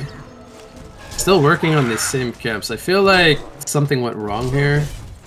I'm not exactly sure what happened, but I think he should have already been level 6. So, gonna stack this and get the top rune, which is fine because Hag doesn't even have her bottle yet. Hopefully gets lucky and gets the rune. It will be a haste rune, so he's thinking about popping it here. Plague Rider doesn't have... Oh, he does have a TP actually. He's gonna TP away. He actually wastes the haste rune, unfortunately. He's gonna go back to jungle probably. Continue to farm. But that's very unfortunate because he could have held that rune a bit longer and used it to set up a kill maybe on the Flux, for example, which would have been a big help to Hag. She's struggling really hard right now. Gets her bottle delivered. The Demented Shaman almost died bottom. I missed that. A lot of pressure coming in from the Madmen somehow. The Nymphora is now down here as well. She's not really needed to be top. I think she might have spotted the Balfagor. She gets a ward down. Cheeky ward coming in from Nymphora there. Balfagor is level 5. Almost level 6. He's not that far behind the Draconis, honestly, which... I feel like there should be a bigger XPM gap than this between the 2 junglers, but level 6 gonna come around the corner from this Wild Hunter creep. And he bought boots earlier when I watched him play jungle Balfagor, so he might look to do that again and then start trying to set up ganks.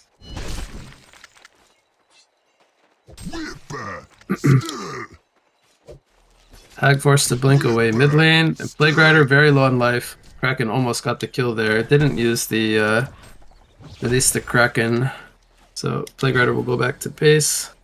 Draconis is here mid lane in the area, but he shows himself when Flux is playing very defensively. I'm surprised by that. He could have been a little bit more patient. Instead, he'll decide to go stack the jungle and camp the top rune. Malikan picks up Helm of the Victim, so this could be either an Insanitarius or a Whispering Helm. I think the Insanitarius probably would make more sense here as a first item to bulk up his strength and damage output as well. But he might opt for the Whispering Helm depending on if he wants to rotate into the jungle. They do have a Balfagor in there though, so I think the Insanitarius makes more sense. Very slow game, only 2 kills so far. Nymphora getting sword thrown on. Madman not really able to help here in any way. He might actually fall as well. He's forced to stalk away. He'll be fine. Pops the health potion. But the Nymphora coming down here, bottom, not really achieving a whole lot. Draconis has a ward on him. Plague Rider sees him as he just places the ward of sight. He might spot the Draconis warding. Yeah, he will. So he knows that the Draconis warded here. Shows himself as well. Throws down Cataclysm. Here comes the Flux pull. Draconis. Gonna get... Kraken's gonna charge the Flux. They have enough damage here. The Hag is here in the area. He will go down. They might actually be able to take out the Plague Rider as well. So the numbers advantage here favored Hellborn. And the Flux, who was having a great game, ends up falling. Both sides should have an idea that there's wards here now as they kind of engaged each other in Fog of War. Meanwhile, Balfagor is bottom. Pushes the tier 1 tower, now already putting pressure on the tier 2. This tower is half HP. And the only hero that they can really counter push this effectively with is Draconis, so he comes down bottom. Still only level 7 with Red Marchers. Does pick up the Soul Trap here. But 300 GPM is not really where you want to be as Draconis at this part of the game. Definitely going to be critical here. He could have been probably around level 10, I would say, with like 450 to almost 500 GPM, just for numbers' sake. But he hits level 8 here.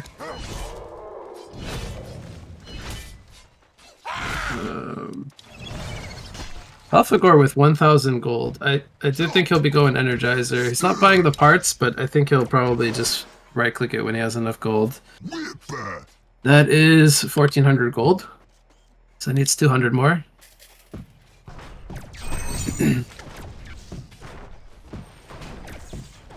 Imba Pingu, aka Pingers, level 7 on the Hag, goes for a bolstering armband, so it doesn't buy Marchers even. He wants the stats. Going up against the Flux here. Failed Rot on the Plague Rider. The Restrain comes in, stops Hag from blinking, and that's a Plague Carrier. Plague Carrier with the assistance from Flux. Didn't need the pull even. We'll take him out. Draconis trying to find a target. Not really able to pick and choose who he wants to go for, but Kraken is here. And they end up getting the Plague Rider kill. Defensive Discharge was used, not able to save him in time. So currently we have a 1,200 gold lead for Legion. And that is mainly due to just the 3 heroes with farm on Legion overall, all above 300 GPM. Malakin at 406, not really that impressive overall, even with a 2-0 score, but he does have 54 creep kills. Kraken is actually the top farmer in the game at 442 GPM.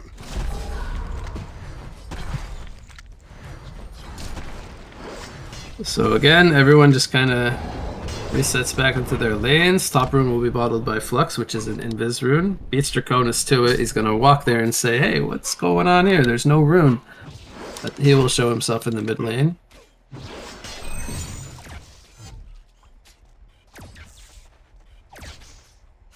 Very interesting skill build here from Pingu. He goes for 3 into Haunt and 3 into Sonar Scream.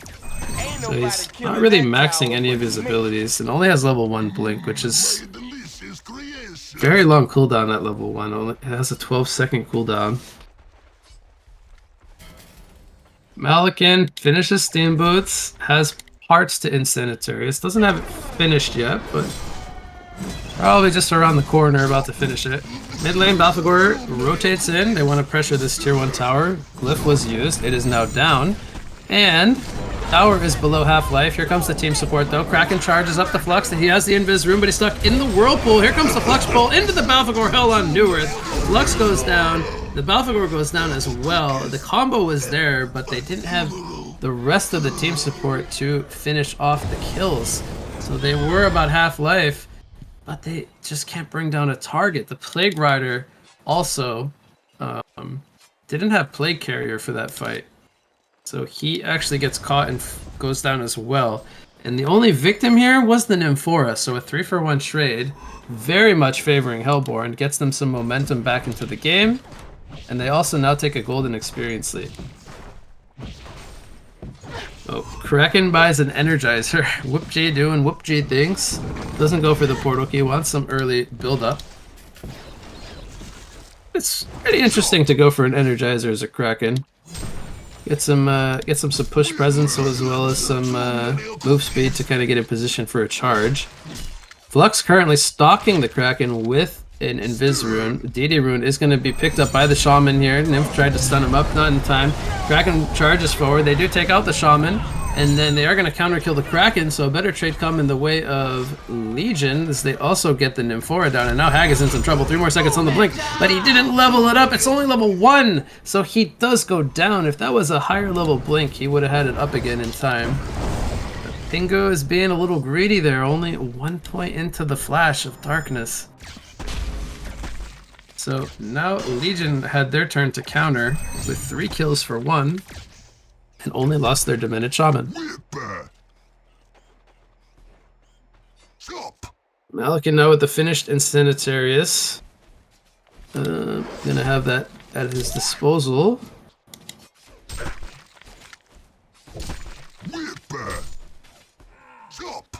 Madman, not really doing too bad. 256 gold per minute.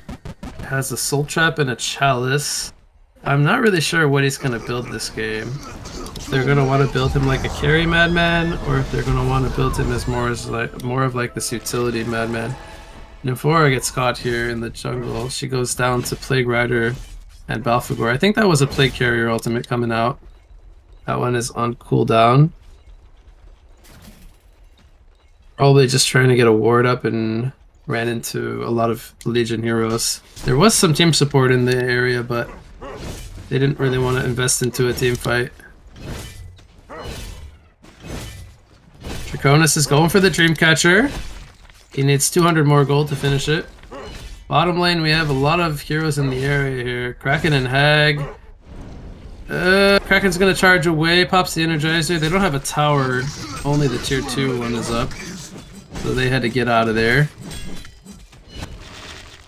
Rune will spawn top, another invisibility. This will go into Draconis.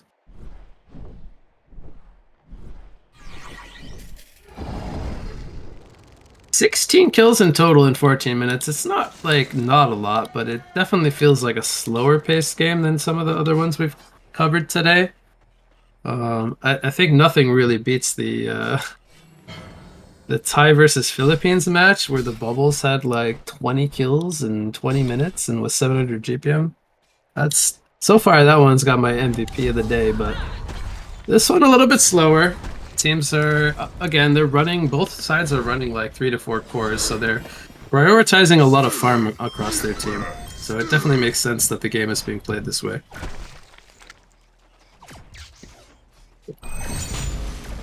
Malakin farming some jungle stacks. Hag will blink away from Flux in the mid lane. With Malakin in the jungle now, it's a little bit interesting where Balfagor wants to go, because they're not really looking to take fights just yet, but there's also not really space for him to farm.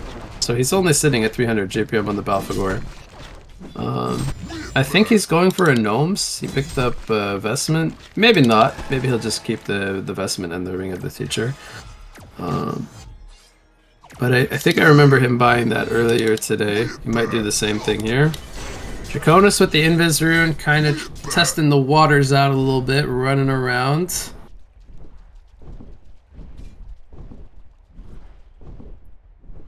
Madman finishes his Steam Boots, has another 1300 gold saved up. He's been kind of sitting up in this top lane for a while now. Just trying to soak some farm, but hasn't really gotten himself off the ground per se. A big pickup coming in from Legion is a portal key on the Flux, and they have Astrolabe finished on the Plague Rider. They might be sort of ready to take a team fight now. Draconis leads the way on the Flux, sets up a breath. Here comes his Zeal stun. Kraken comes in with the Energizer, charges up the Flux. They take him out. Volcano is down and release the Kraken on the Malikan. Can he hold his ground though? The heal's not going to be enough. He ends up falling. But here comes the Plague Carrier bouncing back and forth. The double tap comes out for Plague Rider. There is going to be Haunt. Nope, it's gonna wear. Nope, Madman's gonna be fine. Oh, it ends up being a 3 for 2 as Kraken also fell at the end of that fight. Or actually at the beginning, when the Malikan died. Balfagor is still alive, means they're going to be able to push the tower. They take out tier 1, force the glyph on the tier 2. And that could definitely be another tower as well.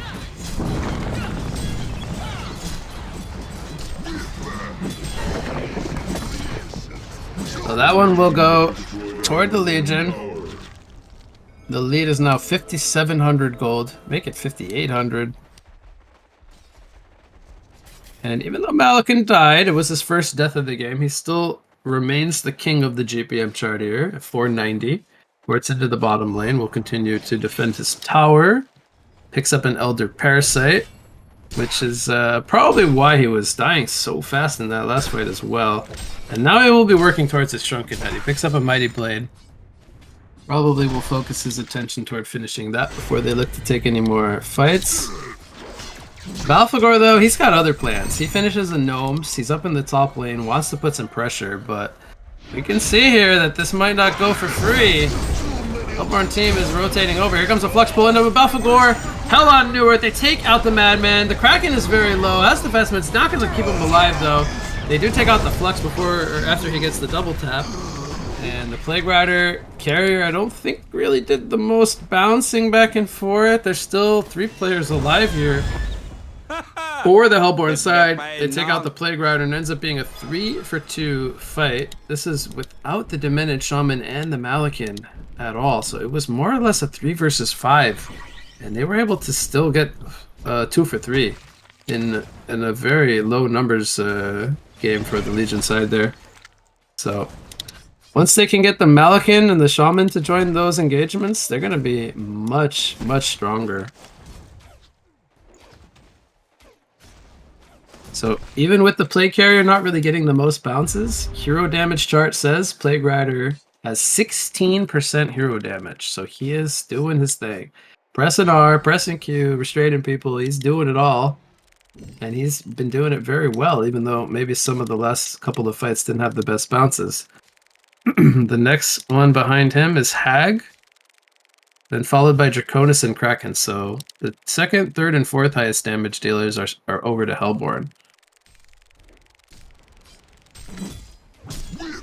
We could have a Kongor attempt here from Legion. They're in the area. They're going to start it. After Malikan cleans up the Ancients with his ultimate. They are going to try this. I think they should be able to do this quite easily. And Hellborn is very spread out across the map. I don't think they even have an idea that this is happening. So this one will go uncontested. Kongor has been slain. Oh. I think Malikan needs just the recipe to finish Shrunken, and then they should be probably good to go.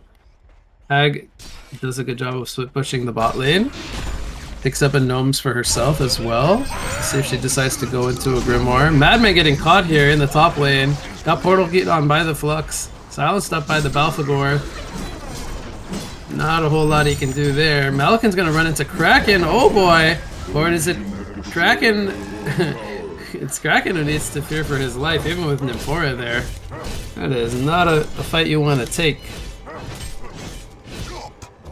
So the push continues after the Madman kill. They get the tier 1 tower in the top lane. Draconis trying to secure himself his Shrunken as well, working on a stacked Ancient Camp. And they're just not able to defend these towers right now, even with only being in a 6,000 gold deficit. They're gonna maybe try it though. Kraken charges up the Balfagor here. Does he get his spells off? Plague Carrier comes out. Did get HoN Newerth off. The Plague Carrier is still bouncing. Whoopsie almost dies. 50 life on him. The tower did go down to Balfagor as he sacrificed himself. They didn't lose any other casualties. So I would say they still got what they came for. Really gonna come at that big of an expense as well. And had they gotten that Kraken kill, that would have been quite something. Being able to get the tower and a Kraken, but whoop-gee, 50 life, he did the math. He knew he was fine. And he stays alive. Madman with 2,500 gold. I really don't know what he's gonna go for this game. I feel like he needs some kind of a farming tool. He might be going for a mock. But man, they're gonna have to stall out this game because he's gonna need Shrunken as well. And Malakin just hit his timing. He's got the Shrunken Head, he's got Insanitarius, Elder Parasite. He's dealing pretty good damage right now. Able to cleave up this creep wave here. They're gonna try to clean up this remaining outer tower. This is the last one. A couple more hits from the Malakin. He has Shrunken ready to go. Good deny coming in from whoop-gee. He has the Tsunami Charge so that he can get to safety. So he's feeling pretty confident. He has a Mighty Blade, so he's going for a Shrunken himself.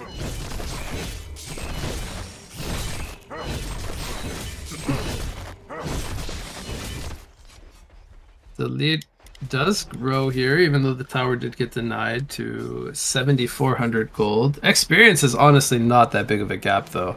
1,800 experience gap, not really that much.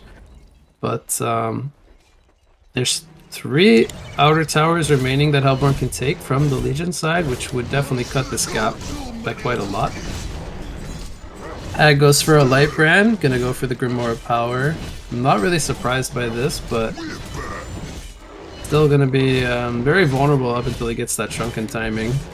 And Draconis getting very close to his Shrunken, but not really the biggest threat this game. He's very high level, level 15, top farmer in his team, but he's still not really like this big damage output threat. The Hellborn Conqueror will be stolen here by the Legion. Not really anything that they can do to fight this, as they're just too far behind. I don't even think they had vision of this. Good counter warding coming in from Legion on all the pillars. They had vision as well. They're gonna try to break the base here.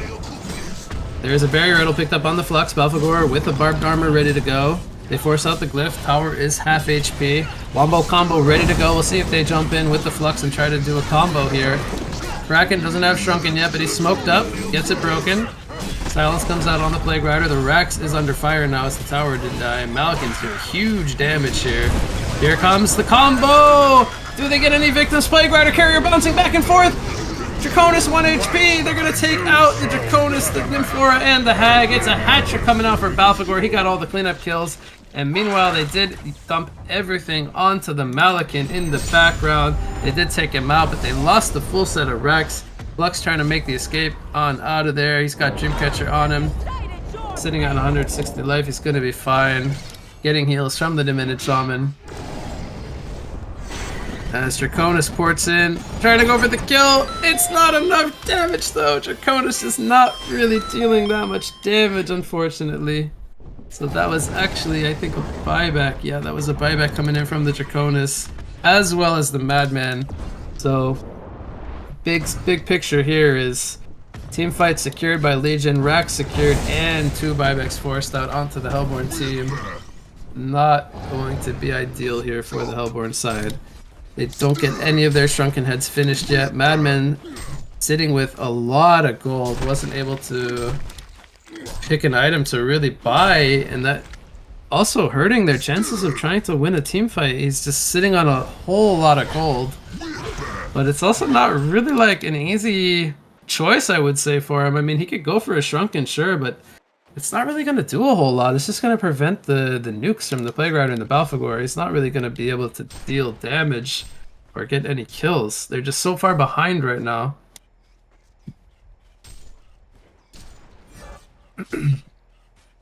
Belphegor and Plague Rider in the top lane. They want to try to set up a kill on this Hag. The Restrain comes in.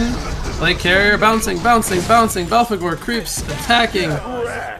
And they're going to kill the Hag there. Burning only 1 ultimate. Plague Rider, I believe, just got Staff Legacy upgrade. And I'm pretty sure that means Belphegor is getting staffed. And good luck. Kraken, huge damage coming in from Malakin. Picks up Shieldbreaker level 1. Whoop-G looked like a Glacius there on Kraken. He just melted in like 4 to 5 hits. That was fast damage coming in from the Malakin. And I think this could be another Rax push here coming in from Hard to Communicate. I mean, I just don't see any way that Hellborn's gonna stop this push. They got the Barrier Riddle up. They got the Astrolabe used. Tower is down. Malakin's hitting like a damn truck right now. DD on the Madman, but it doesn't matter. He's still holding 3k gold. He's not buying anything. The Rexes are gonna fall. They just cannot contest this. Hell on Newerth, maybe? There it is with the staff. Into the front, following up the Flux pull. It's a hatchet coming out from Malakin. He cleans up all the kills. Bat Blast gonna be dodged here as Madman uses the second buyback. Ag tried to get a good Bat Blast, but it just doesn't matter. Quad kill comes out from Malakin. Kraken goes in. Can he make an annihilation? No! Kraken takes him out. Whoop-G flexing on Malakin there. He's gonna go down to Flux, but big picture, Rax dead. Another genocide.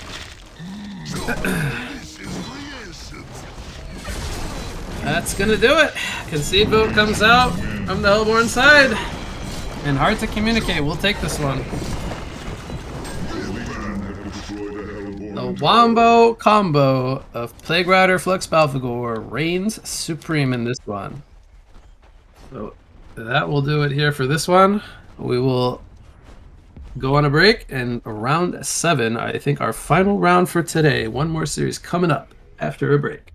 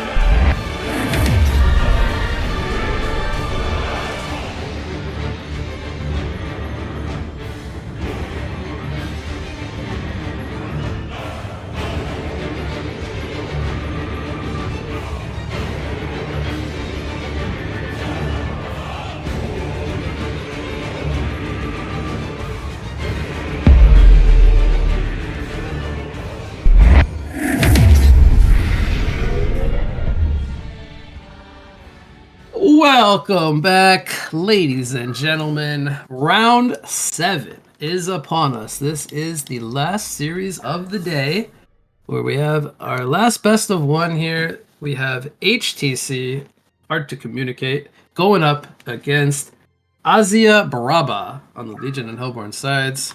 I, again, will be your main shoutcaster and solo casting for this one. What you got?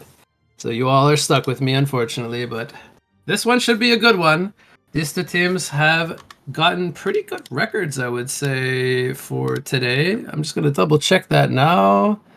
And Hard to Communicate has 1 loss, and Azia Braba actually has 0 losses. So let's see if they can give them their first loss here, or if Hard to Communicate will end up taking their second loss of the day. But these two teams have done very, very well, so I expect a very good game here. And the bans are done. We have Monarch, Calamity, and Sapphire going to be banned out here from the Legion side. Bushwhack, Flux, and Soul Reaper going to be banned here from the Hellborn side. So these bans actually are quite interesting because most of them look more, I would say normal, like from what I'm used to seeing in Pro League, but also they definitely are target banning some heroes here. Calamity and Sapphire are not always your typical blind bans. So those will be targeted here specifically against some players. And then we have a first pick, Magnus, coming out from the Legion side. Engineer with a Cursed comes out here for the Hellborn side. Definitely don't want to give the NG Magnus combo away over to that Legion side. They have 2 more picks. What they want to pair with that Magnus coming up next. But the Accursed pick coming out really early here as a support option. I do think this will be a support engineer, but it's not out of the question to be a core engineer as well. We're going to see the Pearl pick coming out. Going to go with a solid support option there. 1 more pick to follow. If they want the Balfagor, they've been running a lot of that today. If they want it, they got to take it now because I don't think that might get through the second wave. I'm not sure, but they've been running Jungle Balfagor all day today. That is not something you normally see. But they've been making it work. So 50 seconds on the clock. Overtime committed here. They're going to go with a Nymphora pickup. So definitely going to run 2 supports and a core Magnus here. As the Nymph and the Pearl will be frontlining for them cores here. Lots of defensive tools here with the Heal Pod and the Soothing Presence as well. Always scary to go up against a Nymphora Magnus combination. Port in your cores and have Magnus lead in the way with the portal key. Sets up some team fights. There's the Balfagor ban coming out. First ban out of the gates from our Hellborn side. Armadon getting banned. Interesting ban. We haven't really been seeing too much Armadon. Saw it, I think, once today. It was played by, I believe, the Thai team. And man, they made that look really fun. They were so aggro playing behind the towers. But it didn't, I think, ultimately end up with a win today. They're going to ban out Predator and now Amun-Ra.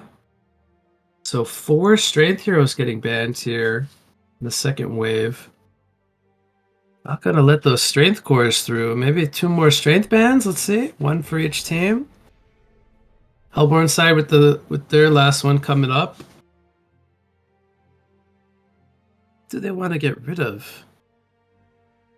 There's still so much in the field still to address. I really feel like there's anything that could be picked up at this point. Is there anything that screams like Nymphora synergy? Not really. Maybe like a Corrupted Disciple could be in the works as well. Nymph CD is a pretty nice aggression combo. They're gonna ban the Madman, and Mage Bane is the last ban. on and off Magebane bans today. Definitely have been seeing that from time to time. Oh, don't do me dirty like this. They're shadow picking the War Beast. You can't do that and then not pick it. If you're gonna shadow pick it, you better be picking it. I want to see a War Beast coming out. Make me happy. I got to see Wild Soul today. That unfortunately didn't win, but it was looking really good in that game as well. And boy, it would make my day complete if I got to see Warbeast. I saw Jungle Draconis twice, Jungle Ophelia twice. I saw Wild Soul. I haven't seen the Warbeast. Come on, a man can dream. Give me the Warbeast. Lord Self-Forest. Pretty solid option, I would say, going up against two defensive healing supports. The Undying going to be a very strong tool at their disposal to go for whichever target they need to. They are no longer shadow picking Warbeast. They're going to go with a Lodestone here instead. So NG Lodestone could be like a dual offlane in positions 3 and 4. The Accursed could be main support here for whatever carry option they want to run, and then the Lord Self-Forest could run in the mid lane. That's a pretty reasonable draft, I would say. If they pick up a ranged carry to lane with the Accursed, for example. Gravekeeper coming out on the 4th pick. That is not a hero we see that often. I'm pretty excited to see Gravekeeper here. I think this hero has potential. Like, it can do a lot of damage. The issue is with a lot of these mid bully ranged heroes is they get ganked so easily, and they don't really recover necessarily that well, so they're kind of reliant on having a good early game. But Gravekeeper is definitely a hero that can have a good mid lane, or set up ganks with his team. He's a pretty strong hero, I would say, but it's hard for him to be consistent and have good games. So I would be pretty excited to see Gravekeeper played well here, but there's always the risk you run when you pick up a hero like Gravekeeper, that he could just kind of fall off and not have that good game you're hoping for him to have. So they will last pick a Shadow Blade here. They're going to go with a really hard carry. The Shadow Blade, typically we see, I think, Cleaver picked up on him to kind of get him going. Otherwise, you're kind of forced into this Nullfire Blade fighting build. And they're going to go with an Oogie here. Okay, not the carry I was expecting. They go with an Accursed support for an Oogie. Man, this actually takes me back to my Complexity days. We used to have a saying in Complexity that we would not run Self and Oogie in the same team because there's just no lockdown on these heroes. They kind of thrive when they have good team support, and they have an Accursed and a Self-Forest who both don't have any CC in the team, and the Oogie as well. They kind of lack disables. They're going to be relying a lot on Lodestone this game. And Engineer is also not really a reliable initiator. It's very easy to miss Kegstun as well. So they're lacking a lot of CC, but that does not mean that their heroes are bad by all means. They just have to land those skill shots, and they might get kited pretty easily, actually, as they're going up against heroes like the Magnus and the Pearl. Very disruptive in fights with line stuns and pushes and knockbacks. So it might be very hard for them to sit on targets with the Self-Forest and the Oogie. They might run into that issue. Man, I'm so excited to see this Gravekeeper. I really, really hope this Gravekeeper has a good game. It's going to be a mid lane Gravekeeper, which is what I expected. And it's going to be going up against a Lord Self-Forest, which typically you want to be playing a range versus melee matchup when you're Gravekeeper. This is where he can do really well because he can right-click harass a lot with the Defiling Touch, which he's probably going to want to put 1 point into. and keep throwing corpses at the Self-Forest, and then probably max out his Corpse Explosion for some AoE burst, and then just try to bully him out of lane in the early levels, and hopefully beat him to level 6, where the Self-Forest can't fight back yet until he gets his level 6. So there's not a whole lot of threats for the Gravekeeper this game, other than maybe like a Lodestone smoking up and roaming him, or coming at him from fog, because the Self-Forest has a lot of nuke damage. If he gets stunned by the Lodestone, a more Certissima nuke into a life tap, even without Undying, I think that's enough damage to kill a Gravekeeper early game.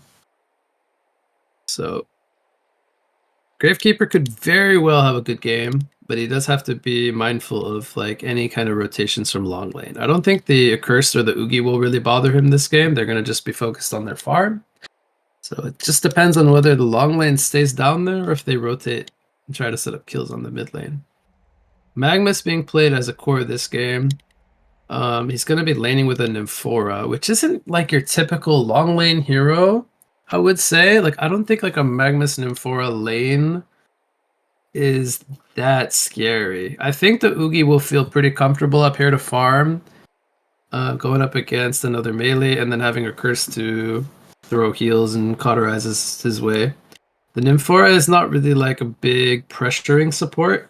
Where she really shines is in tri-lanes, because she has good tri-lane sustain, a stun, and then also babysitting in the short lane, where she can just get fast level 6 to wreak havoc on the map with her teleport. But they're gonna run her in this offensive dual lane, which I don't really like. Her being ran in that role. I think they could have picked something else if they wanted to run an aggressive dual lane.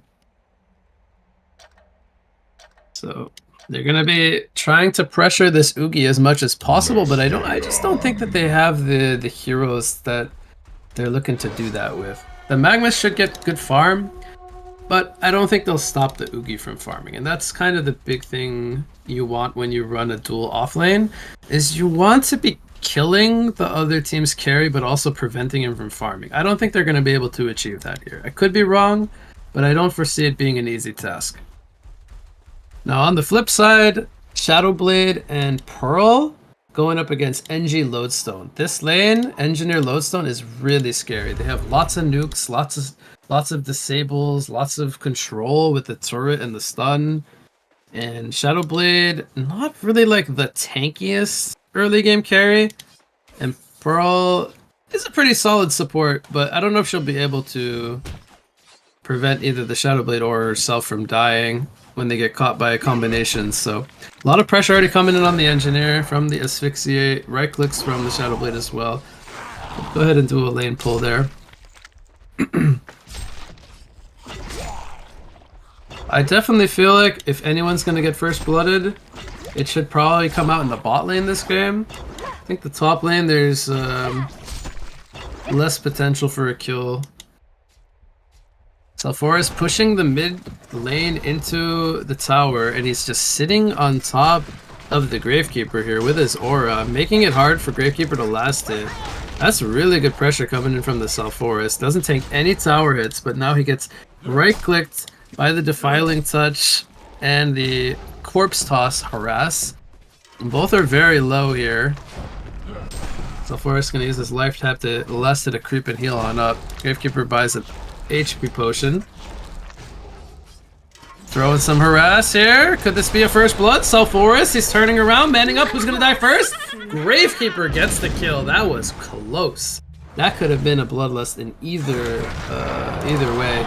And then there is where I actually thought the bloodlust was gonna come out. Pearl goes down. They actually get the kill as well onto Shadowblade, and this is the power of the NG Lodestone lane. So much pressure. They actually get 2 kills and nobody dies. The Engineer lived on 30 life. So, very, very strong lane there. The Pearl and the Shadowblade both being level 2. Not really that strong just yet. And Merrick's Rune bottled up by the Gravekeeper. Gets a full bottle. Self-Forest doesn't have his bottle yet, so Gravekeeper with the Bloodlust off to a good start. He's already got 400 gold in the bank, close to his boots. And again, top lane, it's like everyone's staring at each other. Everyone's full HP, almost full mana. There's just not a lot of kill potential up here for either side. They both have heals. They're both looking to just farm for now, and this will favor the Oogie lane. This will favor the Oogie lane for now. Shadowblade farming very aggressively here without Pearl in the area. Rocket Drill comes out into Kegstun. A lot of harass. Head Smash coming in. Jumps defensively to the Pearl, gets a heal, and he will be fine. Meanwhile, in the mid lane, a lot of harass coming out from the Gravekeeper. Throws out a nuke there, the Corpse Explosion. He hits level 5, and he's got that level 3 now. Which could be a lot of pressure for the Self Forest. Throws out a counter nuke.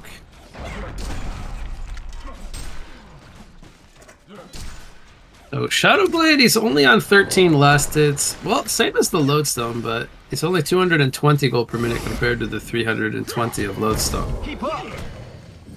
And up in the top lane, Oogie is on 18 last hits versus the 24 from Magnus. So Magnus is actually doing very well up here in terms of last hitting.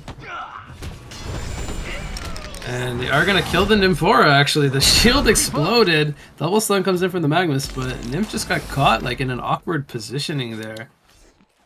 I was not expecting that to happen, but perhaps it got like blocked into the pathing there by the creep, so... Oogie, no, the accursed... Actually, no, the Oogie did get the kill. So even though the shield exploded, Oogie got the kill. Hasted Salforus. Patches Gravekeeper in the jungle here. Trying to run away, but... Power of the Haste Rune gets Salforus some momentum back. He's still 10 GPM behind the Gravekeeper even with that kill. But Engineer did rotate over as well to assist for that. Rocket Drill comes in from Lodestone. Kegstun connects, knocks Pearl backwards. She's still pretty healthy, but there's the mine and the head smash, and all of a sudden Pearl has no more HP. Shadowblade manning up here, trying to get a kill on the Engineer. He is not going to get it in time. Engineer too tanky. And they had another head smash as well on the Lodestone. So that is not looking good for bot lane. Meanwhile, top lane, the Accursed died to Magnus and Nymphora. I guess they have enough damage now, or maybe the Accursed got a little low, I'm not sure.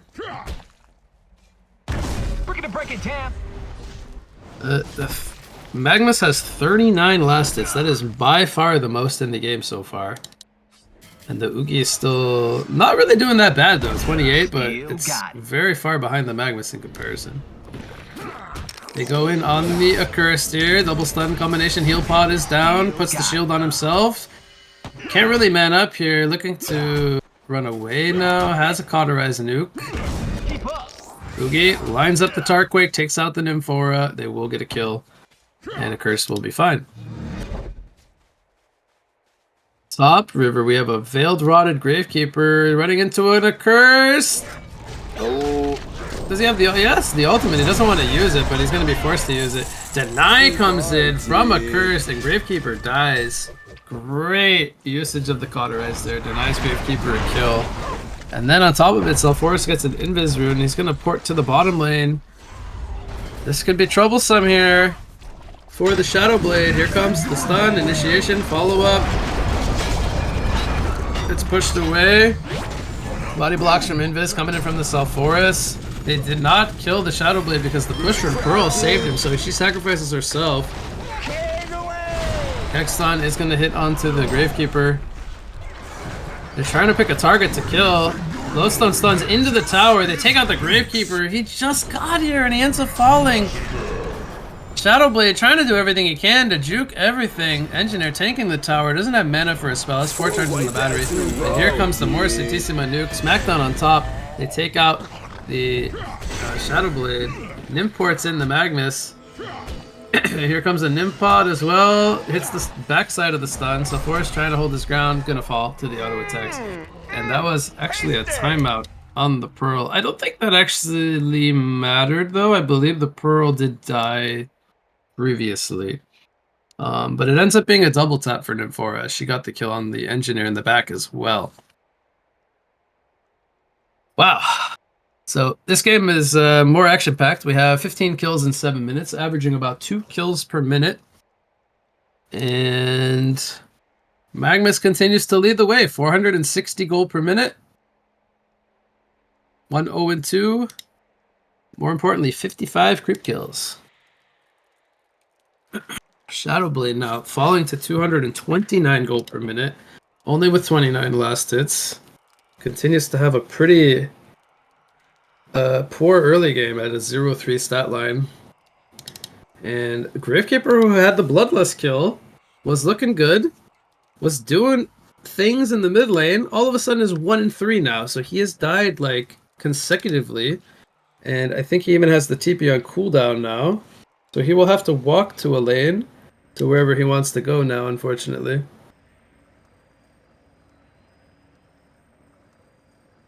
The kill on Self-Forest was very good, though. I mean, he is still farming 357 GPM, but it was much higher than this before he died. And they have Lodestone and Oogie leading the way for their team. So, Lodestone with Strider's Bottle and a Protective Talisman. Probably going to be looking to go into a Portal Key now.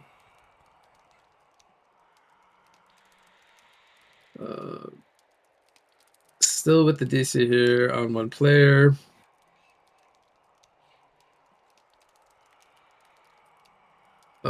Magnus will probably, I would imagine he'll upgrade his boots to Steam boots. Maybe not, we'll have to see. He's holding a lot of gold. Gravekeeper trying to finish his Ghost Marchers. Needs another Punch Dagger. And Shadowblade still without the completed Steam boots as well. Oogie, I think, he's got gold in the bank. 380 GPM. I want to say he's got, like, Arts to Sorcery boots here. Pretty sure he's going to be building into those. Maybe those are being delivered on the courier here, unless this is a curse courier. I'm not sure who that belongs to.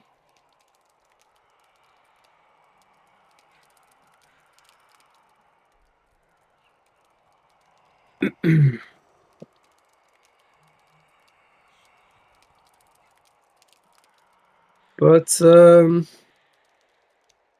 game is still pretty even. We have a 1400 gold lead at 7 minutes for Hellborn, which is not really very much. This is like a couple of hero kills advantage at the moment.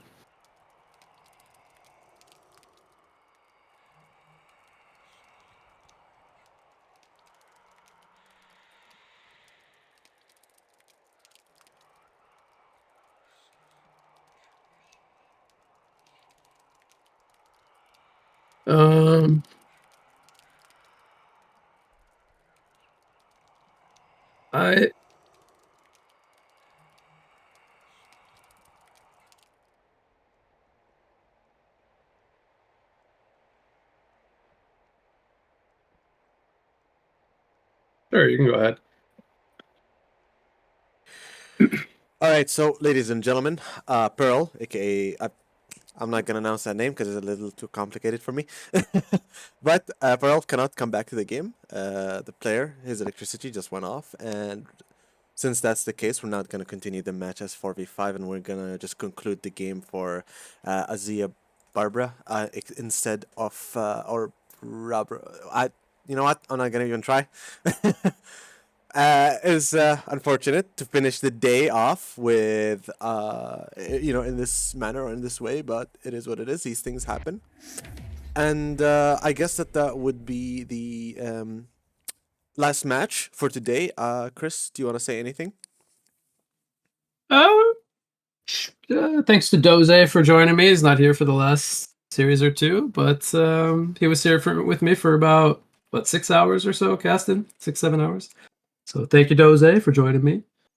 And we'll be back tomorrow. I mean, unless you want to do the outro, we'll be back tomorrow, same time, I believe, Paradise. Yep. Yeah, and just for something for people to just understand, I've seen the things that like people wrote about Math Pro and whatnot. I'm gonna be checking that after this game, and then I'm gonna decide what's gonna happen.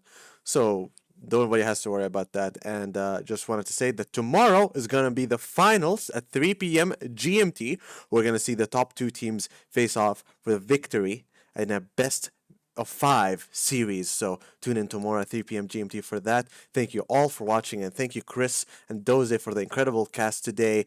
I hope you enjoyed the show, and we will see you tomorrow, everybody, with BKCPK as well. Do not forget about that. Good night, everyone. Bye-bye.